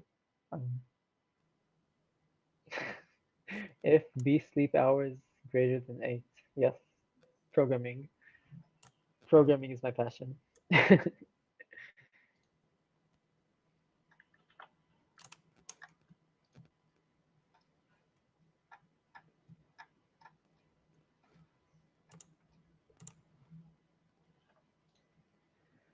I can't wait to like wake up tomorrow morning and see the results from this round. There's so many good people who like have a shot at like at podium at winning. Yeah, it is really like anyone's guess who ends up winning this thing. Like just looking at the round 1 results, like I'd say like any of like the top 5 places, maybe even like top 6, honestly, could win. And then there's people that like DNF'd round 1, like Lewis, Yeah, who's definitely good enough. You've got like there's Brian like, Johnson who didn't do too well, but like I know he can pull good results as well. I see Walker Welch tied his PR, which is pretty cool. 23.00 mean. yeah. Oh, and he he's- actually got it at his last competition. I didn't know that. Yeah, he's been practicing a lot. He's had like some major breakthroughs recently. So I wouldn't be surprised if he beats that this round, like in all honesty. Because yeah, he did notably counter 26 round 1, which is a bit of a shame. He did. Didn't see that. Yeah, he got 21, 26, 22. Oh, Which wow. Wow. PR's a PR, but that is a bit tough. It's a tied PR. He already had a 23 flat. So that is pretty sad. Yeah, it's not that great. It's not much of an upside. Also, I see Benjamin Kyle last round got 24.00 PR mean. Yeah, Pretty he's cool. been practicing a bit as well. I had no clue. I still mainly know him for his PR Manx world record back in the day. But Yeah, that's true. He's all grown up now, so naturally he he's has to doing make FMC. I've been experiencing the old Cuber effect as well. I've been practicing multi recently. Oh, geez, yeah, that's getting up. I'm not quite there yet. Probably a few years away from that arc in my life. Ooh, I'm seeing that Lewis has found the DR that gives a 20. And even got a Ooh. 20. Whoa. Wait, we said finding the DR doesn't get. Oh no, it is just 4Q. It's not 4Q on a 2Q subset. Yeah, Okay. it's just 4Q on a So it is 4Q. So practical. it should be findable if he does his due diligence. It's always possible you just accidentally miss the one HDR that leads to optimal. I've had that happen before, but hopefully that's not the case Yeah. for Lewis. Looks like Evan has the 20 written down already on his final solution. Or not his final solution, but on his solution sheet. I assume he probably will keep on looking for something better, but I don't think we have any practical 19. Maybe you'll find that one random this EO, but probably not. Yeah, he's got 15 minutes to give into the voices and check 2 + 3 EOs and hopefully find the correct one. That's the win condition. But I mean, outside of that, 20 is great on a scramble like this. 20 is great either way. Like, True. it was world record average until just a few days ago, a few weeks ago. I don't know. Yeah, it was like a week or two ago. Radek finally besting the number. The number is invested. Yeah.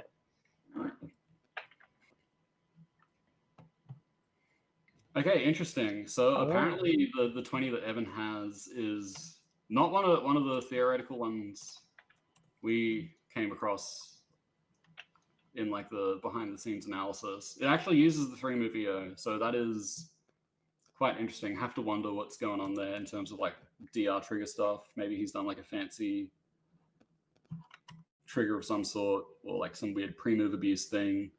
Looks like 2 more moves, so 5 to RZP, then switching, and 4 more moves to down reduction with.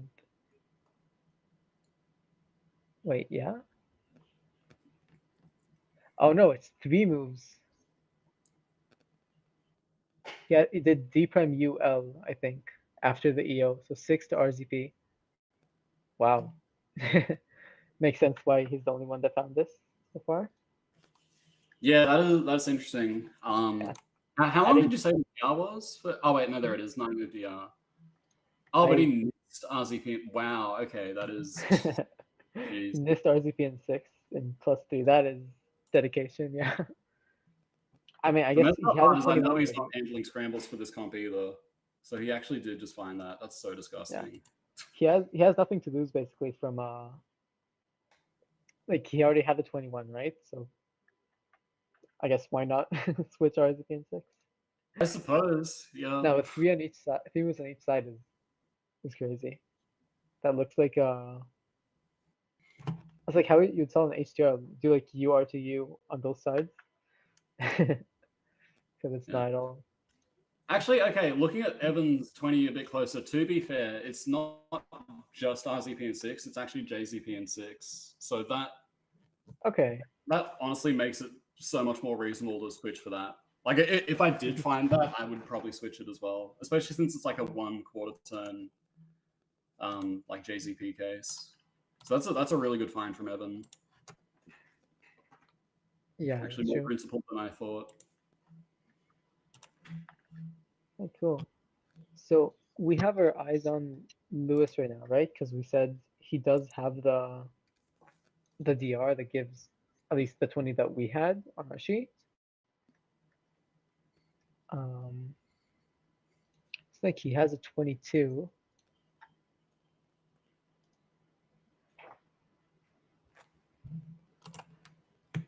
Yeah, I wonder if he's going to try and work through that DR for the rest of the attempt, or if he's maybe going to like swap between other ones, because he's got at least a few 9 movers. I think his other 9 movers were like really bad subsets, right? So, although you do want to check multiple DRs, you don't want to lock in on one. I hope he doesn't see like 22 and then, yeah. I hope he doesn't see like a 22 and be like, all right, that's probably good enough, and then move on to the next down reductions, but we'll see.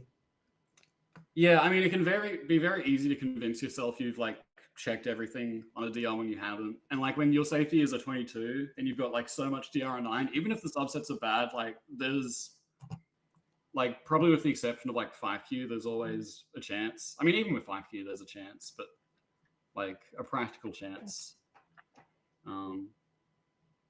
So okay, yeah, this isn't related to FMC, but Volodymyr, I don't remember his last name, sorry, but Volodymyr the clock guy got a 193 NAR single. oh wow, now. That's pretty cool. Good stuff.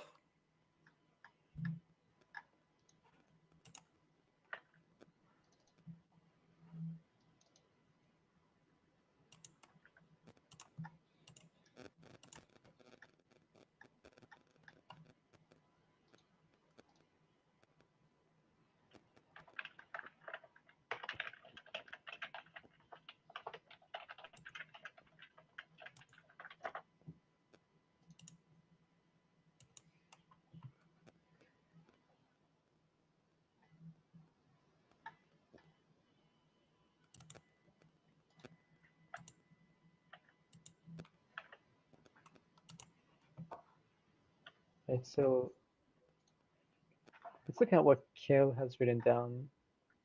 Seems like a DR in 1, 2, 3, 1, 2, 3, 11. Let's see what it looks like.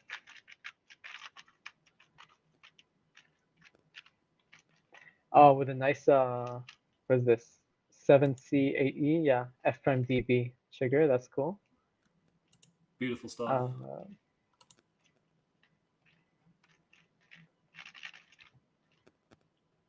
what case would this be? So it's 2c and then 1. 2c4 and 11. Maybe. Oh, that is some. Those are some crazy blocks. Wow. Yeah, I mean, 2c4 and 11 is like not a great DR, but if it's got like good blocks, it would make sense why you would check it anyway.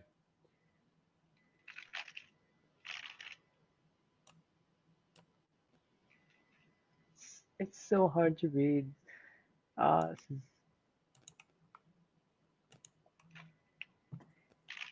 This does have a funny 1, 2, 3, 8 moves, so 19 to 3c on it. I don't know if that's what he has. It's probably also not that good, honestly. Yeah, I don't imagine it cancels 8, so in the bin. Yeah. But it's just a crazy blocky DR. For sure. For sure.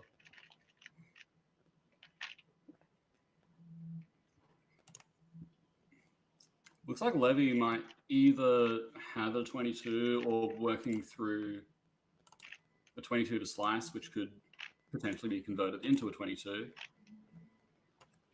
Hard to say.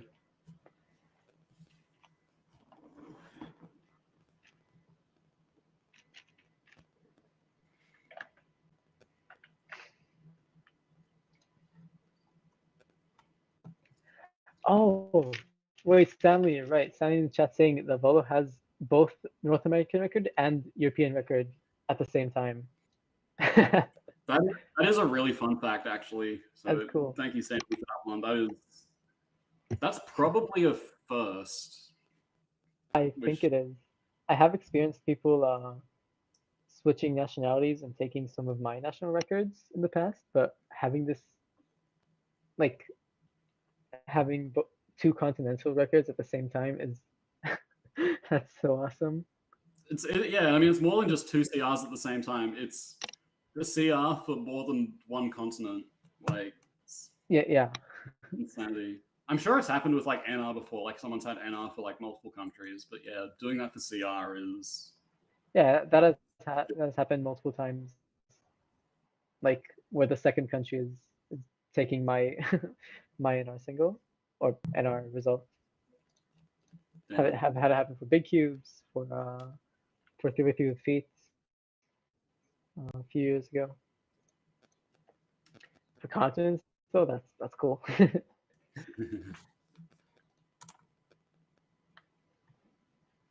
Reto had Bobendorf, right? I think. I believe that's his last name. He had a FMCNR for Switzerland and Finland. He moved from Finland to Switzerland, I believe, maybe the other way around, but I'm pretty sure he moved to Switzerland. Other way around? Other way around. Okay. From Switzerland to Finland. And he had NRs for both countries. Yeah, that's crazy. I mean, for those who don't know, Reto is a former world record holder in the FMC event. I wonder if those NRs were FMC. That would be cool if that's true. Yeah, they were. He had FMC NR for both countries. Jeez. Wow, look at Lewis's sheet. I can't really see on stream right now, but that is a lot going on. I'll send a picture. Oh yeah, there's not a whole lot of real estate left on that one.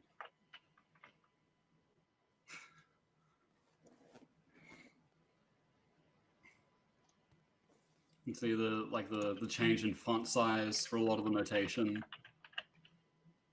Trying to really use like every nook and cranny of that like sheet, especially like around the corners.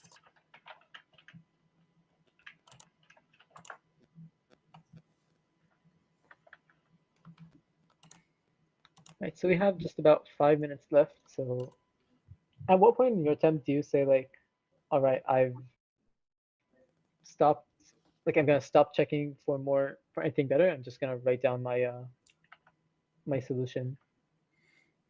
I mean, it really depends. ideally, I would just never stop checking no matter what I have. But I don't know, like sometimes in comp, like, I don't know, maybe I just really want to like get up and stretch. Maybe I need to use the bathroom or something like that. In my mind, like once it's like 57 minutes on the stopwatch, like the attempt is pretty much over. Like you should just write down like whatever you've got, even if you have to like solve slice and like +6 at the end. Yeah. That's kind of my I like mean, rule of thumb. Like, how long do you think it would realistically take you to like you have your what am I trying to ask? Wait, let me think about this. uh, Basically, to write a solution from scratch, do you think you could, like, is 3 minutes enough for you to not from scratch, but like to write a decent whatever backup solution? Because for me, I feel like I need to, like, I don't know if I can manage that in 3 minutes every time. So I'd start at like 7, 8 minutes left. I'd start to like panic and be like, okay, I have nothing. Let's figure out what we're doing here. Yeah, I mean, 3 minutes doesn't feel like much. But I mean, if all I have to do is like read notes and then like write out a solution, I usually don't need more than a minute to like write it out and check it. So as scary as it does feel, like I think 3 minutes for me is like enough because that gives me like, you know, multiple chances to like mess it up and still get a solution down. I see.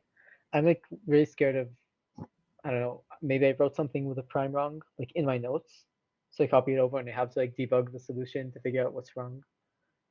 Yeah. I mean, I've had That's that scary. happen before, like in comp especially. Like I've had one like really bad DNF because of that, just like misreading my notes. But most of the time, it's not that dangerous. I don't think. I think it just feels scary to do in the moment. Mhm. Yeah, I well, we're wonder getting if Kale close. actually Not. did do that that 3-corner insertion, because it's like he did write down a com. Oh, we got It'd Kel be really cool. Yeah, yield to U prime. writing down a little smiley face. 22. U prime. Okay, so he has, that would give him what, a 25, I believe. That's not that good. Like that's not that great.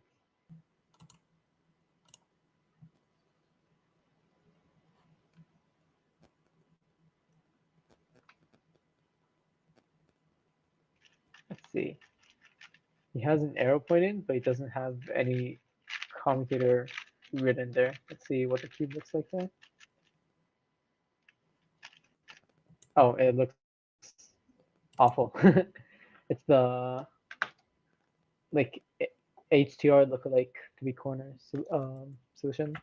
Oh no, yeah, that's I don't know why you would point there, but sure.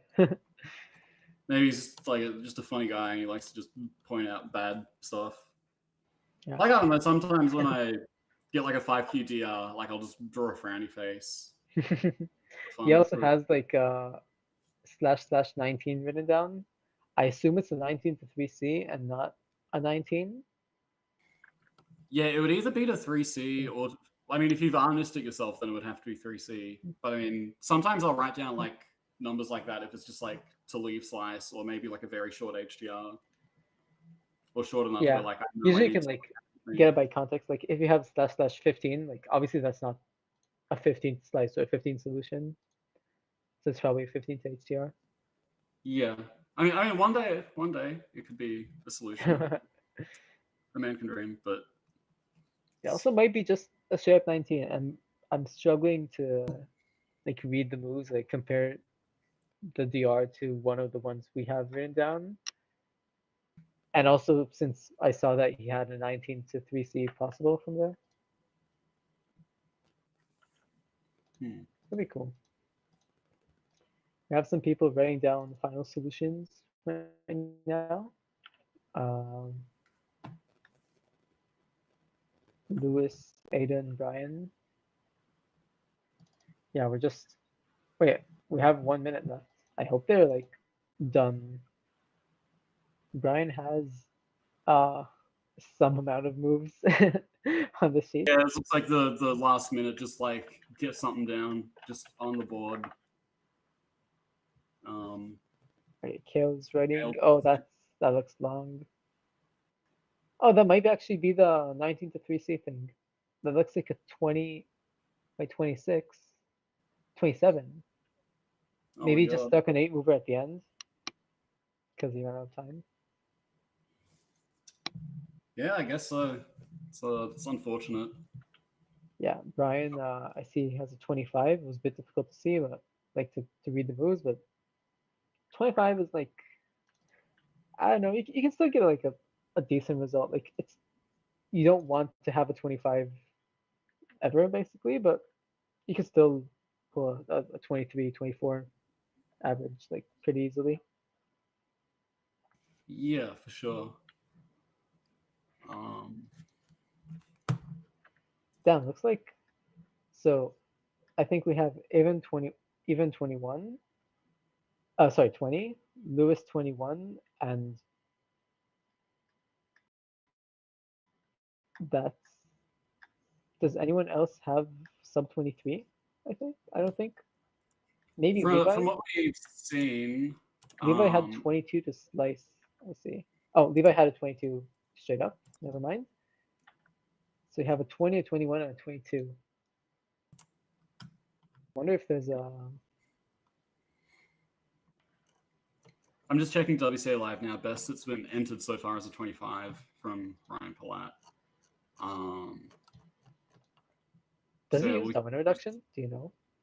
I don't know what method Ryan uses. I would guess probably domino reduction, but you never know. He could be like a Luke Garrett Jr. just like knows how to win with blocks. Yeah. Dude, I can't believe the Garrett is tied my PR single for FMC. What was that? It was some like M prime UM thing at the end? Oh yeah, he had a little yo moment in Like one of just his solve PRs. corners, then R prime L F R L prime, and you're done. That was that was Beautiful. shot. And looks like yes, Ryan does do down reduction. So that's good to see. A proper all rounder. He knows his events, he knows his methods.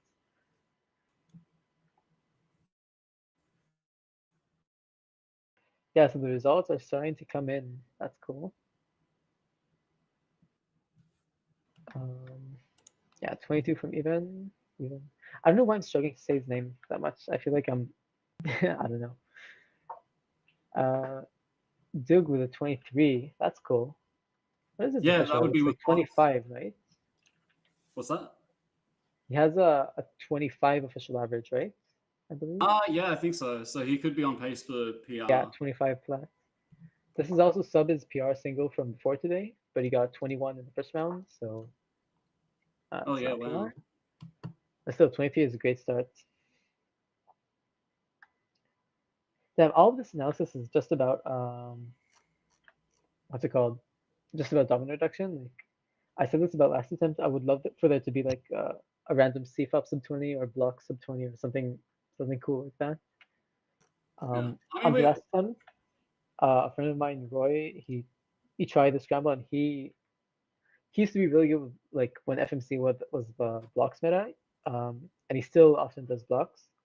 So he tried the scramble and he found 13 moves to 7 edges. Not domino reduction, just blocks, which is really cool. I believe it gave a 24 finally, final solution.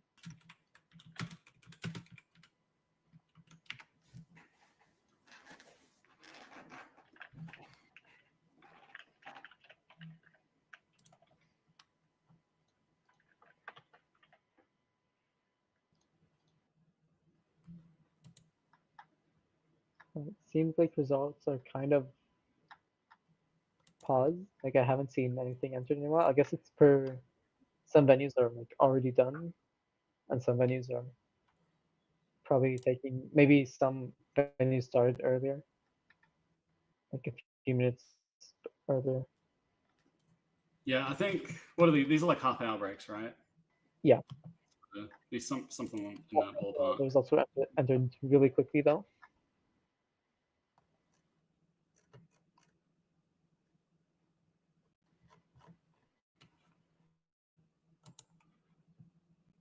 There's still stuff coming through though. See, Aiden with 23 as well. Cool. Pretty good. And this was a really like bait scramble. Like the start was really promising again with a bunch of short EOs, a bunch of full movers. Yeah, it does seem like it was kind of a fake sprint Yeah. scramble overall. Oh 'cause, wow, like, Yunhao got a 21. We weren't looking at him like at all during the attempt. yeah, we didn't But, even touch on Yunhao at all, but yeah, 21's cool. like one of the, other than Evan, the best result on the scramble so far. So it could be in good position to podium with that. Yeah, so like last round he didn't do too well. He got 26, 26, 25. That's awesome. But he's right now like already at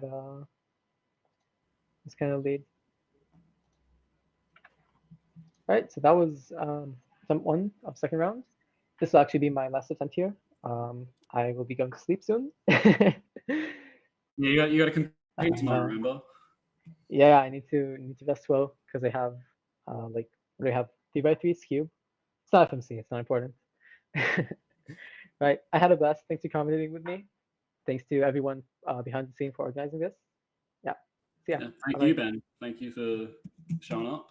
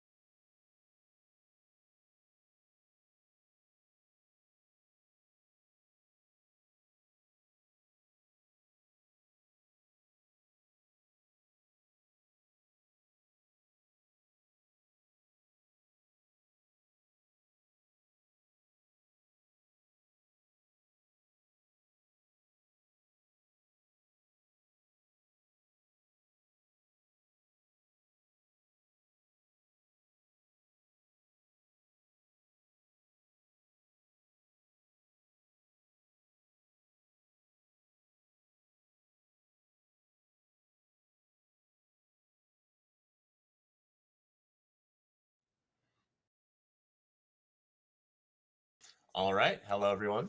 We are back with FMC Live North America, round 2, and attempt 2 is starting very soon. My name is Daniel Karnak, and I'm here with the one and only Jaden McNeil, who is one of the best FMC solvers to do it. And behind the scenes, we have Lichi Fang doing some NISI analysis, so he's going to be a big help here. So we've got a wonderful team going on here, and we're ready to commentate over some wonderful FMC solves. So yeah, how are you doing, Jay? Yeah, I'm doing pretty good. Looks like all of the competitors are just sitting down now, getting ready, waiting for the countdown, and then time to become machine and generate EOs, and then hopefully win on one of them. Yeah, that's how it goes. And yeah, also again, shout out to Sebastiano Toronto. He's just left, but he was doing like all of the behind the scenes like NISI work for the previous attempts. So big shout out to him. But now Lichi will be taking over those duties going into attempts 2 and 3 for the final round. of course. Yeah, I feel like I always try to get like a psychic idea of what the last scramble is going to be, and it's either going to be like a sprint scramble or like a 5-move EO hell scramble. So it's always going to be like one or the other, never in between. But I could be wrong. Yeah, it does feel like the last attempt of a comp is always, it's got to be polarizing in some way. Yeah, exactly. So that's always it always brings out certain emotions strong, whether positive or negative. Yep, and it's usually all baked in exhaustion as well after doing FMC Yes. for like 6 to 9 hours. Yeah, what's the most amount of FMC attempts you've done officially in one day, Jay? I think I've done 6. I've done, I believe, 3 comps now that had 3 rounds In a day? and, in a day. Oh and my goodness. They are a slog. Yeah. These folks don't have it quite as bad. Only a 6-hour work day. Yeah. Breaks. Oh yeah. No, I had a 6-hour work day a few weeks ago, where Carter and Chris got 19s, and Carter got 2 19s on 2 different means. So if Carter gets a 19 in this mean, they'll have a 4 mean 19 streak, which I don't think anyone has ever done. So I think that would be a first. I don't know if anyone's even done 3 in a row, let alone 4. So yeah, they're finding stuff that some people just, whatever they're doing right. Someone's cooking. Oh yeah. But yeah, also notably, like I think Carter for the longest time like could not get a sub 20. I believe even getting a sub 21 mean officially before getting an official sub 20 single, which is just ridiculous. And now it looks like 19 is the new 20 for Carter. Oh yeah. Just once you break that mental barrier, I guess for some solvers it just works. You figure it out. Sometimes it's just all in your head. Yeah. No, entirely. Yeah. I know I've missed a couple 19s in my day, so definitely a little, 19s, they bring out emotions regardless of, I think it's just the round number thing. Like 20 just feels so much worse than 19. It's having that one there. I don't know. It just does something. Has like an aura about it. No, yeah, we all want to best the God's number. Hey, I mean, absolutely. It's the only thing you can do. But yeah, let's see. How are we doing in terms of when the attempt is starting? So probably a few more minutes. Yeah, it doesn't look like we started just yet. Yeah, no one's writing down anything. Just fiddling with the puzzles, going for a spin. All right, we're getting info that some locations have started, but not all. So let's see. And we've got Steven in chat saying the 3-round 19 streak includes their very first 19. So yeah, they ever since their first one, they've had a 100% 19 rate in terms of every mean. So let's hope they don't break that. Yeah, we'll see. Does it end here or not? That's true. 2 chances left. 2 chances. We'll have to see what the scrambles have to offer, because I mean the last one did kind of have a lot going for it. Right. Yeah. But it was also like, it was weird. It was like a fake kind of sprint scramble, be like the best way I can put it. Because it didn't look like there were like a ton of 4-move EOs. It just happened to like have a 3-mover essentially. That's honestly a really tricky part, is when you very early on you find a 3-move EO and you kind of assume it's already a good scramble because of that. And I've had moments where that's just not the case. It can be tricky from like a time management standpoint, because depending on how deeply you want to check for like RZP lengths, like a 3-mover, as nice as it is to be a move ahead from normal, it does slow down the checking process quite a bit. Yeah, because you're more willing to do more creative stuff or more lengthy steps.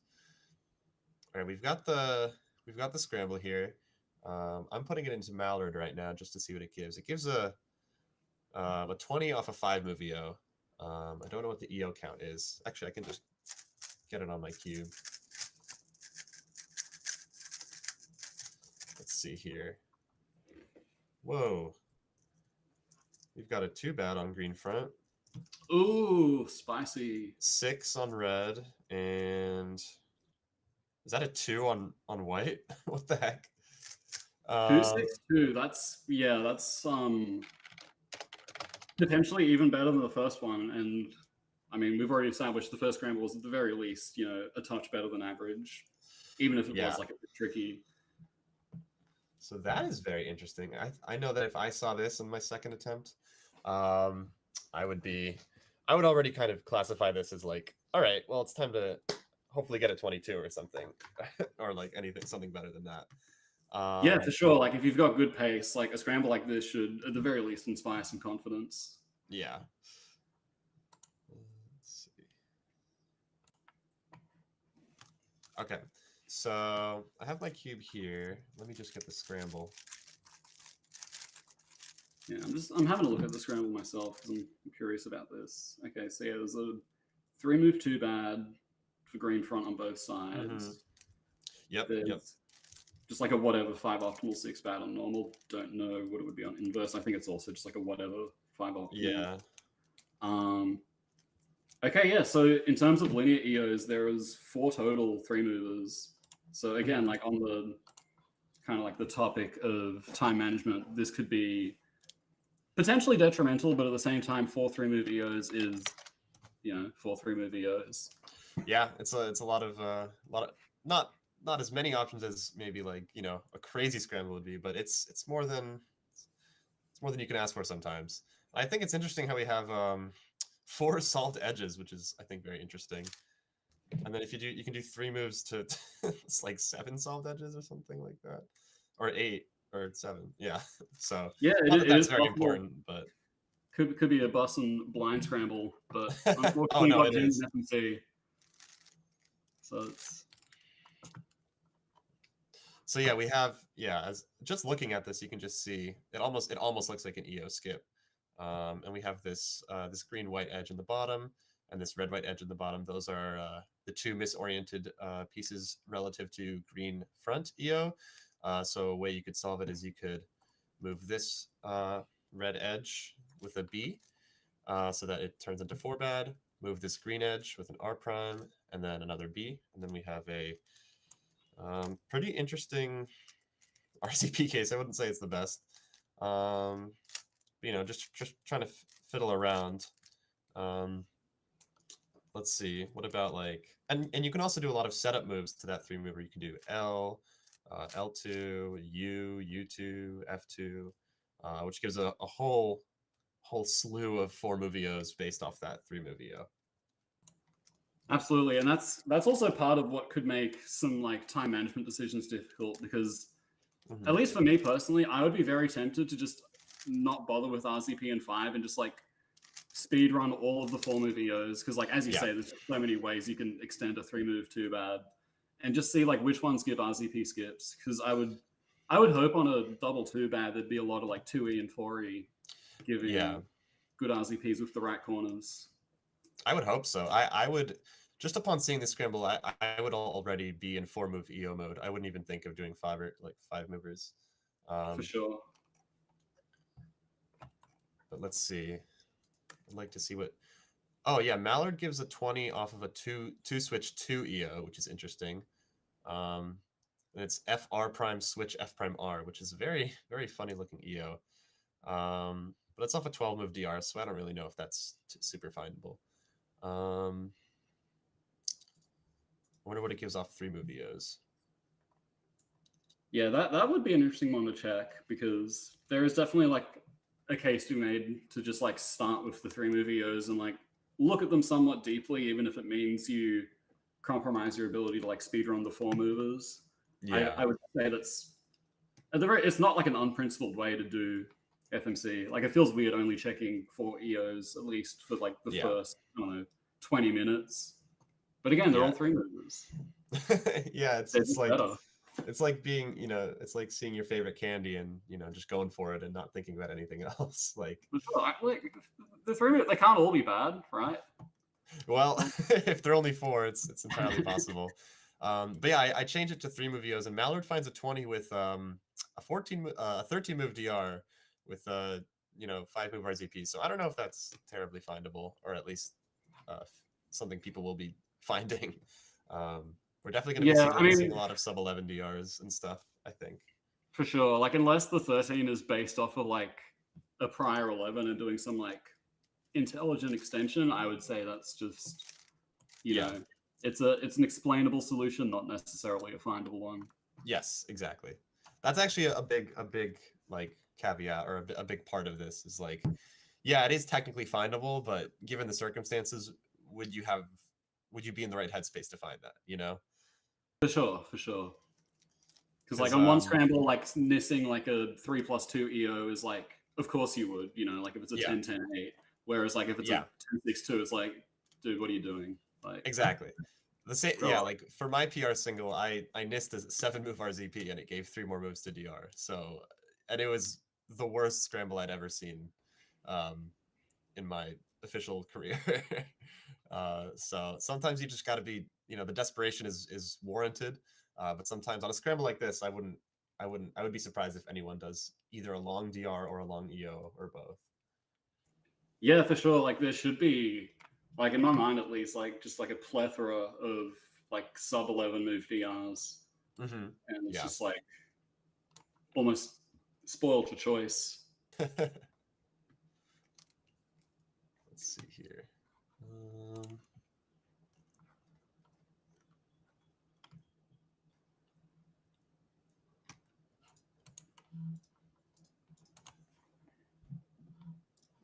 So yeah, as you can see, all of our competitors have already written down so many EOs.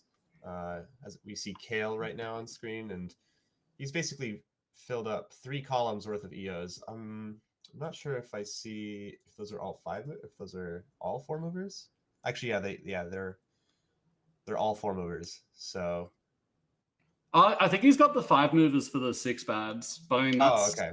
If you were going to check 5 movers, I think doing them off the 6 bad is probably the only way to like humanly rationalize it. Because it is possible, because of the 2 bads on the other axes, that an EO on the 6 bad could result in like some crazy RZP skip or something. Yeah, absolutely. Like there's a very good chance like one or both of the 2 bads preserve, or like they only like get changed into a 4 bad edges, and you know 2E and 4E, like those often pair with like the best of the best RZP cases. Yeah.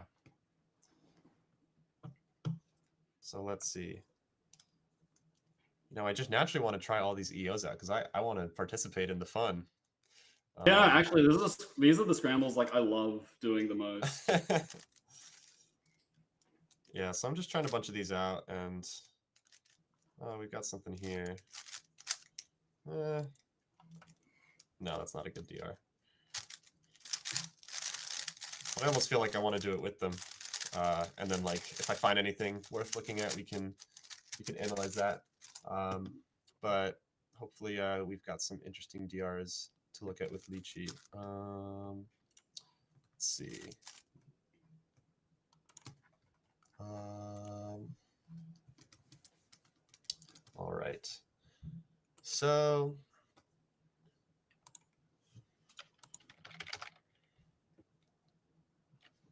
I'm just having a look at some of these competitors' notes. I'm noticing Lewis for his like two bad EOs where you can do like U or U prime or U2 or L blah blah blah like before Yeah. to remove it. He's got like kind of like symbolism for that, which is Yeah. interesting to see. I think that's the first competitor I've seen who like does that. I do it myself personally, but I think a lot of competitors prefer to like have the EOs written in full because it feels like safer in a way.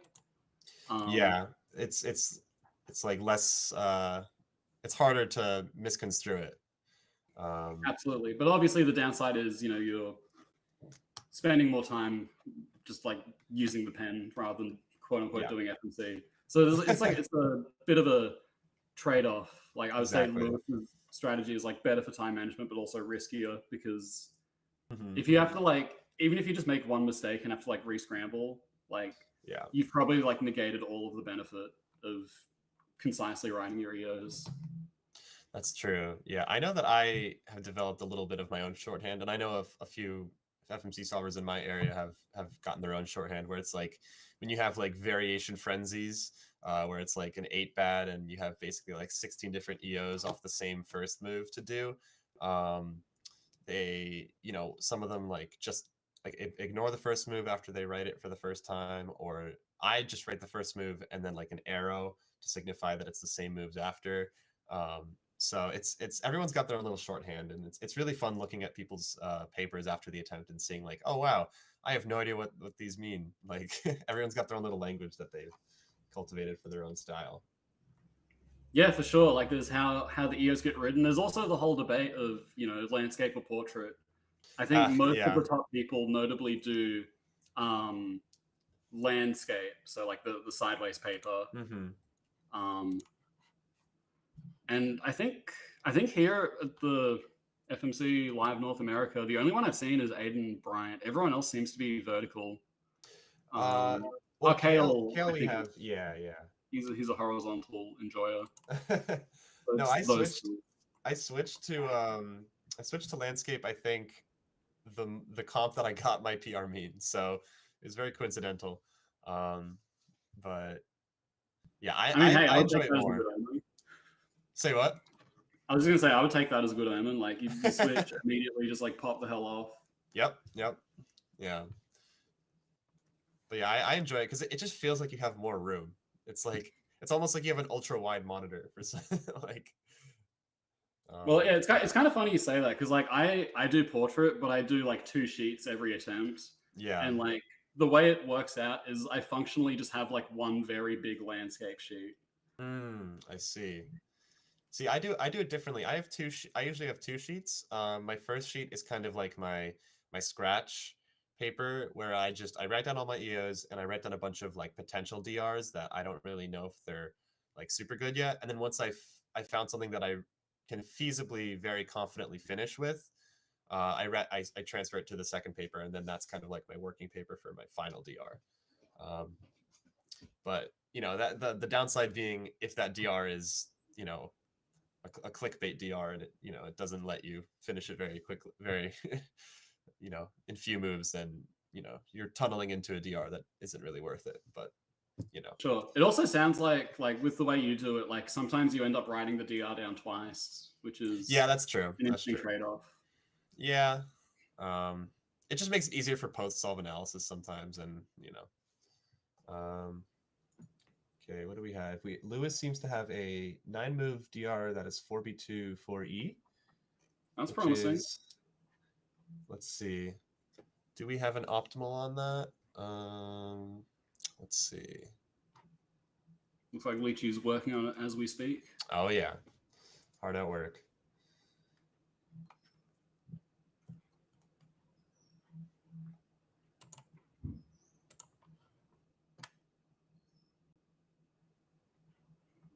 Yeah, 42 4E. That could be really good or really bad. I know a lot of FMC mains have a love-hate relationship with that subtype specifically. Yes. Yeah. One day it's just easy, 6-move trigger into easy finish, and then another day it's like four quarter turn variation hell. It's like, what do I do? Yeah, it's it does feel like it needs 4 quarter turns just more than like any other 2Q subset I've seen. I guess aside from like the really bad like outlier ones like 4A2 0E or something just gross like that. Oh yeah. Oh, that's gross. I did learn a trick with 4B20E where you can insert like a slice move along the wrong axis and then do the trigger and then undo the slice move, and sometimes that gives some crazy stuff. Oh Carter yeah, showed me yeah, that like one.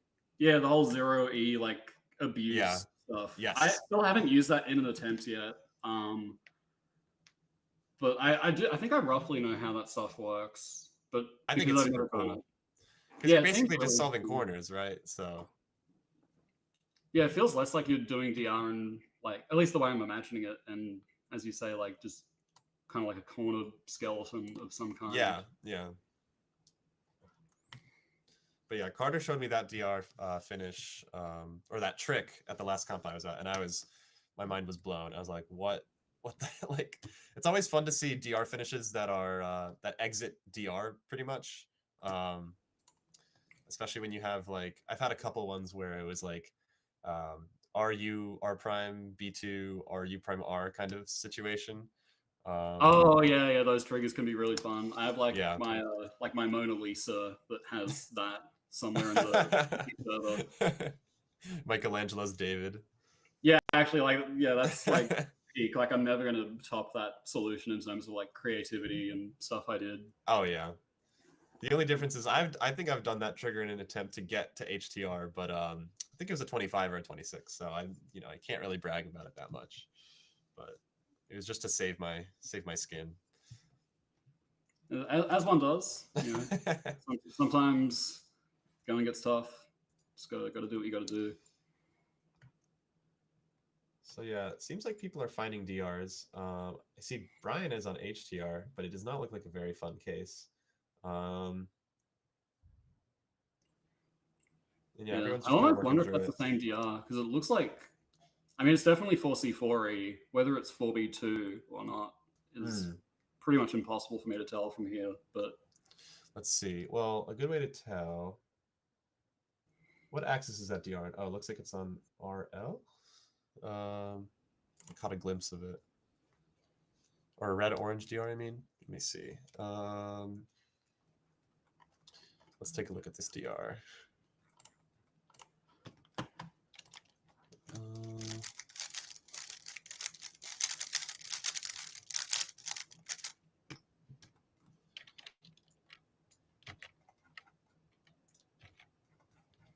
so looking at the sheet with Leachy's analysis, it looks like there's a ton of 9-move DRs on this scramble from like all sorts of EOs. And it looks like Leachy's just opting to like investigate the 4-movers because like it's just too many 5-movers. Let's be real. No. If there's like a findable like 19 with the 5-move EO, it's like I wouldn't even be mad if after the attempt I found that out. I'd be like, okay, whatever. Like yeah, for sure. I mean, you could probably make a case for checking the like 6 bad linear 5-movers. I feel like on a scramble like this, I would. I mean, especially if I was like behind and like at a major, I could see it as like kind of a way to gambit and potentially like bring it back. Yeah, gambling. That's a good way to gamble. Okay, so here we have the DR. Obviously the corners are, like two quarter turns away from being solved, but this specific shape of the 4B2 4E, I can't say is my favorite.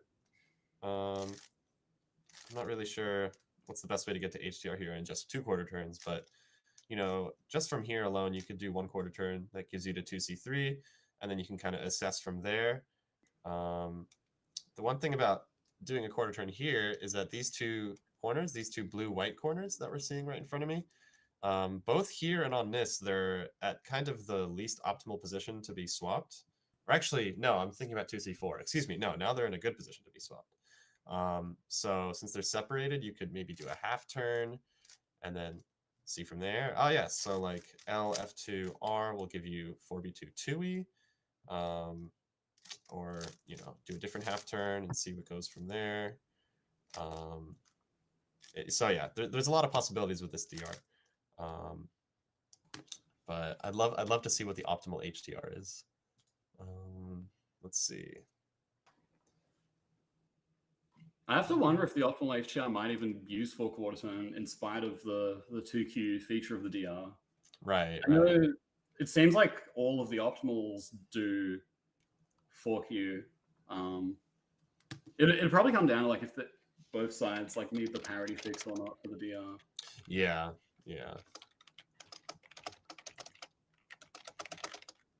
Yeah, usually when you have that, that's like the telltale sign that your 2Q DR is really just like an imposter in Among Us. It's actually just a 4Q. I know that feeling very well. Unfortunately, on both ends. Oh no. So wait, let's see here. So one of the optimal solutions for this 9-move DR, I don't know if I would. Well, actually, let's see. Oh no, yeah, no, this is doable. Yeah, 21. So if we have the DR here, let me just make sure that I've got a good angle. What the optimal solution is telling us to do is to do D2 U2, and then do the first quarter turn of progress, because that gives 2C3. So it is asking us to do 4 quarter turns total. And usually I wouldn't really think of doing you know, a slice move. Oh, slice moves did not look good on this cube. I have to do U2 D2. Yeah, usually I wouldn't think of doing that, but here the last move of the DR is a U. So it, you know, maybe I would, but I know that a better solver than I would definitely try to do U2 D2 and then the first quarter turn. And then after that, it's much better to switch. So let me just do that. So this is what we have on inverse after the first quarter turn of the optimal path. So we have our two misoriented, mispermuted corners right here. This green, green, orange, white, and red, blue, yellow corner right here. And just 1 quarter turn will bring it to 4B2 again. But if you do it, you know, just like that, it'll give you 4B2 4E, and you're kind of where you started. If you do an F2, just to, you know, throw a wrench in the system, and then you do R, now we have 4B2 2E or 6E, which are, you know, basically the same thing. And then you can set up to the trigger, bam, bam, bam, and then we have a lovely little chunky HTR going on here. 1, 2, 3, 4, 4-move finish. And I'm sure people can find a variation of that and slice it, you know, like 22 to slice or something. Any thoughts on that, Jay?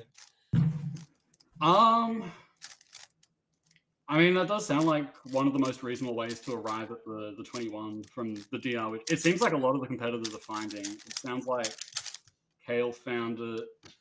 I think Brian has found it. I'm not sure about Evan.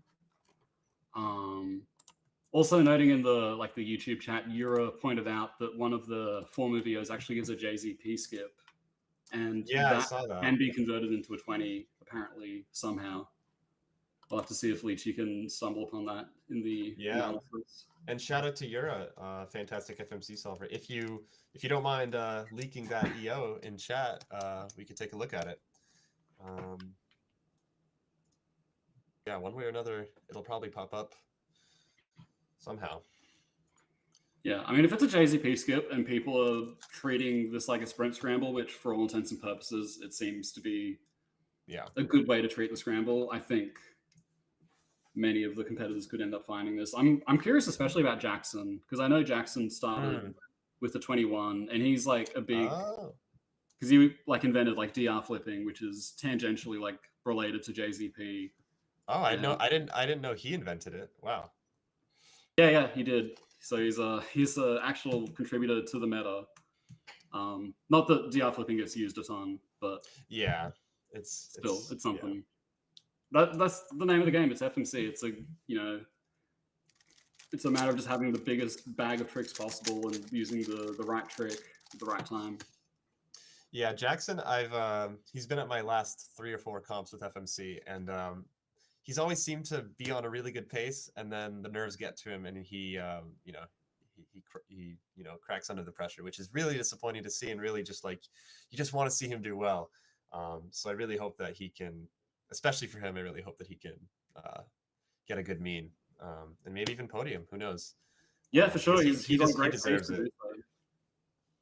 He puts a lot of work into FMC, and it's pretty much the only event he really does at comps. I was at a dinner with him and I was like, "Oh, do you compete in any other events?" And he was like, "I did 5x5 once 2 years ago." And I was like, "Okay, yeah, you don't. You're an FMC." He's like, "I call myself an FMC degen." I was like, "Yeah." Sounds about right. But yeah, I would love to see him get a good mean podium, maybe even win. Who knows? Yeah. But yeah, hopefully the scramble is as scary as it is. Hopefully it's calming his nerves, because Yeah. I mean, especially like obviously like the competitors can't see this, but on our end, it does seem like there is quite a lot of findable like 20 to 22. Mm-hmm.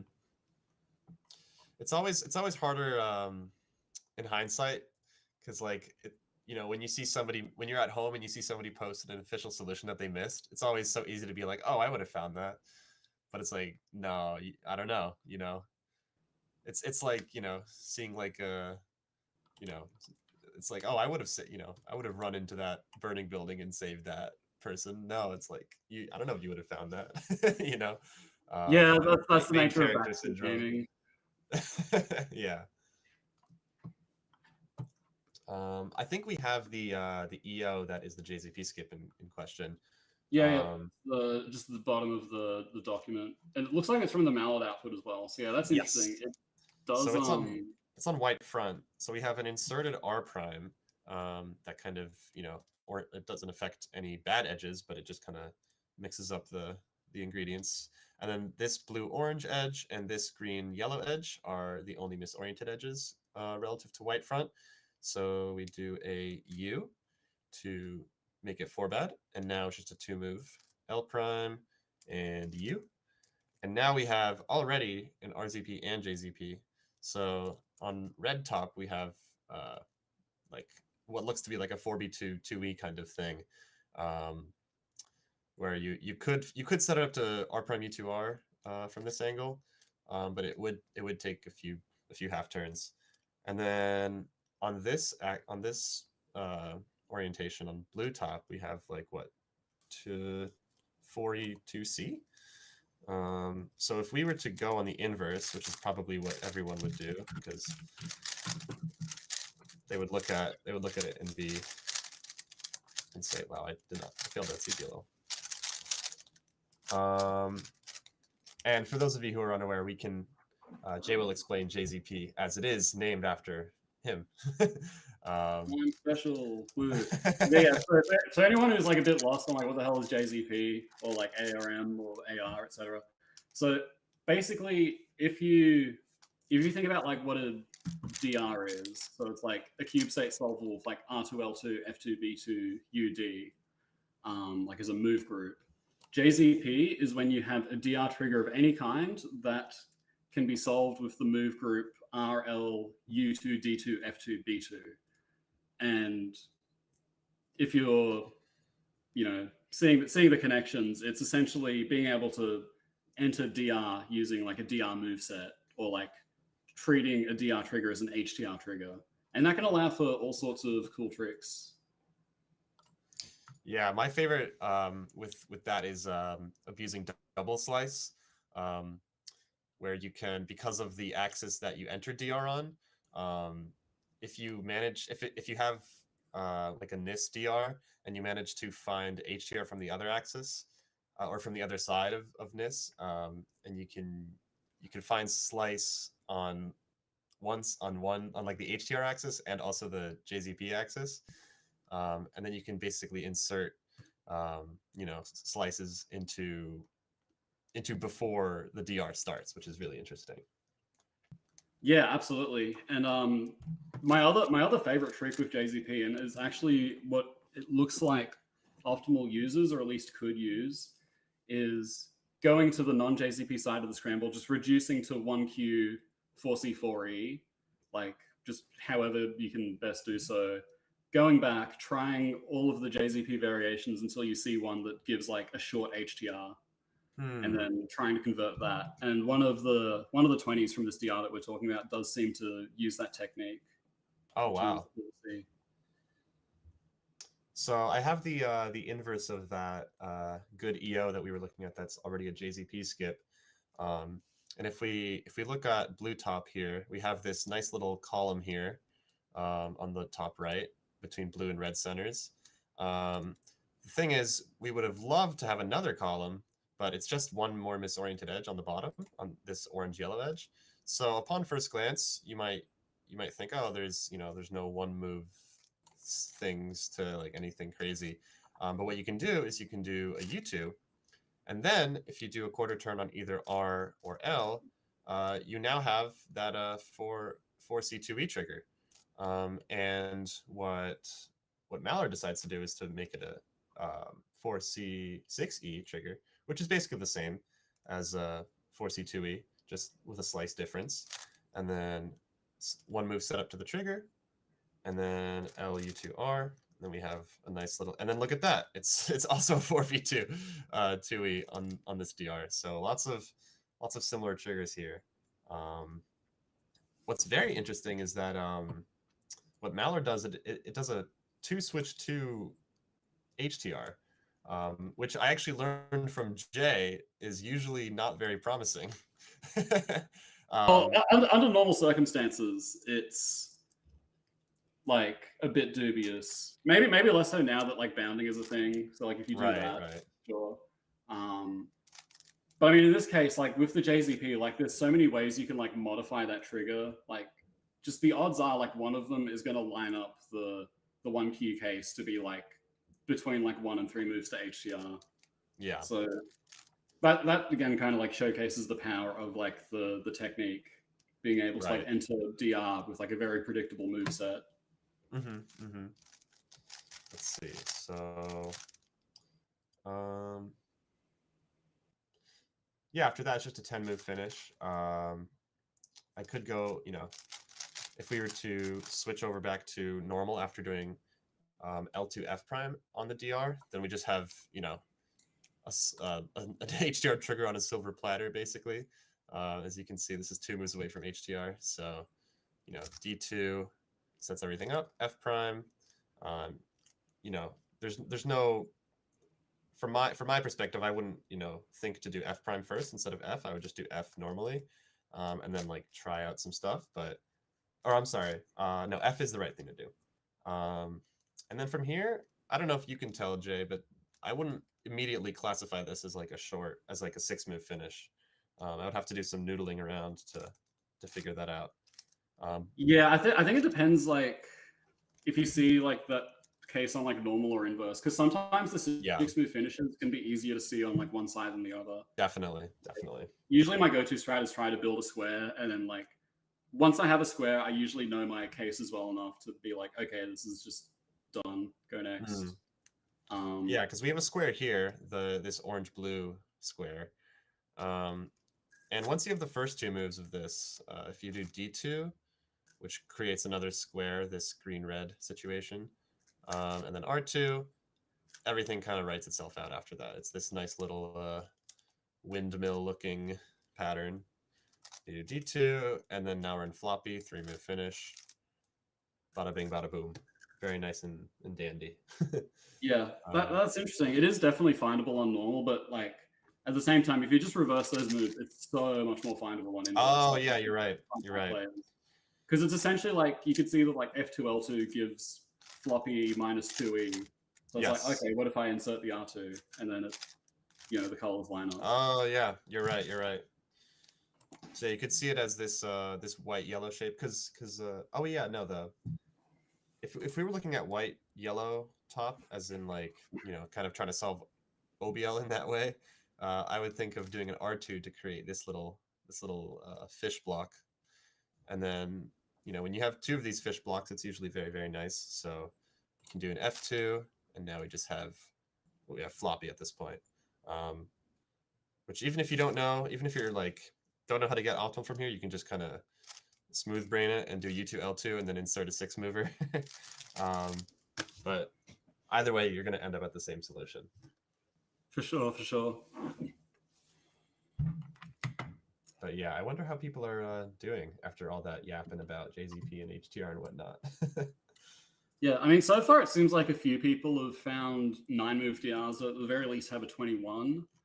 I don't know if anyone's found the what was it? It was a 10-move with JZP that happens to have 2 possible 20s from the mallet output. Maybe there's more from like Nitsy potentially, but I mean, I'll be honest, that first one from the output for that DR, like that doesn't look that findable, to be honest. Yeah, it's because it extends it to an 11-move DR.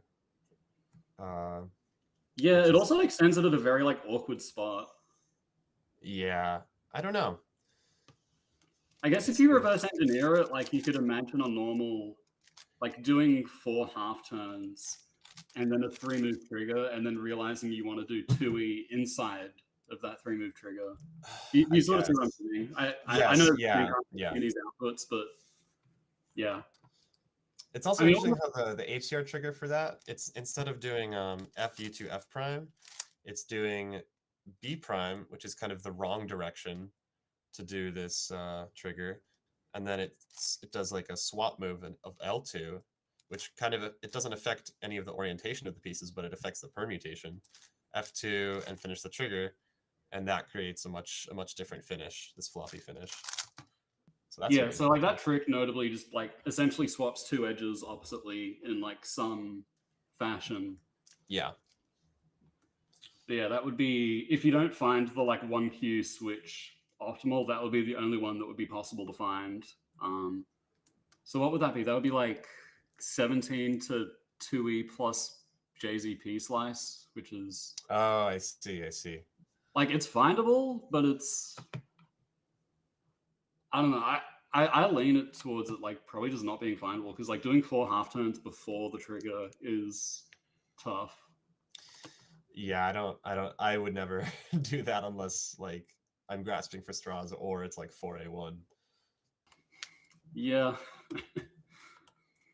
Yeah, Yuta is saying the 14-move HTR is much easier to find than the DR extension, the 11-move DR extension, which I agree. Let's see. So Lewis has this DR, a 9-mover DR. Why don't we take a look at that?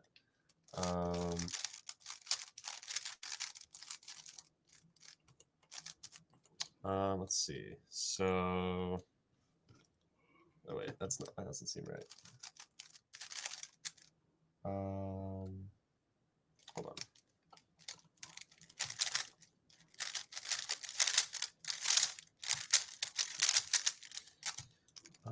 Let's see.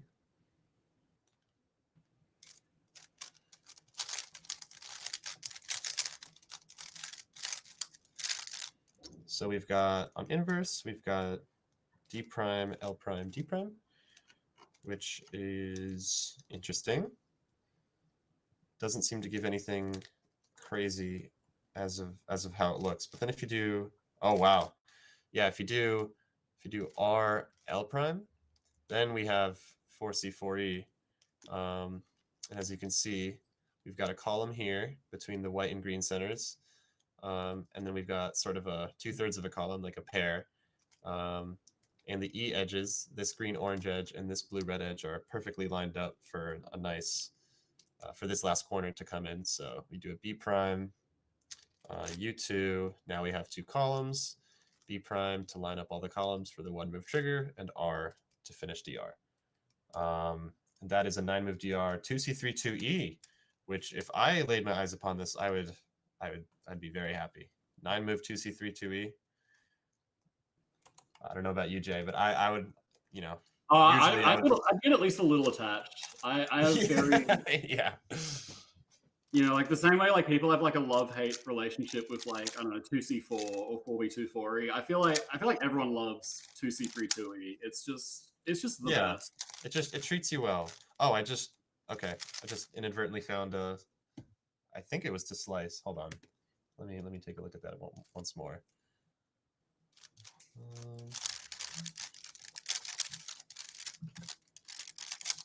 So let's see. Was it that?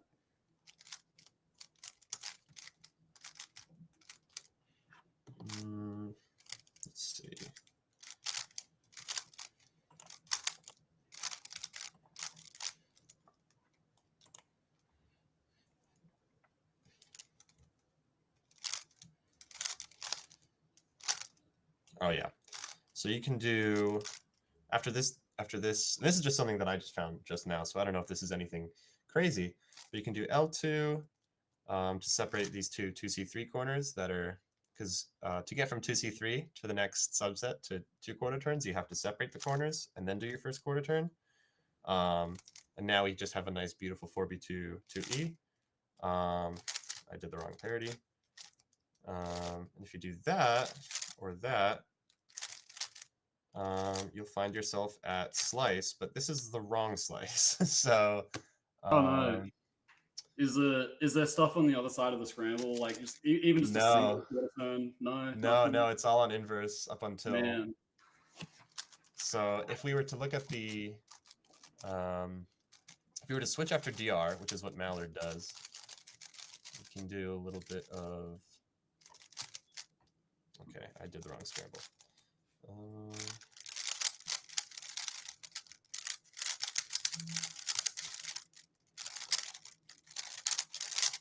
Let's see.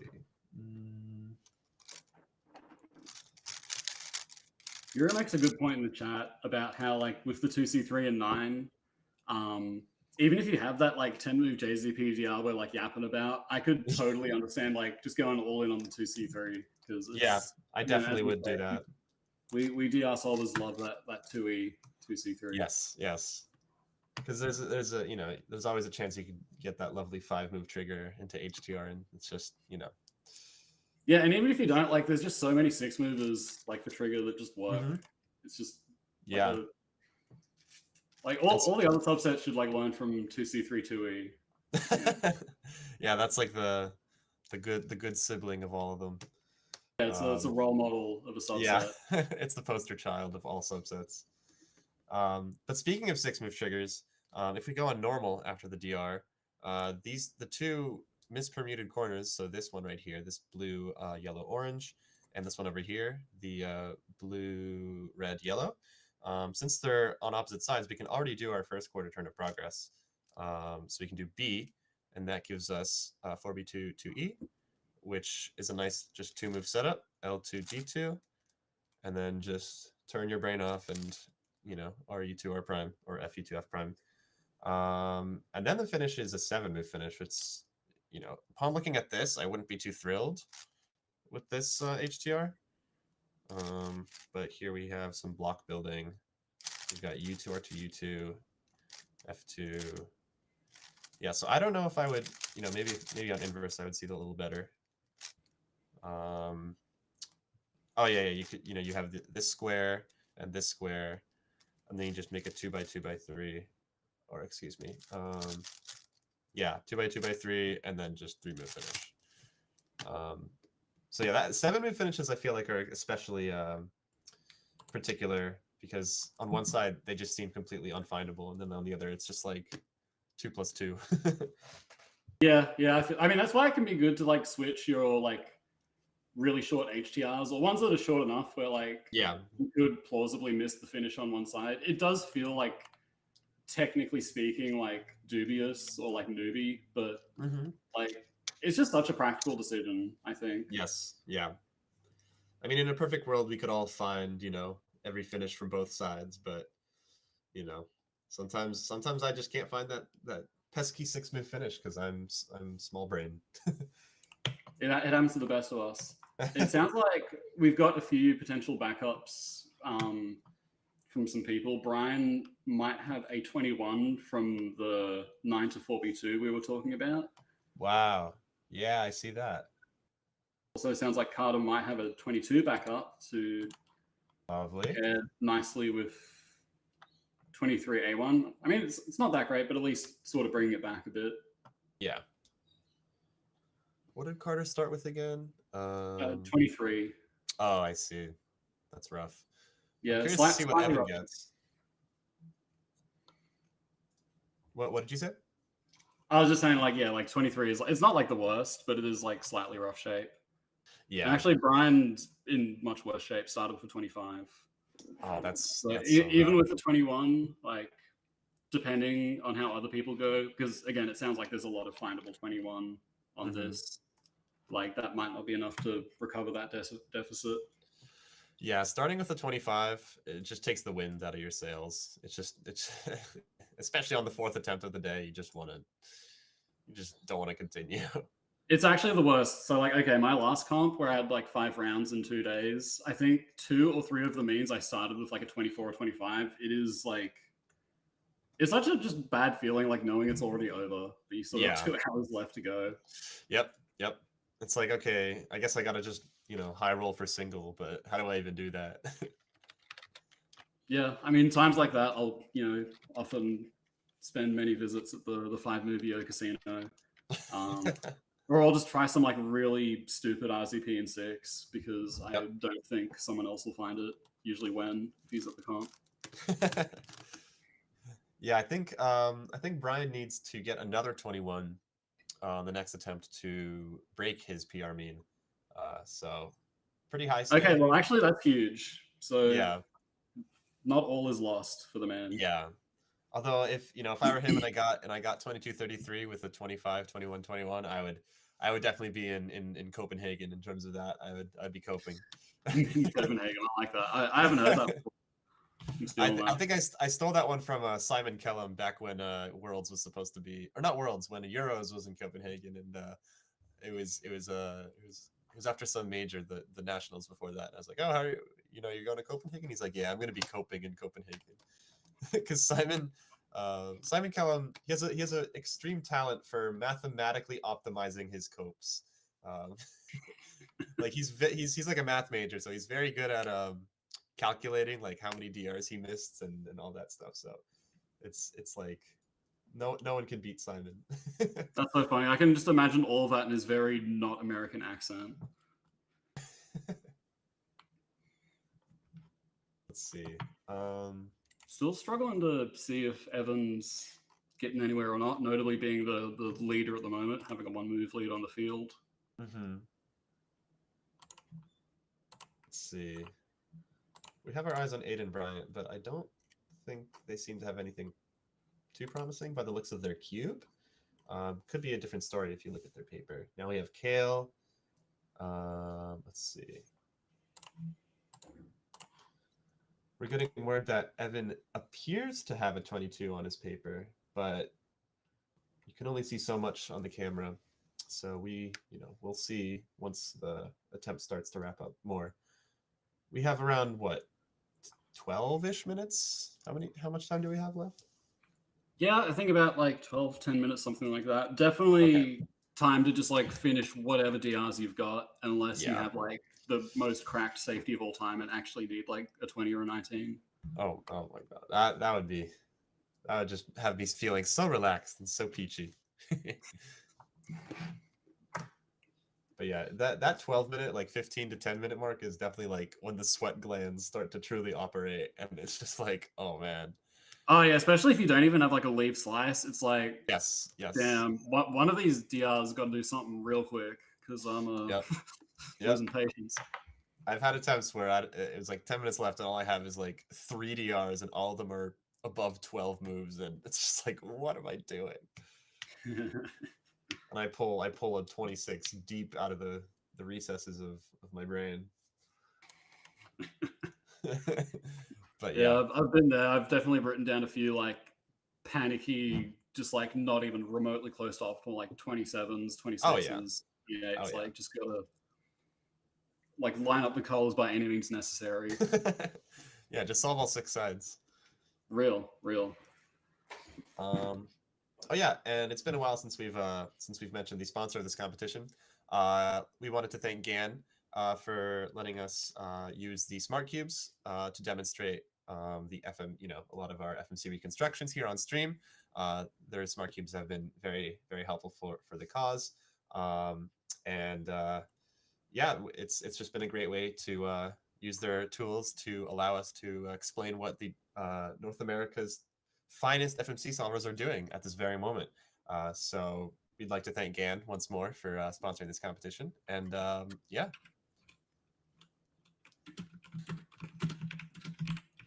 Shout out GAN.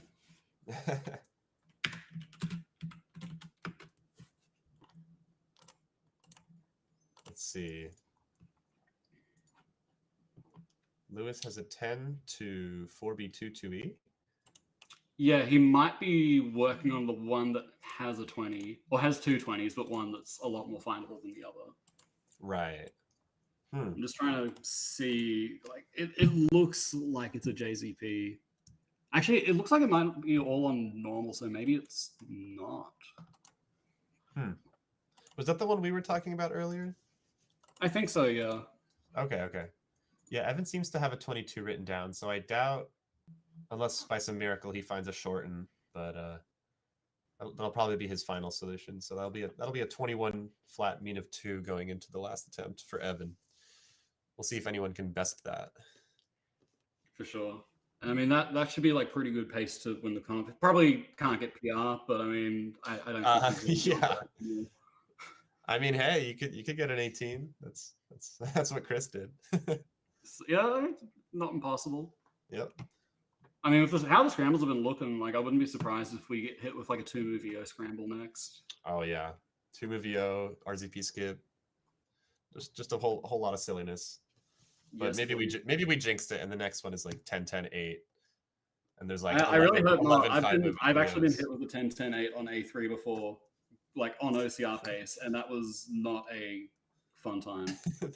that was my PR single. That was my 18. 10-10-8 on the last solve. Oh my god. We've had very different experiences on 10-10-8s. We've had very different experiences on all sorts of scrambles, because I remember Worlds Attempt 3. Ben Barron was talking about this earlier in the stream, but the Worlds Korea third scramble was just so much juice. It was just amazing, and my brain decided to overheat, and I only found a 24 when everyone and their mother found like a sub 22. Yeah, I mean, I have the same feeling. I mean, obviously, I shouldn't complain since I still ended up winning. But yeah, like I threw that attempt so hard. Like as you said, like freaking like like my friend's friend got a 20 kind of thing. Like everyone got a 20. My friend's friend. Yeah. Like my friend who writes down inverse got a 20. Like yeah.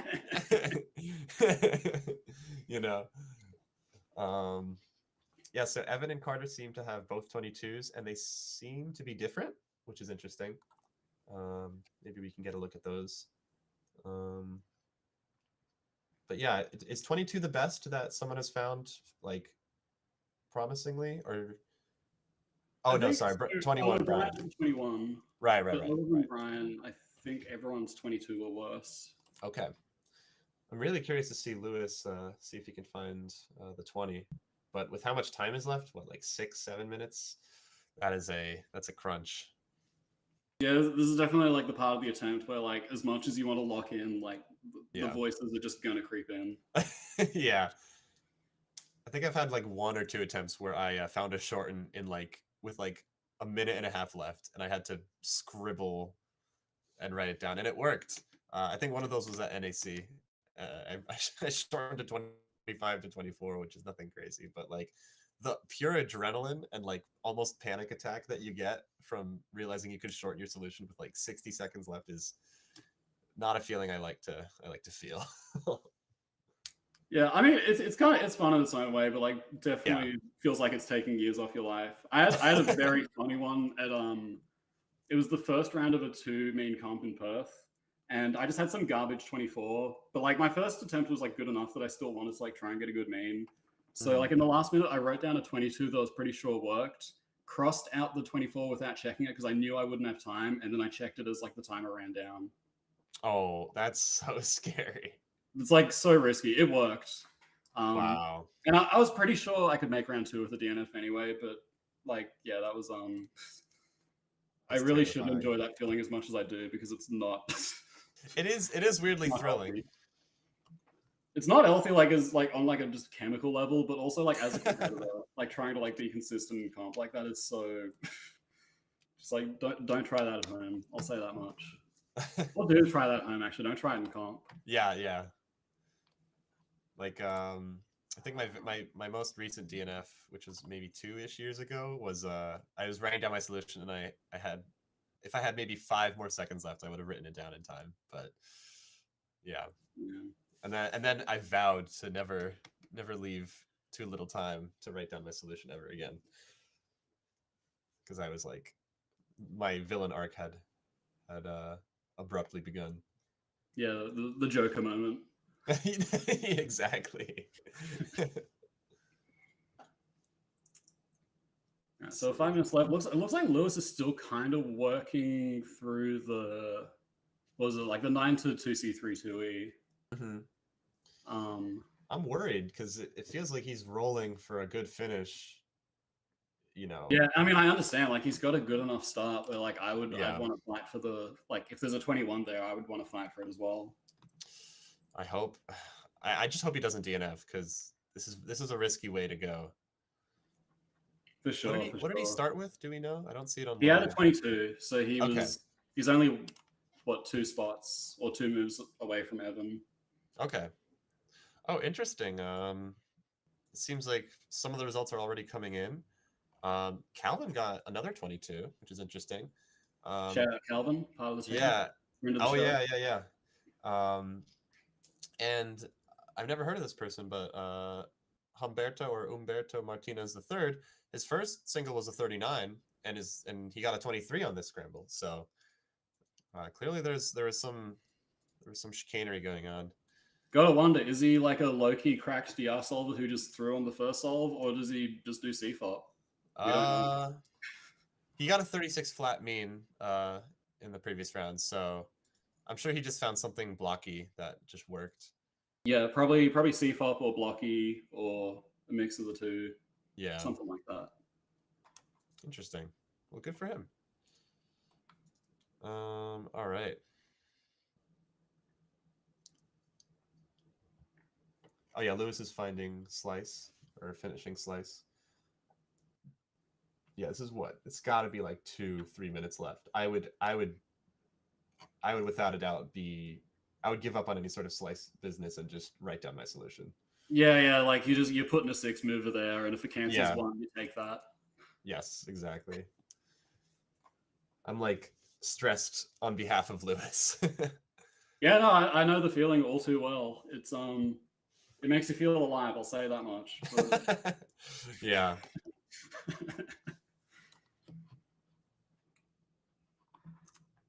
Yeah, geez. Crunch time now. Brian, we're seeing that Brian may have gotten a 20. Oh, wow. That would be... Off the JZPEO that we were looking at. Wow. Wow, so he was leading this whole attempt. I don't think we saw anyone else with a 21, and he might be going for the last second, like, cross that out and wow, put down a 20. And that would actually be huge to recover the 25 start for podium purposes. Yeah, no, that's 20. That's 20 characters. I count. Yeah, 25-20 is a very, just very emotional start. Very it could be one of those positions where, like, as the competitor, like, you hope the next scramble's bad, so there's no, like, PR fail feelings. Yeah. So yeah, we're wrapping up. It should be ending in less than a minute or less than 2 minutes, depending on the location and when they started. But yeah, it's coming down to the wire. So Brian definitely won that attempt, unless someone that is not on camera cooked something up crazy. But yeah, I mean, like with all the analysis Leachy did, we didn't find a sub 20. Like not even like a theoretical explainable one. So yeah, it's probably blocks or bust if we're trying to bet not scramble. Even though it's a good scramble, like double too bad. Yeah, I know. I would be frustrated if I got like a 24 on this. I would really want to have gotten something, For sure. better. So I can just almost guarantee that there's going to be at least a few people that are pretty salty after that scramble. Yeah, and I mean rightfully so. Like the double too bad. I feel like whatever you global, like in your head, you probably assume you do at least 1 or 2 moves better than that. Yeah, and sometimes it's a harmful mindset because like you're putting yourself at a higher. You're just putting a lot of pressure on yourself. Yeah, I mean it is kind of unnecessary expectations in a way, even if like most of the time it's true. Yeah. Okay, I think now would be a good time to reconstruct Brian's 20. Let's see. Uh-oh. I think my cube is is out of Oh, battery. to the DC. Or Oh is it out of no. charge? Let me just try to give it some good old-fashioned CPR. Yeah, give it a little re-up. Clear. All right, we'll see how it's connected, but we'll see how long the life lasts. Okay, so we can already assume the EO, R prime U, L prime U. So I'm just gonna do everything after that. I think I read his moves correctly. Okay. So let's see. Yeah, this is right. So as we saw before, we had this fun little column between the blue and red centers, and this is white front EO. And if you do a U2 and then an R prime, we have a nice, beautiful form of DR trigger. So F2, L, U2, R. And yeah, this is the 4B2 2E we were talking about. And did Brian solve it with the 2 switch 2? Yeah, it seems like he did. So I don't know. We only have his final solution written down. It's hard to know how exactly he found that, whether he found it on inverse first or on normal first. But he did, L2, you can do L2 to F prime or L2 F on inverse and then switch. So let me just switch that. And then let's see. And then, yeah, this is essentially what we were talking about before, where we have D2, F, and then this finish that was a little blocky, but is easier to find on inverse. So it would be a lot of switching going on, but he found it. So yeah. Yeah, he's gone and done it. Got the 20. Yeah, that's wonderful. Hopefully the last Scramble sucks, so he didn't throw away a PR. Yeah. Well, yeah. I almost was about to say is 20 PR single for him, but I remember he has a 19 off a 6-move EO. My God. Yeah, and it wasn't, I don't think it was even like a justified 6-move EO. Like it was just, you can just do things. It was just, yeah, creative mode unlocked. All right, so we have a couple results, or a few results in. We've got Aiden has a 24, Lewis 23, Brian has a 20, Evan has a 22, and Carter has a 22. And we will keep updating that as more come in. Yeah, I would looks like really... Yunhao, despite starting with a 21, got a 27, which really kind of just throws away all fears for the podium. That's so unfortunate. I really want to know what Jackson got, even though he's not on Yeah, stage. actually same. I would love nothing more than a Jackson dub. Yeah, because he's 24 flat is like his ultimate barrier. He just can't get sub 24. And he can easily, very feasibly get it. So like, and he's been on pace for it many times. It's just a matter. I mean, of feasibly, he can get like sub 23, probably Yeah. even 22. Honestly, Yeah, it's no, he's just a very like, capable gotta get it solver. out of his head. Yeah, so eagerly awaiting all the results. But yeah, Looks like Evan 22. mm-hmm. Let's see. Kale 22. Oh, nice. Oh, wow. Doug Lee starting with 23-23 with blocks question mark.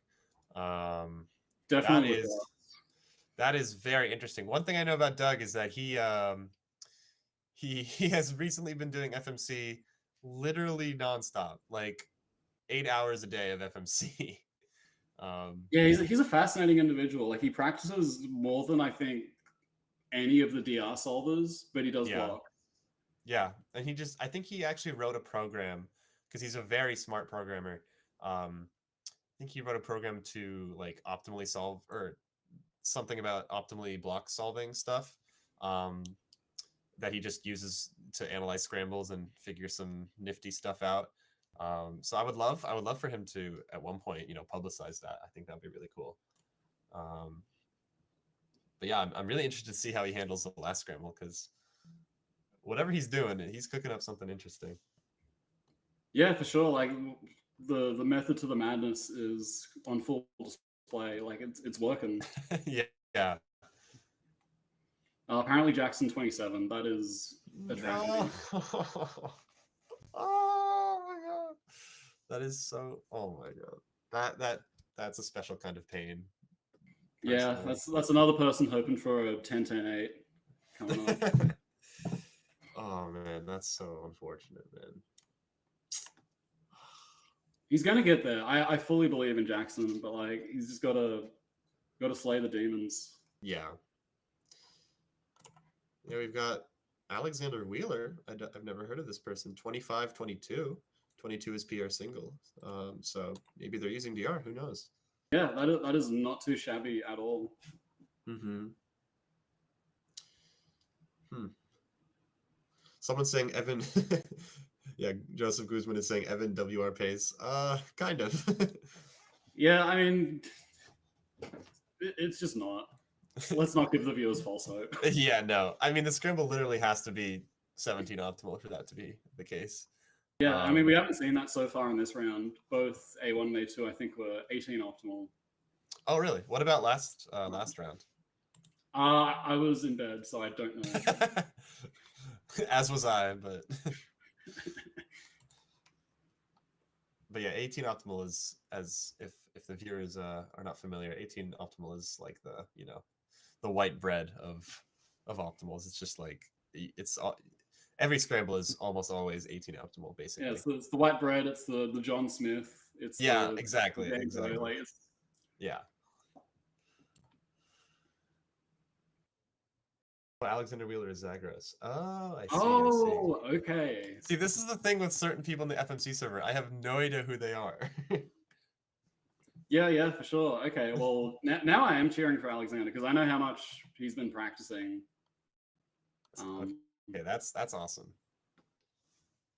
Yeah, fingers crossed. Could get a decent placement as well. Podium might be asking a bit much, but yeah, like definitely could place in like the top 10, possibly like top 5 or 6. Let's look at PR. His PR is 26 flat, so very, very feasible to defeat that. Yeah, he could very, very feasibly crush that PR. So that'll be fun to watch if he gets that. Yeah, even if he does get the 10-10-8, like yeah, could still be on. Yeah, just squeak out like a 27-28 and you're still fine. For sure. All right. Well, we're probably gonna take a break for a little while until the next attempt starts back up. And until then, we will see you in a bit. So Don't go anywhere. Yeah, Stay don't right where you are. dare go anywhere. The last attempt will be starting shortly. All right.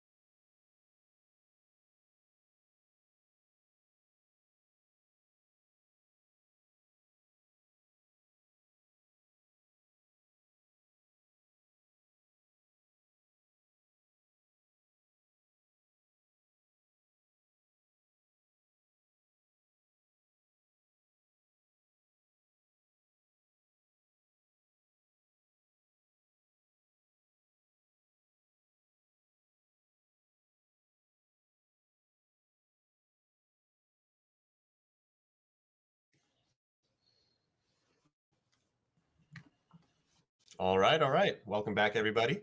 I hope everyone has stayed nice and firmly put, because we are about to witness the final attempt of this competition. Final round, final attempt. I was about to say penultimate, but it really is the ultimate attempt. And my name is Daniel Karnock, and I'm here with Jaden McNeil, the one and only. What's going on, people? And yeah, any thoughts about how the round has been going so far? Yeah, I mean, so far scrambles have looked quite promising. It doesn't look like really anyone among the top is on pace for like PR, for like people are expecting to podium. Yeah. But I mean, we've got like Lewis, who's got 21.23. I don't believe he has a sub 22 PR. So actually, Yeah, I'm does he have just 22? lying. He Does is he have- on PR pace. Yeah, he has 22 flat, right? Yeah, so he could get 22 or better to at least tie. Yeah, that's good. Other than that, probably notably, like Evan Brown is projected to win, having the best like starting mean of 2 so far. Brian Johnson in a good but somewhat tragic position. Yeah, 25, bittersweet. What does Levi have right now? I don't see. Looks like 22, 23. I see. Yeah. So yeah, same pace as Carter. As Carter. And all right. Yeah, almost every location has begun. We should be seeing their attempts start soon. And yeah. The EO script will begin running in everyone's brain. Yeah. And, in the next few minutes, we should have the scramble. We can give you a bit of a laydown on the edge count, some of the move count, like best, worst, stuff like that. Like, Yeah. So far, we've seen 2 scrambles with at least 1 3-move EO. Maybe we see the scramble that doesn't even have a 4-move EO. Oh, not those. Not those. That's like a D tier scramble. Definitely worse than average. Yeah. You hate to be forced into the casino. Yeah. Yeah, no, I hear 99% of FMCers stop looking at EO before they find the perfect EO. It's true. Yeah, so the Keep optimal gambling. EO. So just keep looking for them, you know. Spend 40 minutes looking for EO. It's always a good idea. Never give up. If you take nothing else from the stream, just never give up. Believe in yourself. And do you FMC, miss 'cause it's you miss fun. 100% of the DR paths you don't take.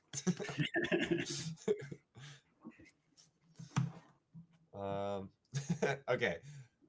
So let's see.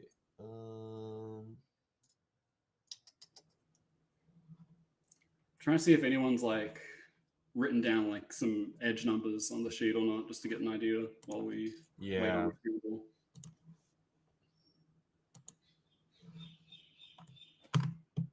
I don't know if I'm having a hard time loading the stream, but it's frozen for me. But I'll try reloading it. It looks okay on my end. It's not like frozen. It's a bit slideshowy, but okay. There is some amount of motion.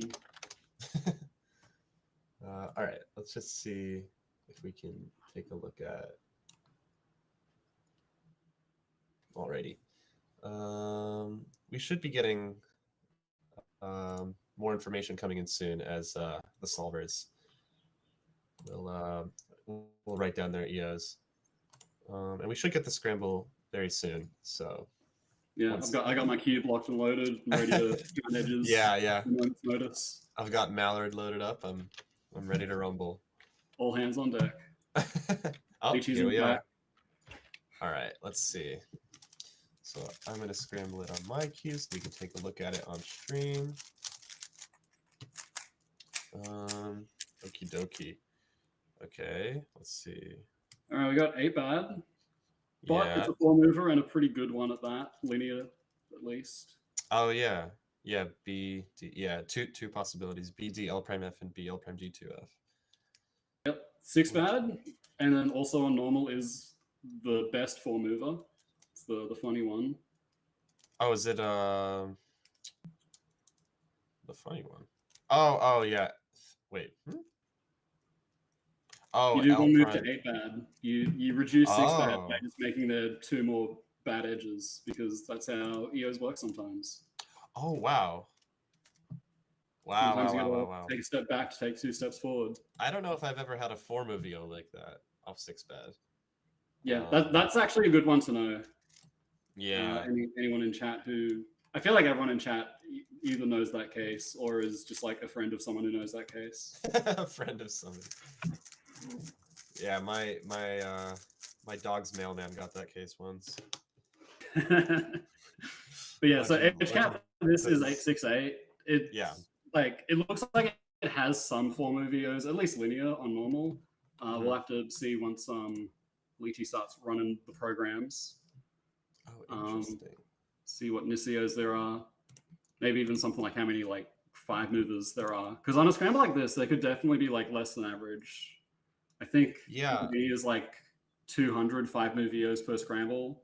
And on like an 868, it could definitely be like closer to 100, which is potentially annoying. I can run it right now. Yeah, there are 144 sub 6-move EOs on this scramble. Okay, yeah, so this is definitely the worst of the 3 scrambles. Yeah. Every possibility that there is just like a findable 18 for some reason, but Yeah, Mallard already found a 20, but it's off a 7-move RZP, and the EO is 1 move on inverse to 8-bad and then switch to LUR. So it's like a 7C8E trigger, but that's the EO. So I don't know if anyone's going to find that, but we'll see. I mean, that's why we have Lychee, because sometimes Mallard's just like overcooking Yeah. it.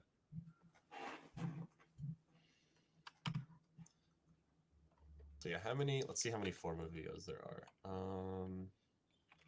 Or sub 5. Yeah, 12. So 12 is not bad on a scramble like this. Granted, a few of them are going to be like HTR equivalent in the sense that like, you know, you can get different stuff linearly, but like missing both of them is going to be a waste of time just due to like how those sorts of EOs work. Mm-hmm. Yeah, I think the 2 NIS EOs on red front, the one that I just mentioned, are I probably would miss, honestly. But I know that maybe I feel like Evan would definitely find them because he can find some crazy EOs. Maybe Kale would too. Maybe Carter. But you know, it's hard to say. I think those 3 and probably even more should be able to find all of these. Even Lewis, don't forget about Lewis. He's on good pace. Right. Yeah. Yeah, and we're looking at him right now. He's assessing the environment currently. Yeah, these scrambles that are just like any combination of 8 and 6 bad edges is just like, it's just the most average thing you'll ever see. It's just like, oh yes, one of these again. Like, it's just like a pothole when you're driving. It's like, all right, I guess I got to deal with this.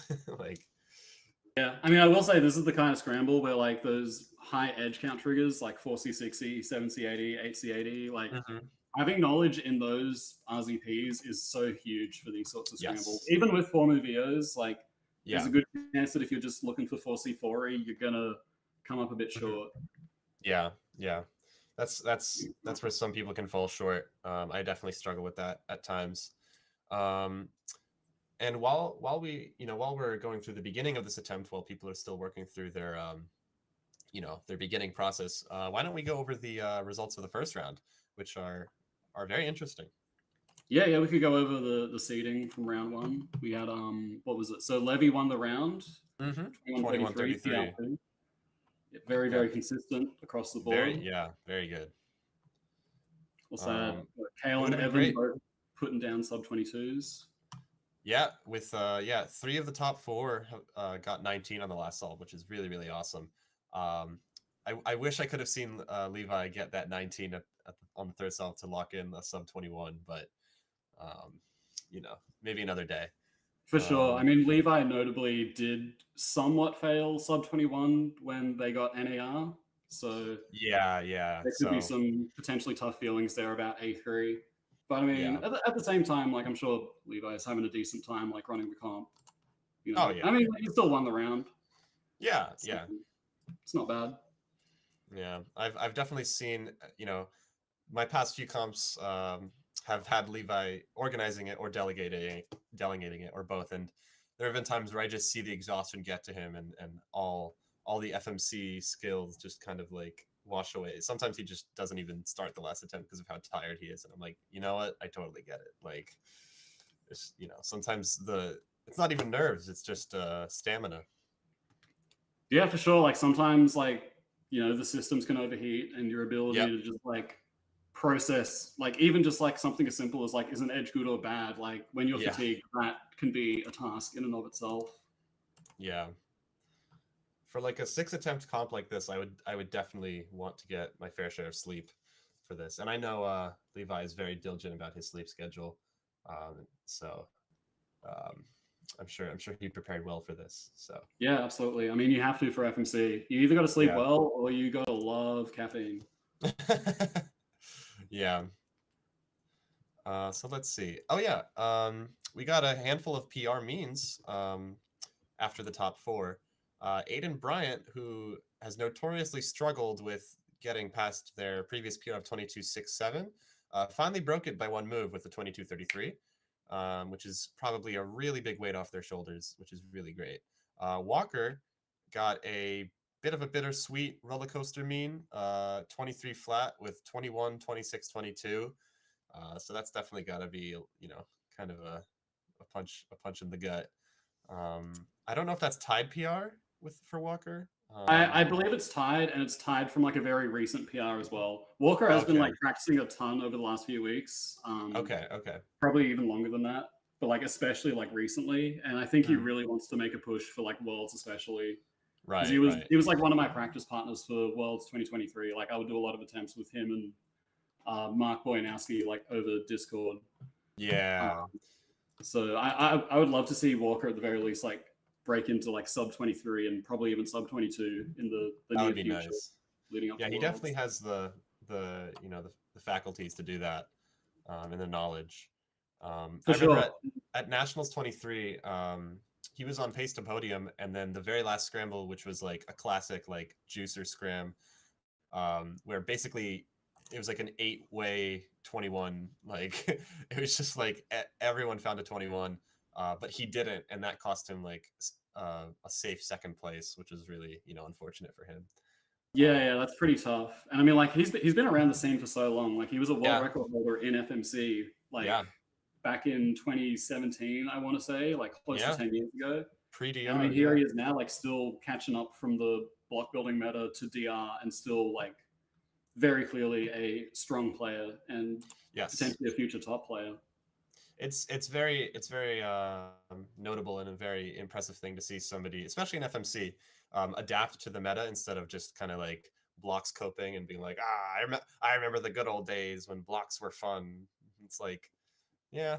That's kind of the dynamic of like the Discord like VC I'm sort of referring to. Like we've got Kit, who's like a complete coper. Like he will just never learn DR. And I mean, I don't blame him. Like he's got a kid and stuff. He's got a whole family. Yeah, no, Walker's managed to catch up, and I think like he is definitely an outside pick to podium Worlds, like based on just what I know about him and like the kind of work he's putting in. Right. So we have some pictures coming in from some of the screenshots of the solvers, and so far they seem to only really have cracked away at their EOs yet, or so far. But I'm seeing definitely varying numbers of EOs among solvers. Like Evan has seen, as far as the screenshots that I'm looking at, has seemed to write down far fewer EOs than somebody like Levi or Kale, which I think is very interesting. And also one thing that Kale does, I don't think I've seen anyone else do this, and correct me if I'm wrong, but Kale color codes his EOs. He does one color for normal and one color for inverse, which is something I don't think I've ever seen about anybody else, which is really that's an interesting one. I have thought about that myself. Like I actually semi-recently bought a pen that has like multiple colors. Mm-hmm. The conclusion I came to is like time spent in the attempt changing the color could just be spent like doing FMC, so I just stopped. But Yeah.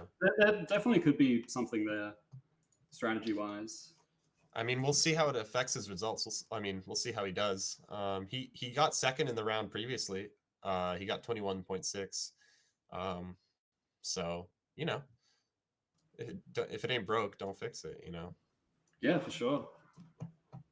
Looks like we're getting some Lychee analysis coming through at the moment. So far, not looking the hottest from the former videos specifically. Yeah, no. Like, even without looking at these on a cube, I'm not sure these DRs are like all that findable, or at least some of these like RURL ones. Mm-hmm. Yeah, I'd love to see a good DR off of one of these linear EOs, just out of curiosity.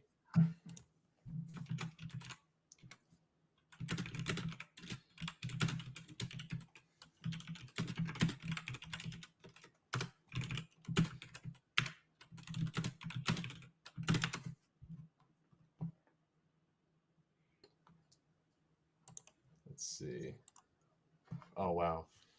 Yeah, we're seeing in YouTube chat.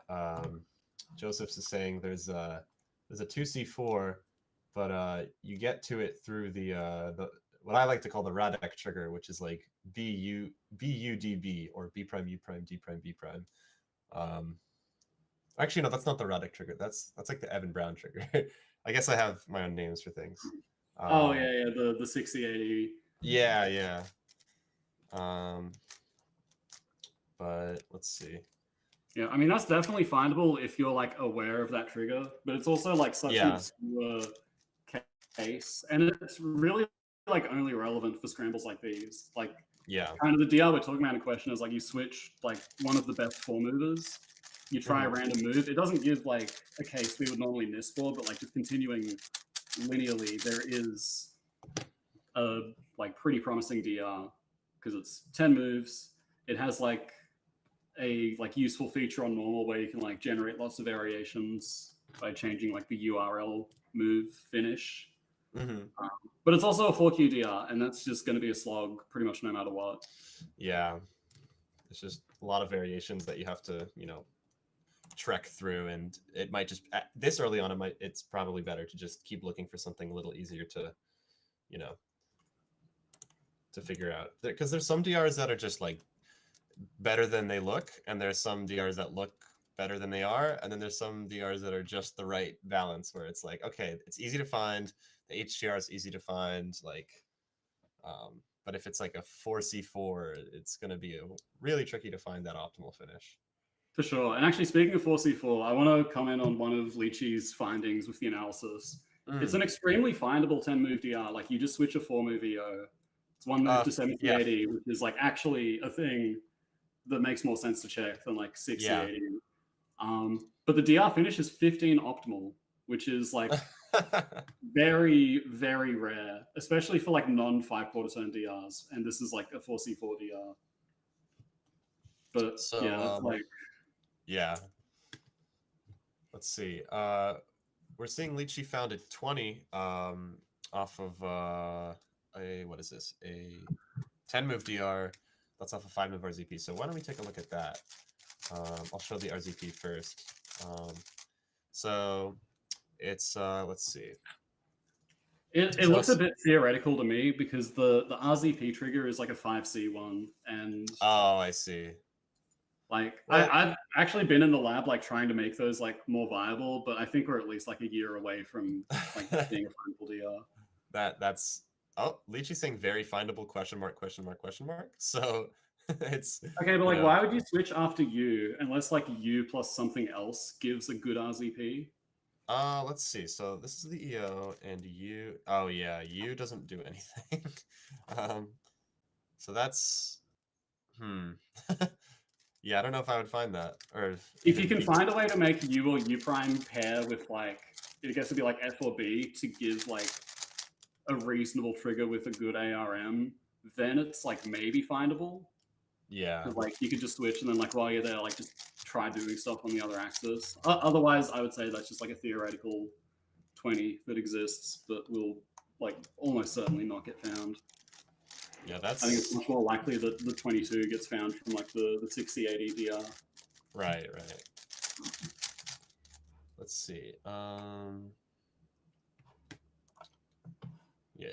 Yeah, Leechy's saying the finish is findable, but no point in a findable finish if you can't get to the DR.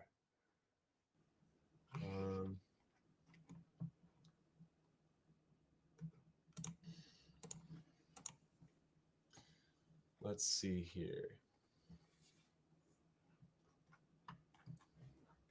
Looks like Brian's apparently working on a 13 move DR, which That's is risky.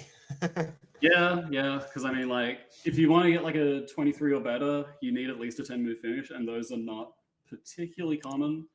Yeah. At the same time, I understand, like, with the situation Brian's in, like, I don't know, like, how you approach this attempt, really. Yeah, it's very tough when you're going into, you know, your last attempt with a really good solve and a not so good solve. Well, actually, yeah, both are. Actually, yeah, two moves worse than PR and 3 moves better than PR. So. I mean, it is just like a pretty bad scramble. I wouldn't say it's like awful, but like for sure worse than average, I would say. Oh yeah, just a classic 868. You know, I really want to come up with an agreed upon name for a scramble that's just 8s and 6s, because I feel like we all collectively feel the same way about those scrambles.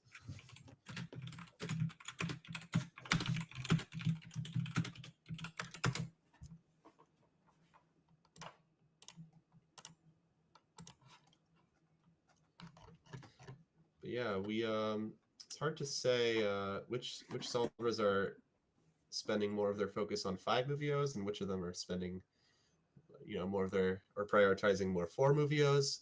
It's hard to say at this current moment because we're still fairly early on in the attempt. There's like 40 minutes left around. But here we have Brian, and he seems to be looking at, he's looking at an EO. I think it's on green front. No, doesn't seem like it. Levi seems to be looking at a white front EO, or just the white front EO axis in general.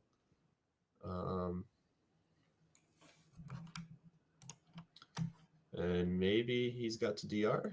I'm not. Yeah, he's at DR. But question is if he's gonna toss this DR or not.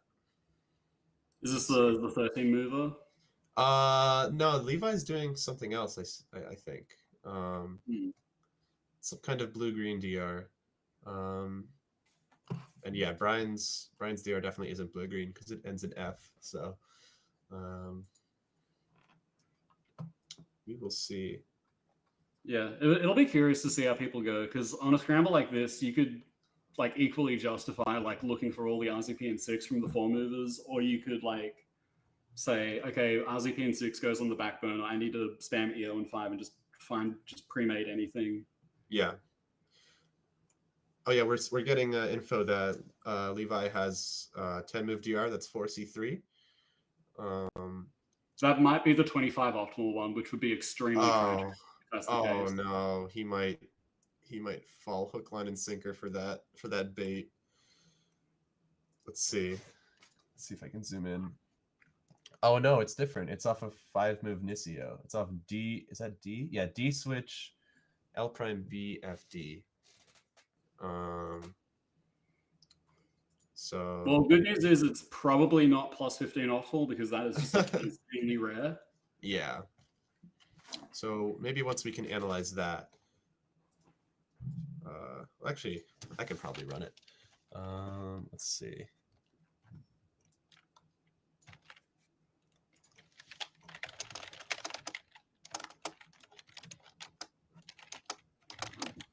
And then is that R prime F prime R B2R? Hard to say. Maybe I'll just have to find out for myself.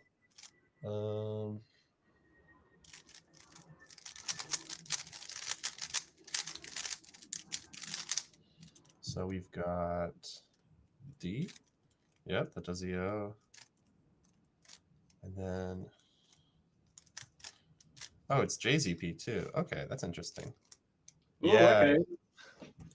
Yeah. that case, Okay. there could be some tricks involving like Uh, double slice finishes or similar. let's see. So let's see what this DR is. Yeah, this, upon first glance, this doesn't look like the most fun corner subset. But if this is 4C3, yeah, and this is the A side, so I'm actually pretty inexperienced with knowing how to deal with 4C3.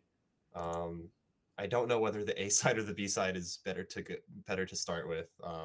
What are your takes on it, Jay?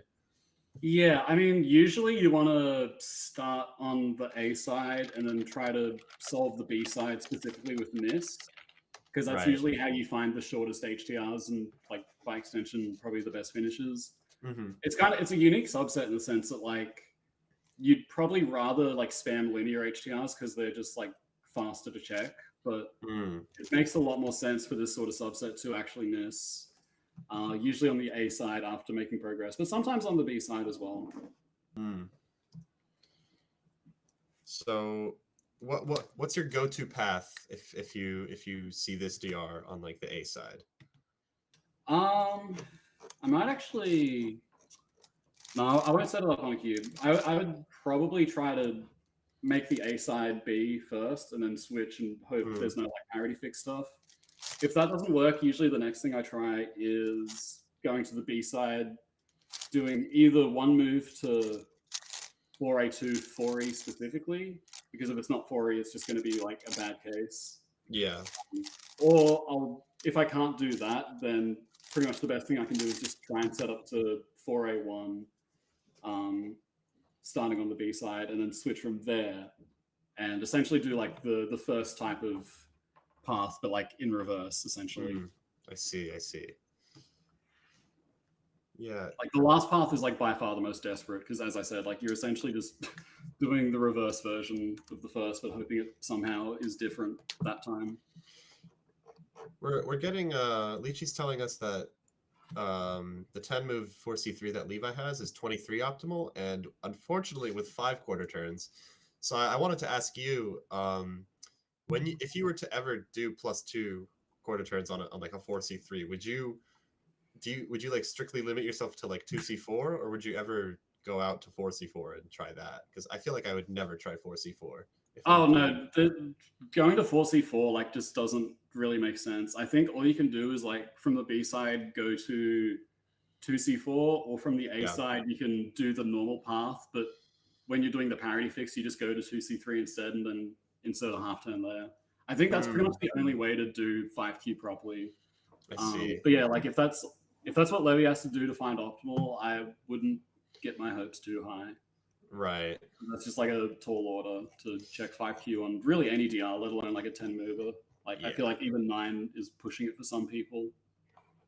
And it's tough because I remember seeing his video on DR bounding, and he said that DR bounding is especially useful on shorter DRs, like 2 QT and some 3 QTs, and it's basically just doing a bunch of bounding to see whether when you get to 4A1, whether that specific part is going to be good. But if you need to do 5Q, then I feel like DR bounding might not be as effective.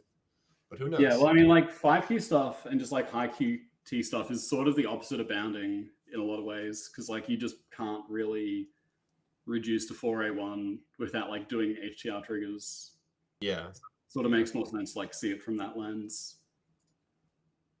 Yeah, I know that, like earlier this year, I finally learned how to do like 2C5 and 4B5.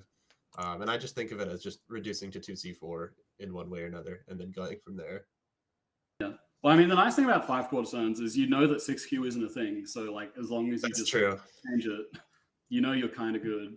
Obviously, you don't want 4C4, but yeah, I mean, you can if you feeling hopefully fine. You don't have the doomed 7 quarter turns. Oh yeah, someone was mentioning like an optimal finish earlier that like required 7Q. Yeah. Unhinged. So we're getting some Mallard solutions. Leechy has given us 3 different 22s, one of which is off the Forma VO. or one of the 4-move EOs, but it uses a funky little trigger. And the other two are off NIS EOs 1 switch 4, both on white front. So that seems a little more likely for some of our solvers, but it's hard to say. Yeah, that second one, especially from Lychee, because that DR can be shortened to DR in 10 if you just like look at the JDP yeah. sequence. Yes, So yes, yeah.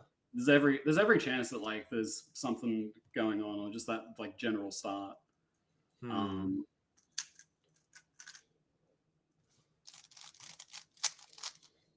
And actually, so that first DR from Lychee is interesting, and is actually probably the best opportunity I'll get to explain ARM. So I'm just going to do that. If you want me to set something up, let me know. I don't think it needs to be like set up necessarily. Okay. But the idea is that while that is a short DR, the ARM is like one corner out of AR. So like the corner is not front or back facing or oriented, and then 2 edges out of AR. So they're not in like the S slice or E slice relative to like an FB axis. And because of that, like statistically, the odds of getting a 7 or less moves or 6 or less moves to DR is like very low. It's actually impossible to get less than 6. So that is one of the shortest cases. And all of that to say, like that info would deter like an FMC solver equipped with ARM knowledge to switch that. Like I would never switch that ARM. So by extension, I would never find that DR. Because the best case scenario for that ARM is an 11 move DR in that case. But it just so happens to be what the doctor ordered. That's frustrating when like you have a short DR that you could kind of find, but it's just there's no, it requires a switch that you can't really ever justify unless it's just desperation.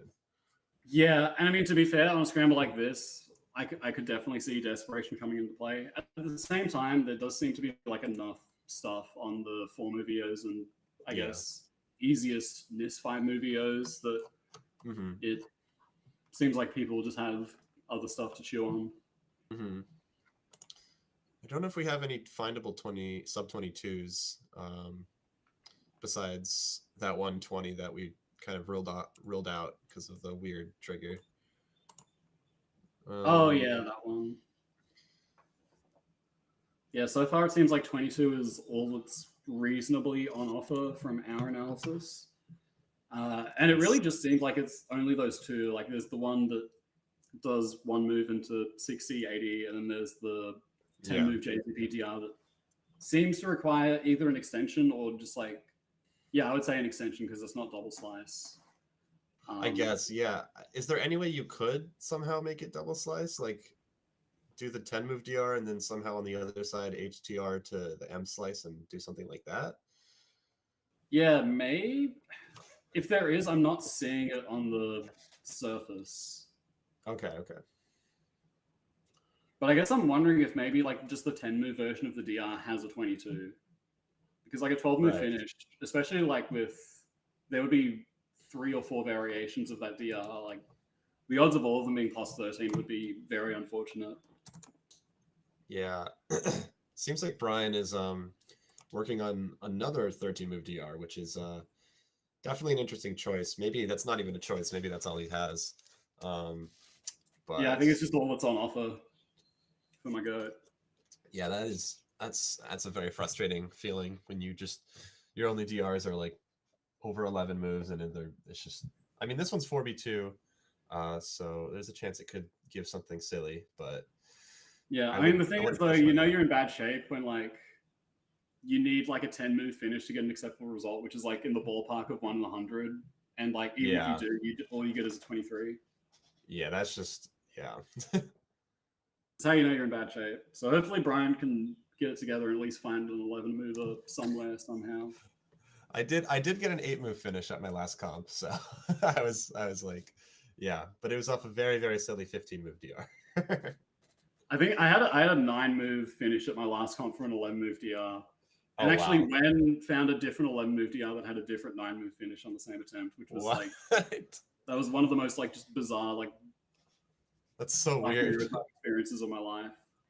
Like you both go up to each other and you're like, did you find the 11 plus 9? It's like, yeah. Wait, what? No. Yeah, he's like, yeah, 2/4. I'm like, no, mine was 3, bro.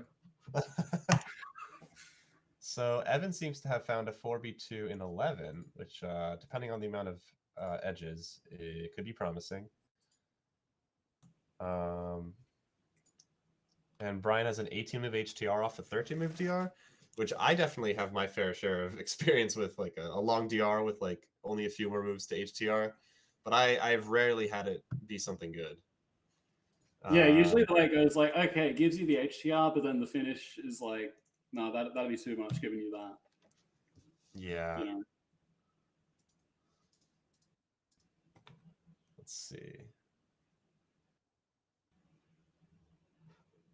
It's really hard to tell what what Evan's 4b211 is, but hopefully we can figure it out. Let's see. How much time do we have left? Maybe like 25 minutes left, I would say. I think we're roughly at the halfway point. I think maybe just shy of it. 28. Oh, no, Yeah, I think we're just past it. Also, it looks like this scramble is 18 optimal. So Evan is officially not on world record pace. That is, yeah. And there are 3 possible 18s, and I'm looking at them all, and I can't say they look findable. I don't see a slew of half turns anywhere in them, so. I mean, like that second one that's got that like right in the middle, like 2 like BUR, BDL type things, like just EO on every side. Yeah. That's how you know, like, yeah, that's not findable with any method. Yeah. Similar to the third one. Huh. Maybe Doug Lee can justify it somehow with his blocks solver, but oh yeah, his like CFOP Mallard probably yeah finds the 11 move cross that with NIS that yields that. We're getting info that Brian's 18 to HTR looks like 22 to something, and that's what that something is. Hopefully will become clearer. Hopefully it's to slice, because yeah. if anything else, it's probably like at best a 24. Yeah, if it's like 22 to 2E, it's usually not like an 8-6 or 8-7. Yeah, it's pretty rare that like you can solve 2E in like less than 2 moves, or like 2E plus slice, I should say. It can happen with like very weird like circumstances, like uninserting the 2E and then reinserting it later. But if you've already got the skeleton, then that's not really a technique. Maybe it's a fake slice because we're seeing M slice, whereas the HTR is on the S slice. So it could be fake slice or wrong slice, however you want to call it. And I think one of his last moves on inverse is an L. So if he widens that and finds some way to finagle a cancellation, he could get maybe a 23. Yeah, if there is at least 1/4 turn, then a 23 should be at least possible. I think you need a 1/4 turn and a half turn to get. Yeah. If it's a 3 slice, I think that sounds right. Yeah. Oh yeah, we don't know if it's a 3E slice or a 2E slice. That's true. We'll see. But interesting how a 13-move DR is actually yielding something seemingly, passable. That's I wouldn't gamble on those chances. Yeah, I mean, also like for Brian, like the main state, he probably just wants to like line up the colors, just write anything down, and then go gambling with whatever time happens to be left on the clock. Yeah, he's just playing DR roulette at this point. Yeah, spin to win. Everyone's spinning, that's for sure. Oh god. All right, what's Lewis up to?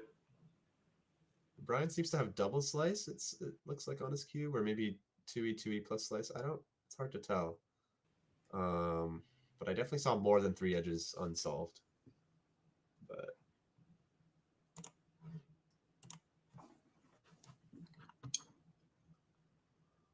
let's see.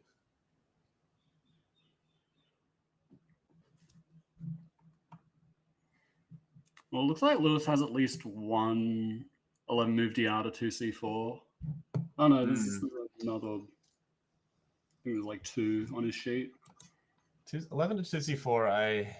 I would try to find something better, but Yeah, Sometimes, I mean, on a scramble like this, I like my odds of getting a 23. Like, I don't know, if the attempt's going bad, I feel like you can do worse than 11 to 2c4.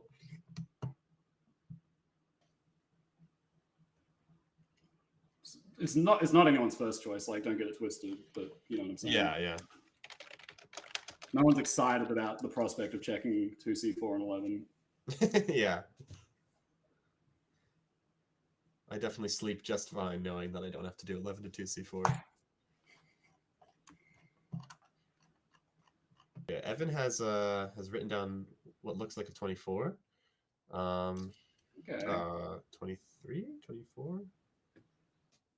Something around that ballpark. So seems to be in the lead. Let's see. Yeah, if he gets a 23, that's a 21-6. So that's a safe win for Evan, I would say. I feel like the only person that could contest that is Brian, and he would need what, like, what would he need for a 21-6? He would need. Yeah. All Lewis could, because Lewis is a move ahead of Brian. Oh, you're right. Oh yeah. He could get a 20, but I don't. But as we're getting from Lychee, he's telling us that he cannot find a reasonable, justifiable sub 22. So that means the scramble is quite painful. Yeah, you usually don't see it like scrambles that are this bad more than like, if I had to guess, like maybe like 2 or 3 times in like an average of 50. Yeah. You can always find like some, if you give the scramble to enough good solvers, you can always, someone will find a 21 or a 20. And it's usually Wen or you. Yeah, occasionally. Not bad.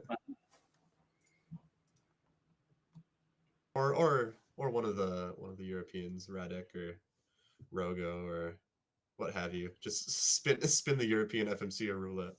Yeah. Or it could be like Ro Hessler, like he got Woj, what was it, recently with the 21? Oh yeah.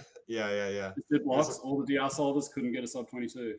Yep. Yeah, it was 13 to like triple sexy or something like that. Yep. And it canceled one or something like that. So it was just like, all right.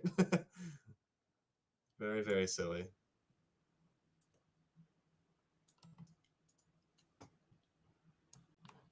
Evan seems to be working on an HTR, but from the looks of it, the HTR doesn't look very.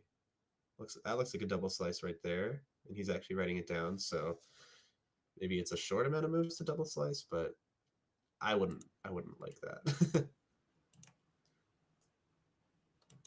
Aiden's looking at a green-blue DR.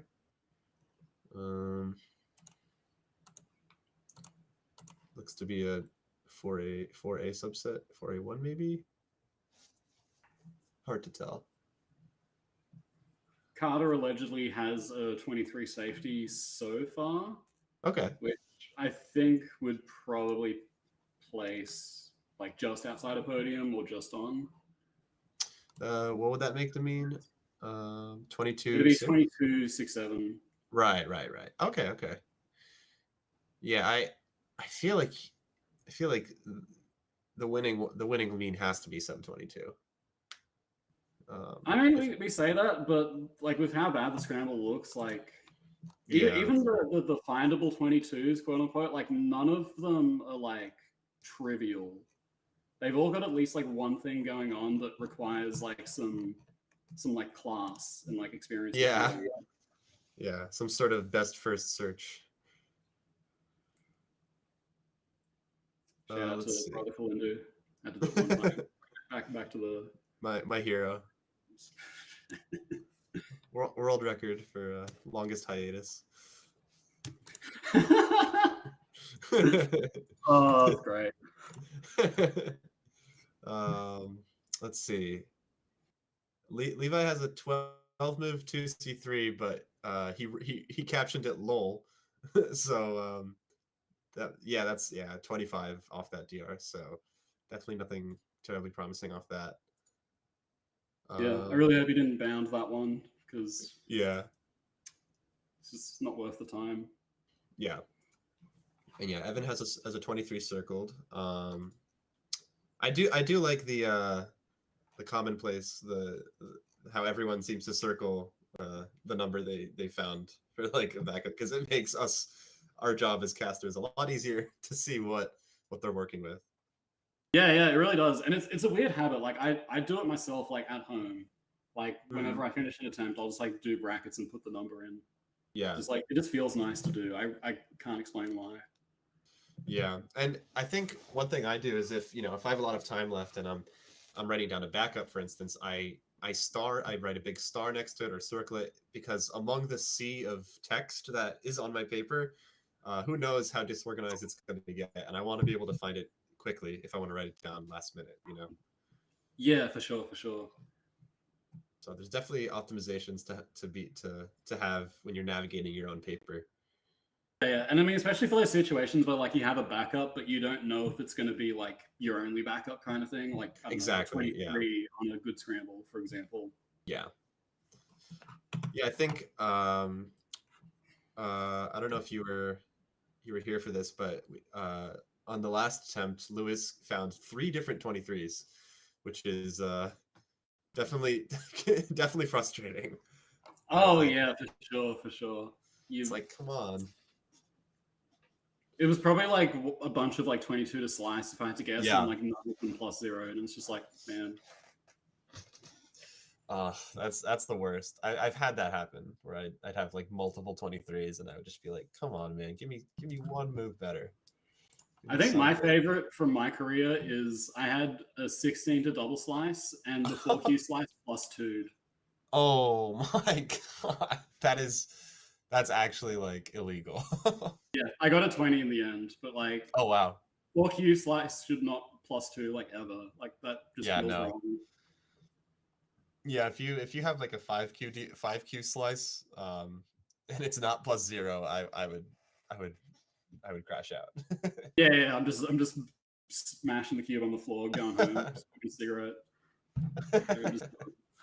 Yeah, we live to see another attempt. Just re-roll, try again, spin to win. yeah, reset the seed. GG, go next. Yeah.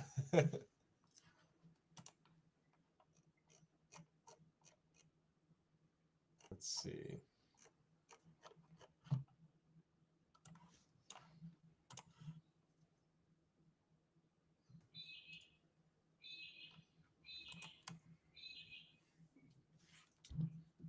Do we have anything new that popped up? Doesn't seem so.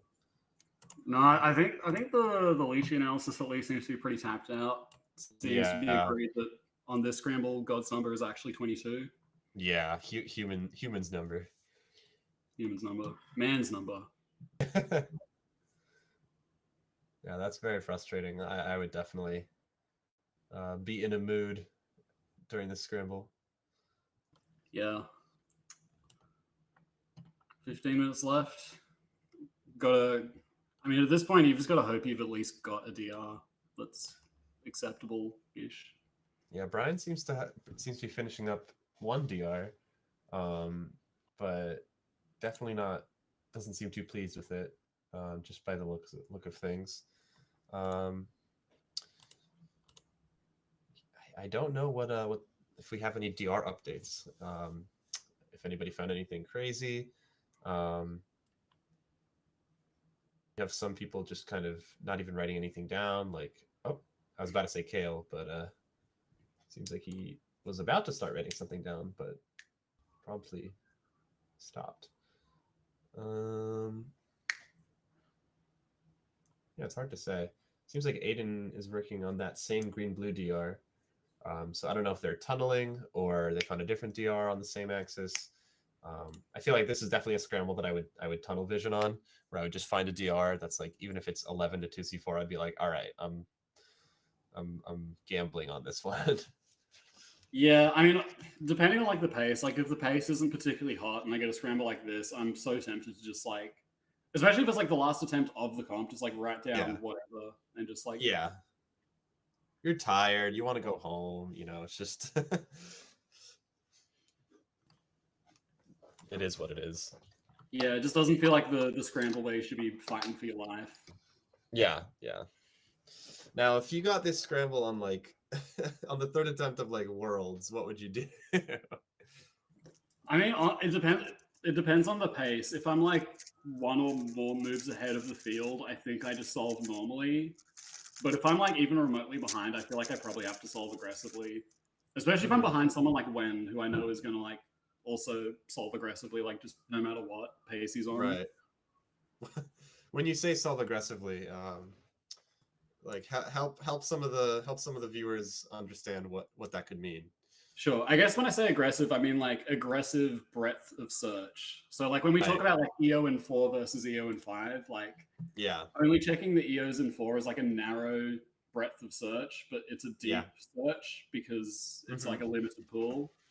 Whereas like checking a lot of 5 move EOs is, you know, it's not particularly deep. Like you're checking everything pretty surface level, but you're just checking more things essentially. Yeah. And the kind of conventional wisdom is like, if you want to be consistently decent, like you should maximize your shorter EOs, like less than 5 moves. And then to get to that like final tippy top spot of like top level, you do need to spam EO in 5 like a good amount of the time just to give yourself that chance. That's interesting. Yeah, I find it interesting that you feel like you would change your attitude or your style based on how well you're doing in the comp, you know. Yeah, I mean realistically, like it wouldn't be like a significant difference, but if I know that like just doing a normal attempt is very unlikely to get me a win and like I need to like actually catch up, that's where I think it just makes sense to like check 2+3 Nisios or like 5 move EOs off of like 4 bad, even though there's like a 6 bad, you know, stuff like that. Yeah. 2+3 Nisios are especially like troublesome for me sometimes because I feel like the majority of checking those EOs is scrambling, and if I want to check both sides of that EO, it's just there's a lot of scrambling that needs to be done, and I haven't found a good way to save time in that aspect.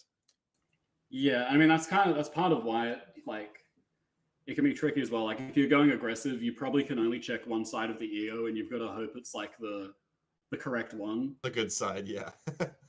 Yeah, because it might be that case we were talking about before, like with the bad ARM on the 4C6E.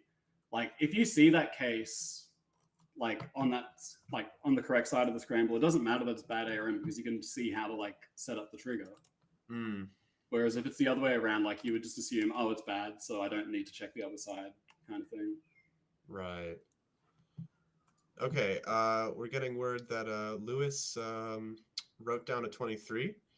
So unless he writes down a shorter solution, that gives him a 22.33 mean, right? I thought that if it's a 23, yeah, it'd be 22.3 because he had 21 and 23. I think. So that could podium. I mean, it probably will podium. One move off PR is always bittersweet, but I'm sure he'll be happy, you know, with his mean regardless. For sure. And I mean, especially with how good the first 2 scrambles were, like I think someone of Lewis's caliber would be wanting to like do better than 23 on like both of those scrambles. Right. Yeah. Lewis seems to have found a 9-move finish on that 23, which implies a 14 move DR. That is horrifying. That I can relate to that. That's some Kalindu maxing right there. That's loud and clear. He's returned. Yeah, legend says he possesses us and channels himself through bad DRs. I think that's beautiful. Yeah, so Evan circled something, but we don't know how many moves that is because his pencil is covering it. So it could be the safety 23 he wrote down. It could be something better, but we don't know. Yeah, I mean, it looks like it could be a 23 at least. Yeah, it has to be a 23 at worst. And I see near the top of his page, it seems like he wrote a 24 safety. So I feel like he has the win. unless something goes horribly wrong for him or horribly or terribly right for someone else. Yeah, he would either need to miswrite something or we get proven wrong about our Nissi analysis and someone finds like a 20 somewhere. That would be something. Let's see. Carter seems to have written down a 24, which would give them a 23 flat mean, which could podium, it could not. That's a little bit on the you know, on the cusp. Yeah, if I had to guess, that feels like a 4th or 5th place. Mean. Okay. Yeah. As good as that is, like the thing is, Yeah. like the field is just stacked. Oh yeah. That's what I love about these competitions. It's just like you just have so many contemporaries to chat with. Unfortunately, this is multi-location, so you know you might be the only one in your location that's you know, a contender for podium. But at a competition like, you know, a continental champs or a world champs, you can just chat with everyone about what they did, and you know, it's an opportunity to either learn a lot, cope a lot, or both. Yeah, especially with the coat part, that does yeah, that does happen quite a bit. Yeah, group cope, yeah. Just be like, why did my eyes just like not work at this point? Like, it's just like a DR that's like so obvious, and you're just like, it's not what I saw. Yeah, yeah. Ape together strong. FMC does have a way of making you feel like a chimp. Even though it is like kind of the most like brain heavy event, maybe besides multi-blind. Yeah, but like you got to wonder where all those brain cells go during an attempt. Yeah. Sometimes it feels like for me they just go straight in the bin. Yeah.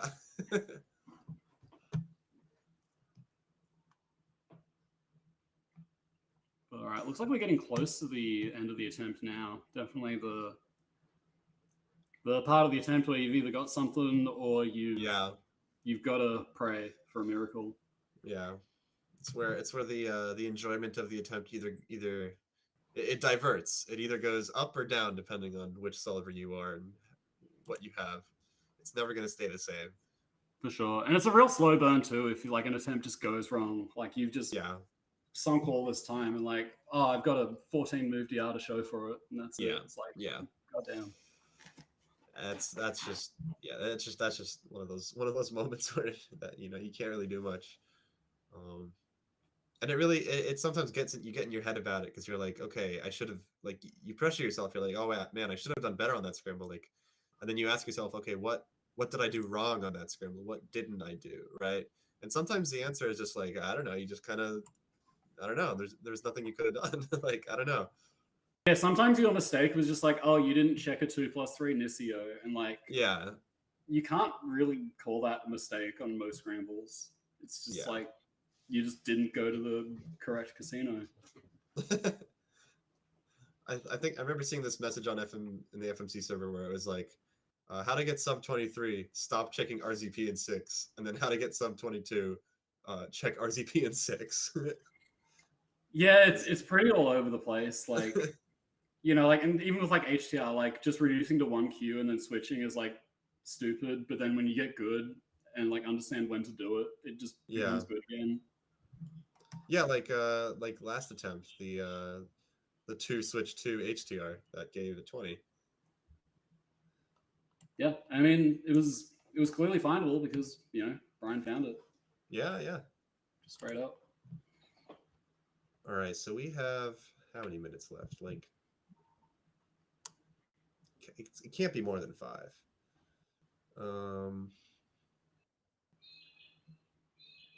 Let's see. Yeah, 5 minutes left around. This is it. I think it's a great time to once again shout out our sponsor of this competition. We'd like to thank GaNCube for providing us with smart cubes to do some analysis and provide reconstructions for some of the solvers, solves what they've done, offer some insight, make everything a little more digestible for those of you who are a little newer to FMC or have never even dabbled in FMC. So thank you to GAN for allowing us to use their really, really great smart cubes to make this a more spectator friendly event. So yeah, thank you, GAN. Thank you, GAN. GAN, my man.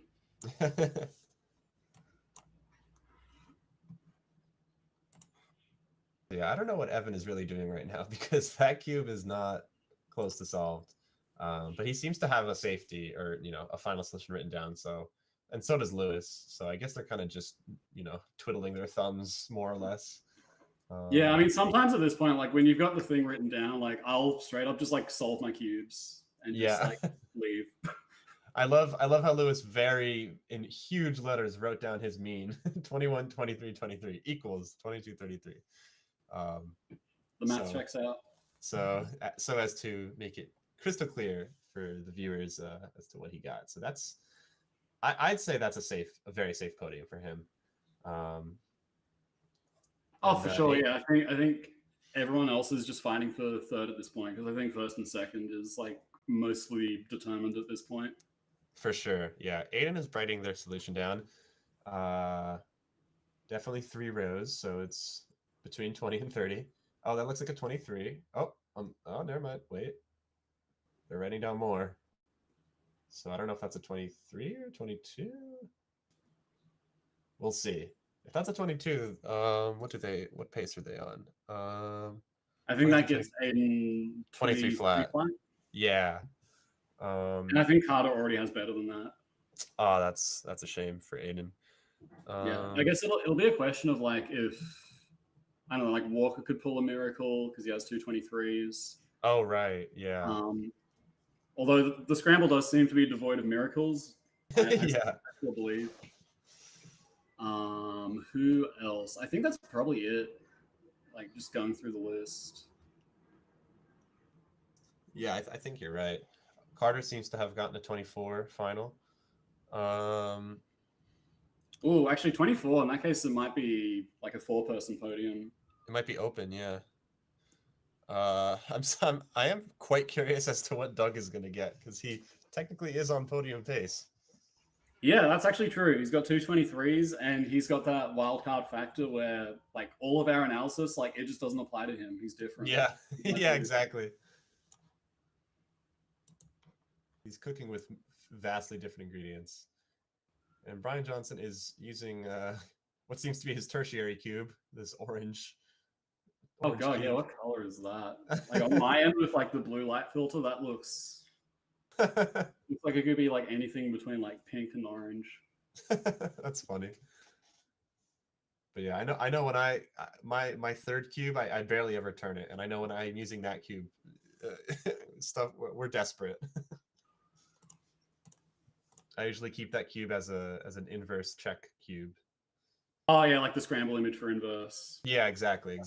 Yeah, that's my strat as well. I think I'm one of the only like sub 21 official people who does that. Like almost everyone else like, does that. Use 2 cubes and then they like blind trace to see if they got it right. I know Wen does that, right? Yeah, Wen does that. It just like I don't know. I feel like I'm gonna mess up the inverse scramble and not realize until it's far too late. Yeah, and it's much harder to mess it up the exact same way twice. Yeah, for sure.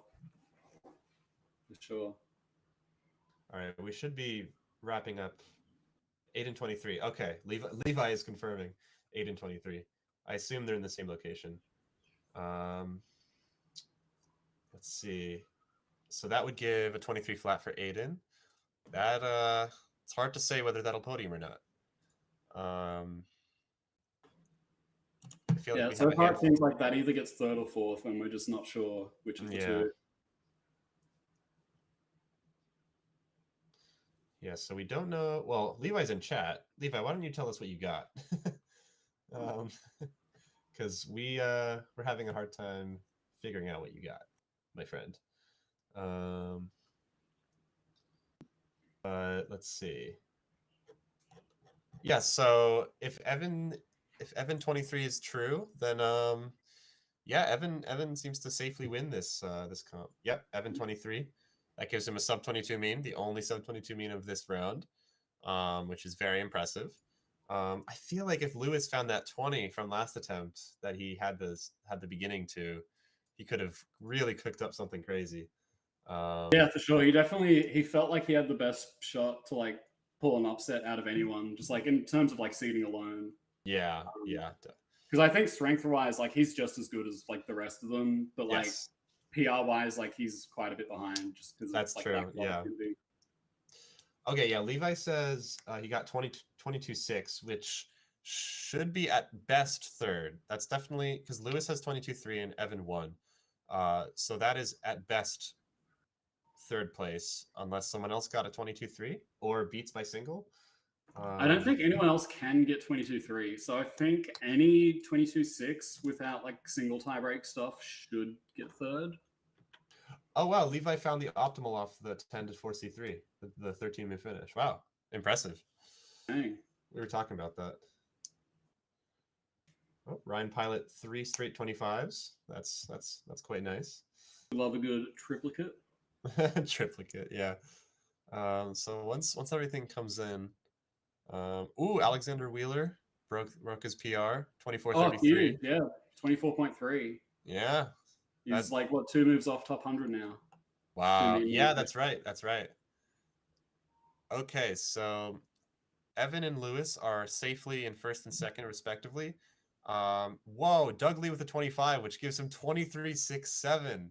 PR by a move. Oh my god. Wow. That is crazy. Wow. And doing it the honest way, just lining up blocks and then doing it perfectly. None of this move nonsense. These kids nowadays. Those darn children. But yeah, that's very impressive for somebody who not only does only blocks, but from what chat is saying, doesn't even use NIS most of the time. Yeah. I think it was Stephen pointed out, like, as just a practical like time management decision, chooses not to NIS very often, which I think makes a lot of sense. If you're gonna do like breadth of search properly with blocks, I feel like you can't be NISing every friggin' one move pair. Like that's nonsense. True. Yeah. I feel like the very few times I do choose to do blocks, I NIS all over the place and it usually doesn't go well. But I do have an official 21 with blocks that I sliced down somehow from a 24, which is very silly. Jeez. Yeah. Yeah. That's like else. one of my most style points solved. But yeah.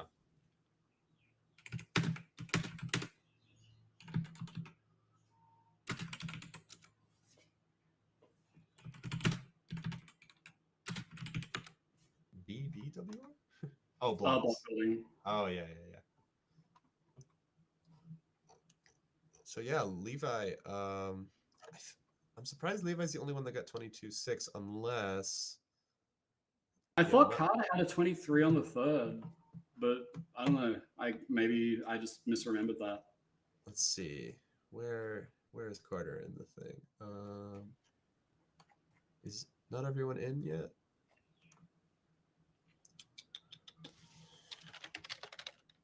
Yeah, not everyone is in yet. So we don't know who the definitive third place is or if it's multiple people. But I'm very confident that we know, without a doubt, our first and second place placers. So we've got Evan Brown in first place.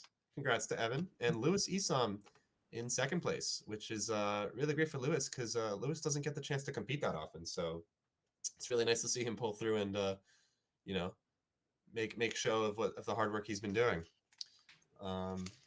Yeah, and then we'll just sit tight and watch as the results come in, and we'll see who gets third. For sure. Really, really glad to see Lewis because I know his goal was just to get 2 means, and obviously he DNF round 1. Yeah, obviously he like is capable of sub 22, but I hope he's happy enough with second place 22.3. Like, beat basically all of the good people except one of the NAR holders, and I mean, like, yeah, you can only be so mad about that. Yeah, I would be mighty chuffed with that. I would be very, very pleased with the second place finish at such a competitive comp. For sure.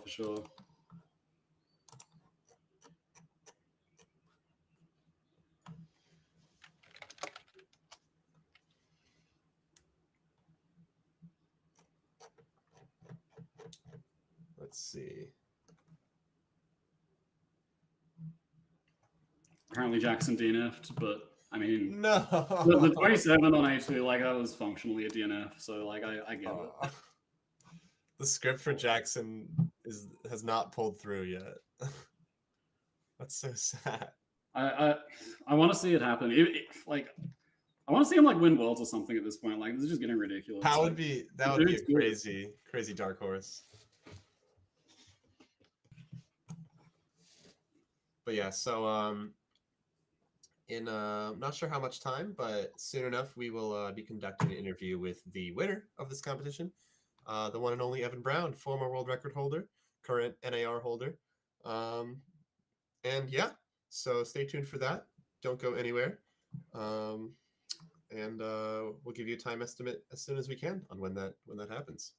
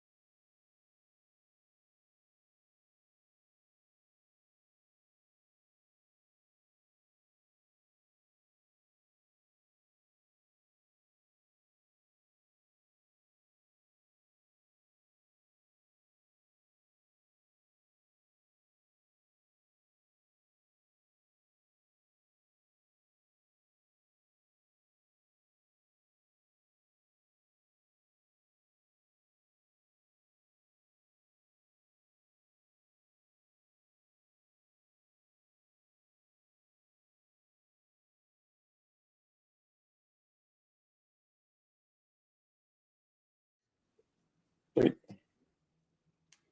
All right, looks like we are back, and we have the winner of the competition, Evan Brown, with us. Evan, congratulations. Thank you. I'm very happy. As you should be. You performed really well. Tell us a bit about each attempt, how you felt about the scrambles overall, maybe one by one. Obviously, the last one looked pretty rough. Yeah. How you feeling? So yeah, the first one. Sorry if you hear my cat. She's had to be quiet all day, so she's gone now. Yeah, the first scramble, I was a bit distracted for, just not mentally there, and didn't have a great attempt. But 24, can't complain too much on that. The second scramble, I thought was pretty good, 22 on that one. And then the third scramble, obviously, I had a lot of stuff. There was 9+5 that was super blocky. I didn't really find anything off that, but so then there was the 9+2, the JCP 9+2 that I ended up getting 20 off of, which I was pretty pleased with that DR, and I was pretty pleased with getting a 20 off that. And then Scramble 1 from this set. I'm sorry, that was Scramble 1 from this set. The 19 was from the previous set. And then Scramble 1 from this set was 20. I think that was quite a good scramble as well. Scramble 2 was obviously just crazy sprint scramble. Yeah, too bad on two axes is just, it's always a bit, makes you feel alive.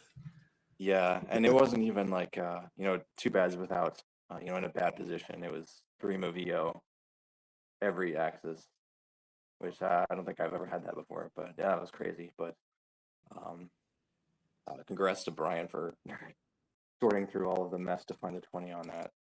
But I was fairly happy with 22, although I definitely felt like there was something better there. And then 23 on the last one, yeah, not a good scramble. I used kind of desperate DR. It's like a 12+3 from JZP in 6. Wow. That ended up giving an 11 move finish off of the JZP side too. Not even a double slice thing. So that was pretty cool. And once I found that, I was pretty happy, since I kind of doubted that anyone was going to beat. I think like people would have needed to get 20 on that to end up beating me by mean. I was pretty sure that nobody was going to get that on that scramble. Yeah, for sure. Like we did a bunch of analysis with like Mallard, Nissy tools, all that sort of stuff. We couldn't find better than 22, and most of the DRs that led to 22 were like a bit dubious to begin with. So Yeah, I think your feelings are like pretty much correct. Like, yeah, there was just nothing really better than like 22 or 23 on that scramble. yeah, I can't complain. But yeah, overall, I felt like 5 out of 6 attempts were really solid. So I'm pleased with my performance.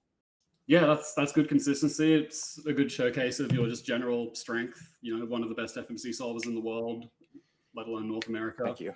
And yeah, getting a big win under your belt. So once again, congratulations on the first place and putting down some good results. Cool. Thanks, Jay. Yeah, and if it makes you feel any better, once we knew how optimal the third scramble was, we knew for you to get WR, you had to break the cube.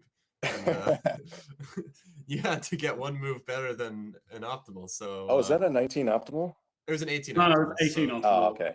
It's So just like you need to people get a yapping in the 17. chat, like world record pace because of Ryan. Yeah. So technically still our pace, but there were 3 18s and none of them were particularly Okay. findable. Not findable. Yeah, no. But if you managed to cheat and find a 17, that would have been really great to see, and just swap around a few pieces on the cube manually. Yeah, just do like 2 corner twists and just like change the scramble image. Yeah. Yeah. No, I did have an attempt the other day where my solution canceled its scramble padding. I think that was the first time I've done that. Oh, wow. A little bit of cheating there.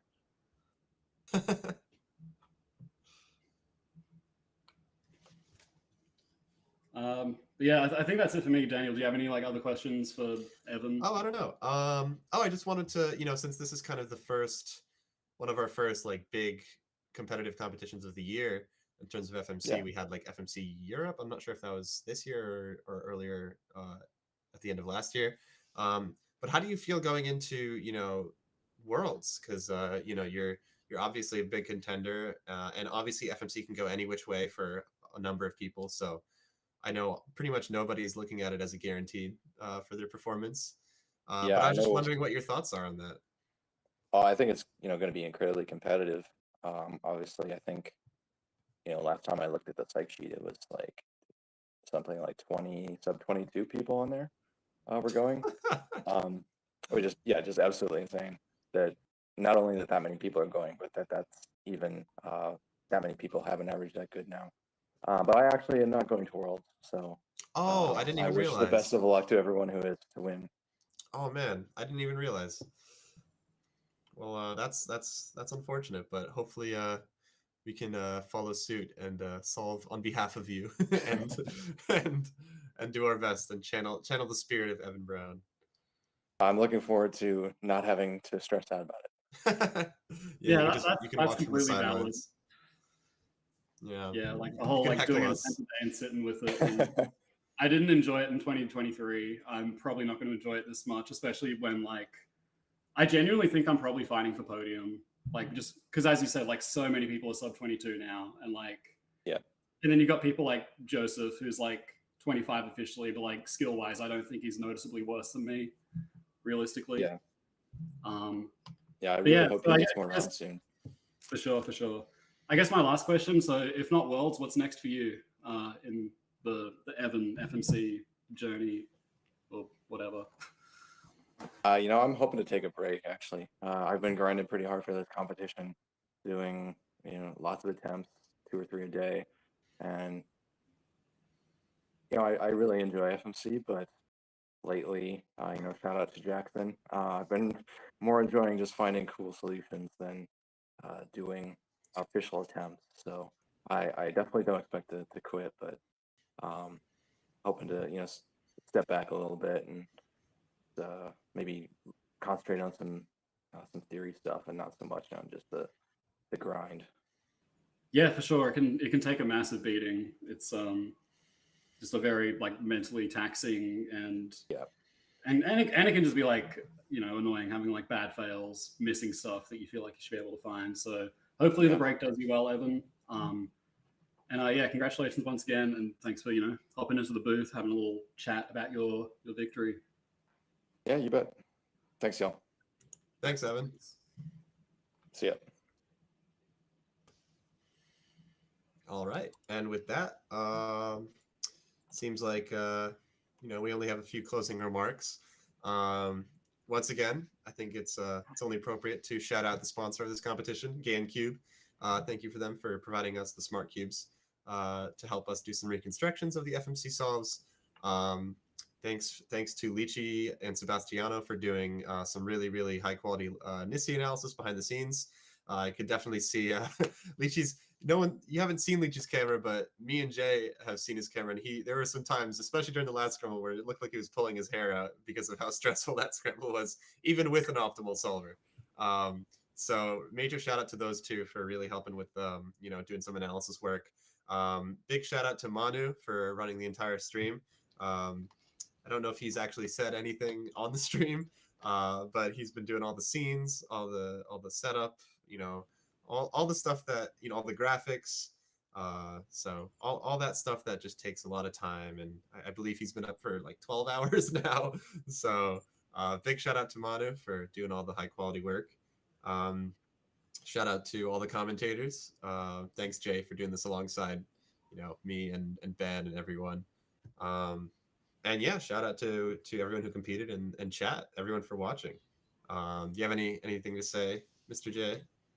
No, I think you said it like as good as anyone else could. So yeah, I think we can sign off now. But yeah, thank you all for stopping by for a very special, stream. I think this is basically the first time we've tried to add production value to FMC. So this has been a real joy to be a part of that. Yeah. And once again, thanks Manu. Like none of this would have been possible without him. Like all of the, putting out technical fires, this, that, and the other. Like he's the man for that. So yeah. So big shout out to him. And yeah, if anyone has any criticism to help future FMC streams, hopefully that this isn't the last. If anyone has any suggestions as to what they'd like to see in the future, features, commentary, all that stuff, feel free to message one of us, let us know, put it in the YouTube chat, and yeah, we'll hear you out. But yeah, other than that, I think unless anyone has any urgent remarks, I think we're ready to sign off. All right.